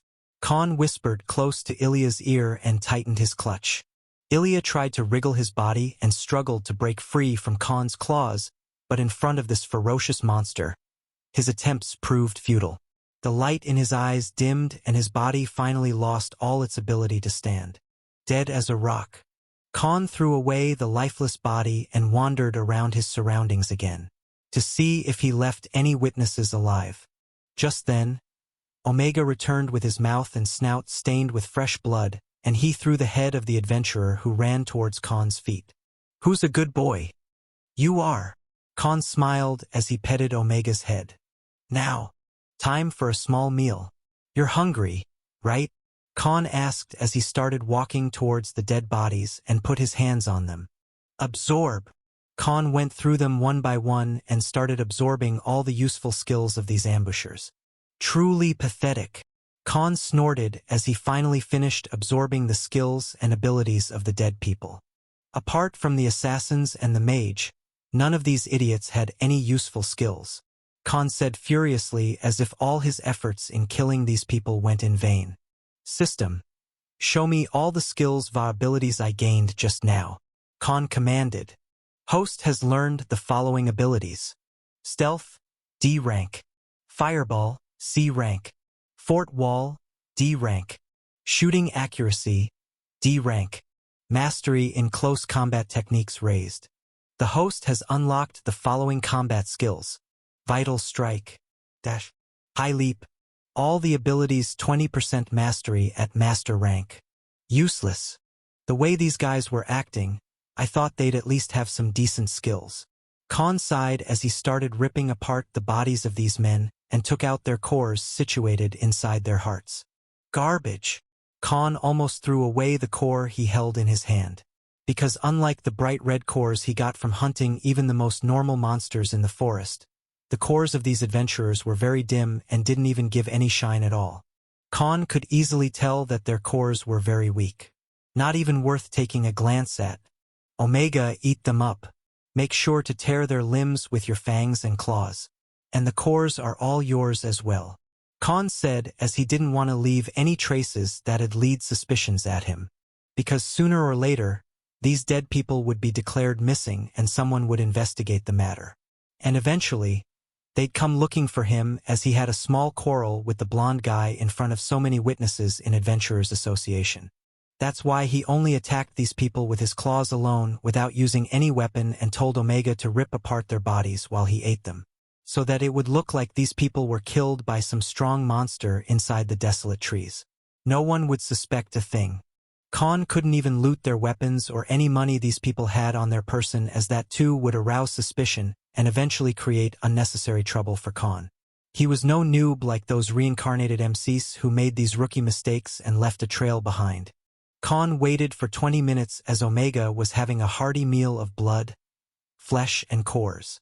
After he was done, Khan ran through the woods and went towards the direction of the opposite gate instead of the one he exited the city. Even with his sprinter ability, it still took him an hour to reach the other end of the city. He was back to the exact gate where he entered the city the first time. Khan got in the queue of the people going in. And as his turn came, the city guards stopped him. "Identification," said the same city guard from the morning. "Brother, I don't have one.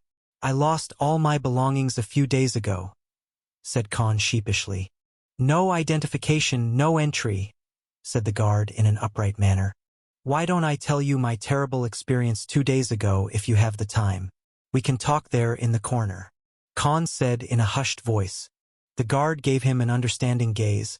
He signaled another guard to take his place as he walked towards a corner away from the gazes of people.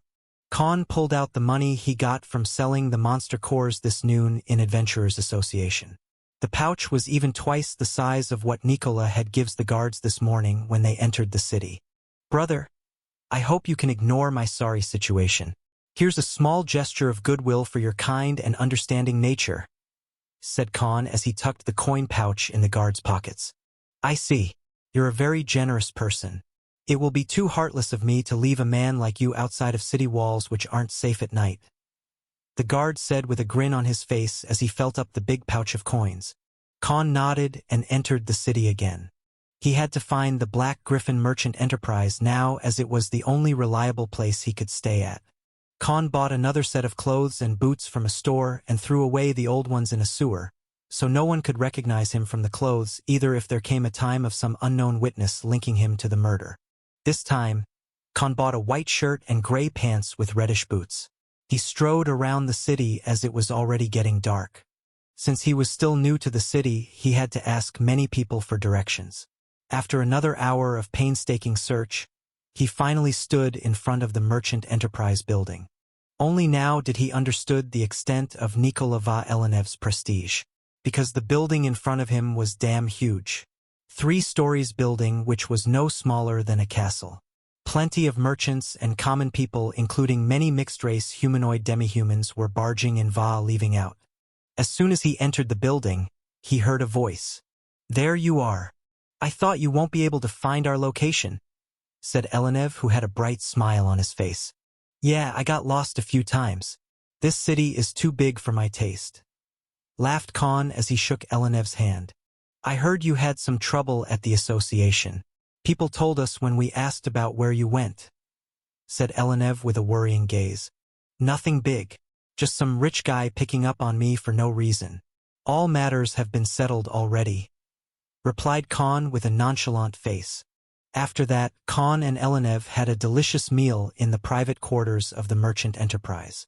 Khan finally tasted some decent food and not just roasted meat of monsters who always made him wary of having food poisoning.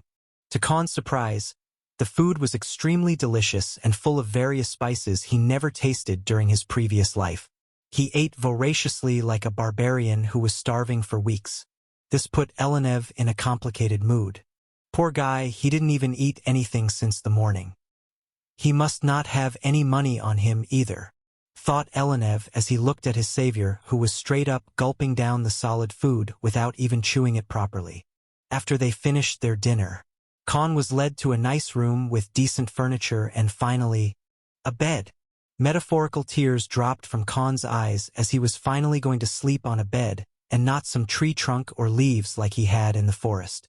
Elenev's chest constricted after looking at Khan. Poor guy. He probably never slept on a bed before, he thought as he imagined Khan sleeping on the ground and rocks. "Take rest and find me if you need something. My room is in the next wing. I'll see you tomorrow," said Elenev and left with a heavy heart. Khan closed the door of the room and jumped in the fluffy bed. This is life, he thought, and relieved all the tension he had in his body. Suddenly, a plan emerged in his mind. He let out a devious smirk as he fell asleep, hugging the soft cushions, and looked like a baby sleeping soundly. "Sorry, Nikola and Elenev, but I'm going to use you guys to earn a lot of money and reputation in the city," because the next day he was going to become an adventurer. The gust of morning wind flew by, accompanied by the pleasant chirping of birds. A man opened his eyes and finally left the land of dreams to return back to reality. Khan opened his eyes and yawned. "Nothing can beat a real bed no matter which world," said Khan as he finally looked outside the window. It was around 8 a.m. based on the position of the sun. Khan let another yawn as he tried to stretch his body. He slept like a baby for the first time since he got reincarnated. As he freshened up and took a warm bath first, he quickly left to meet Elenev. After searching through some rooms, he finally found the office and saw the young merchant busy tallying the ledgers and reports. "Do you have a moment?" Khan asked as knocked on the door side. "Ah, you're awake. How was the night?" asked Elenev as he chuckled a bit. "Best sleep I had in this life." Khan smiled and laughed. "So what are you doing?" he asked. "Nothing much. Just doing some run-ins on the profits and future consignments. Damn, it's not easy at all.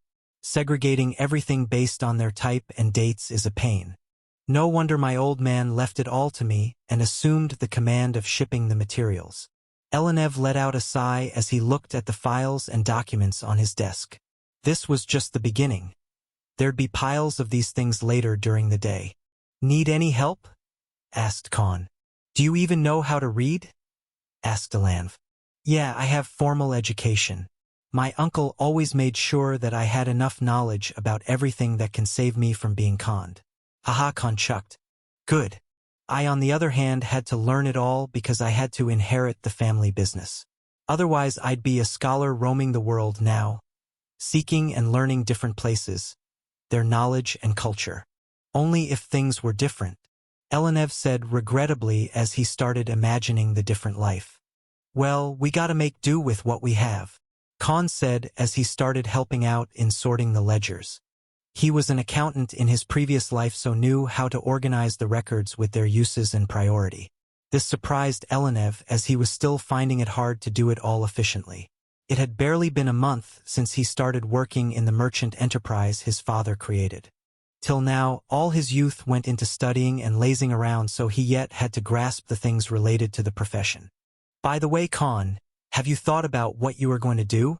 If you'd like, you can work for us as a bodyguard. You certainly have enough combat experience and fighting skills, said Elenev as if this was something he had planned to ask a long while ago.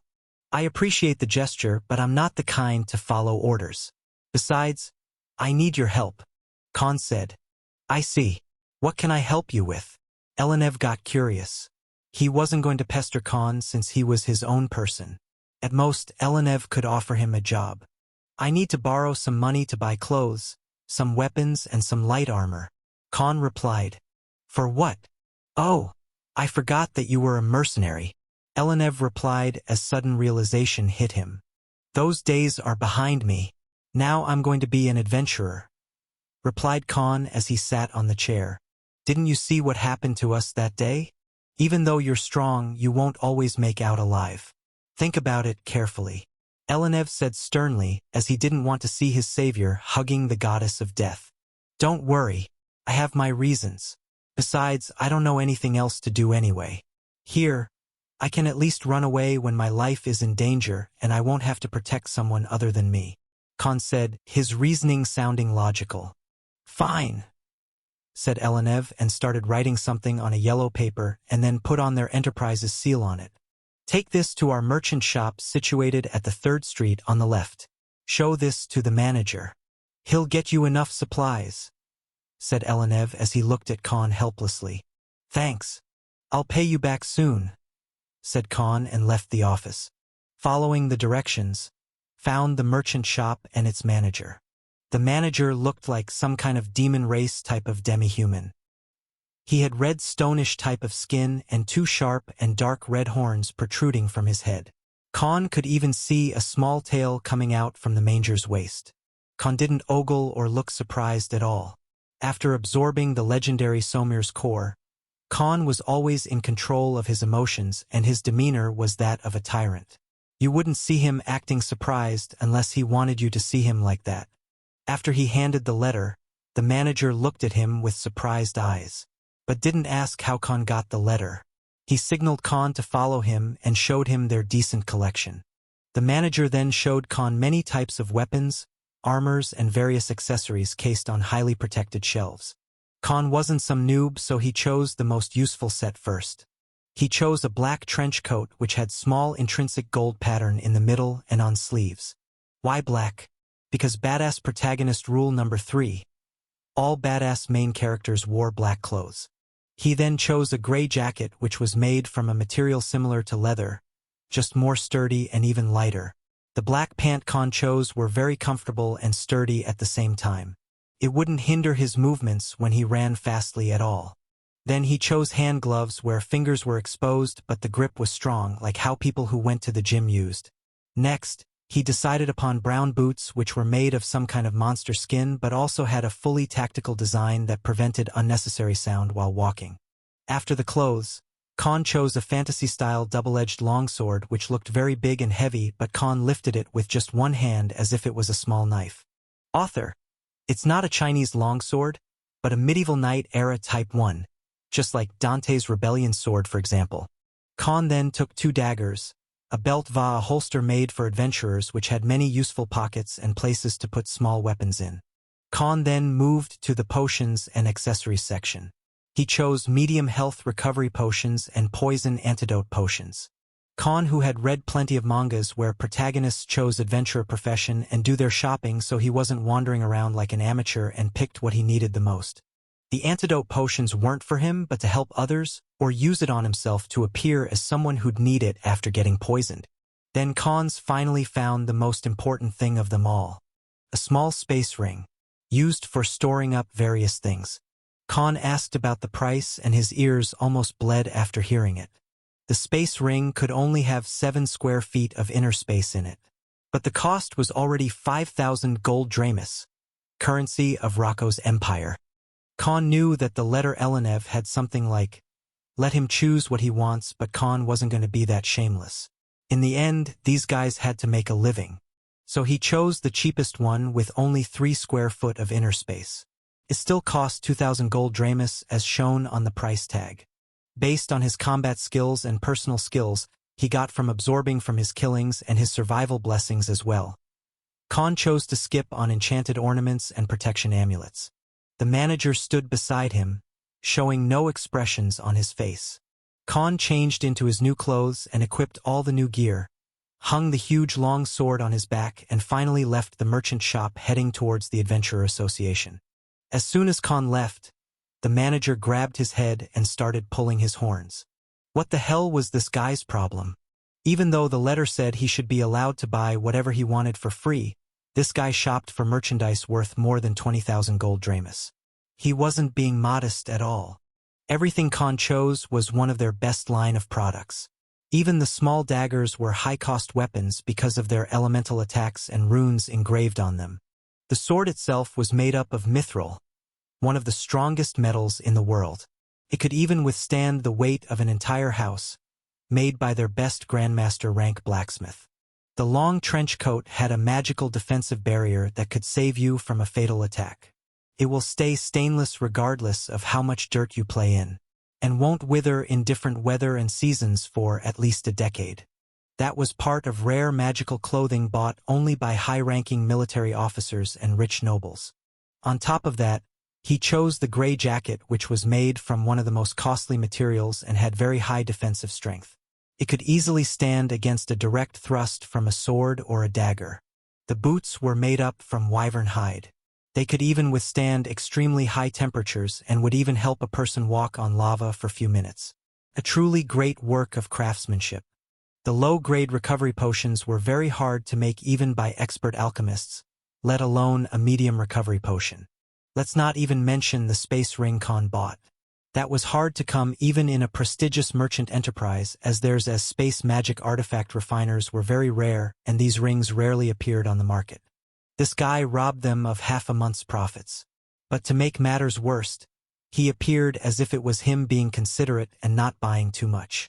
This wasn't some modest shopping. This was daylight robbery. And in their case, the manager was showing their most valuable products with a smile on his face to the robber himself. Oblivious to all these facts, Khan looked like he was very humble and hadn't taken advantage of Elenev's kindness. He finally reached the Hall of Adventurers Association. Khan let out a small sigh and said, "Time to make some money."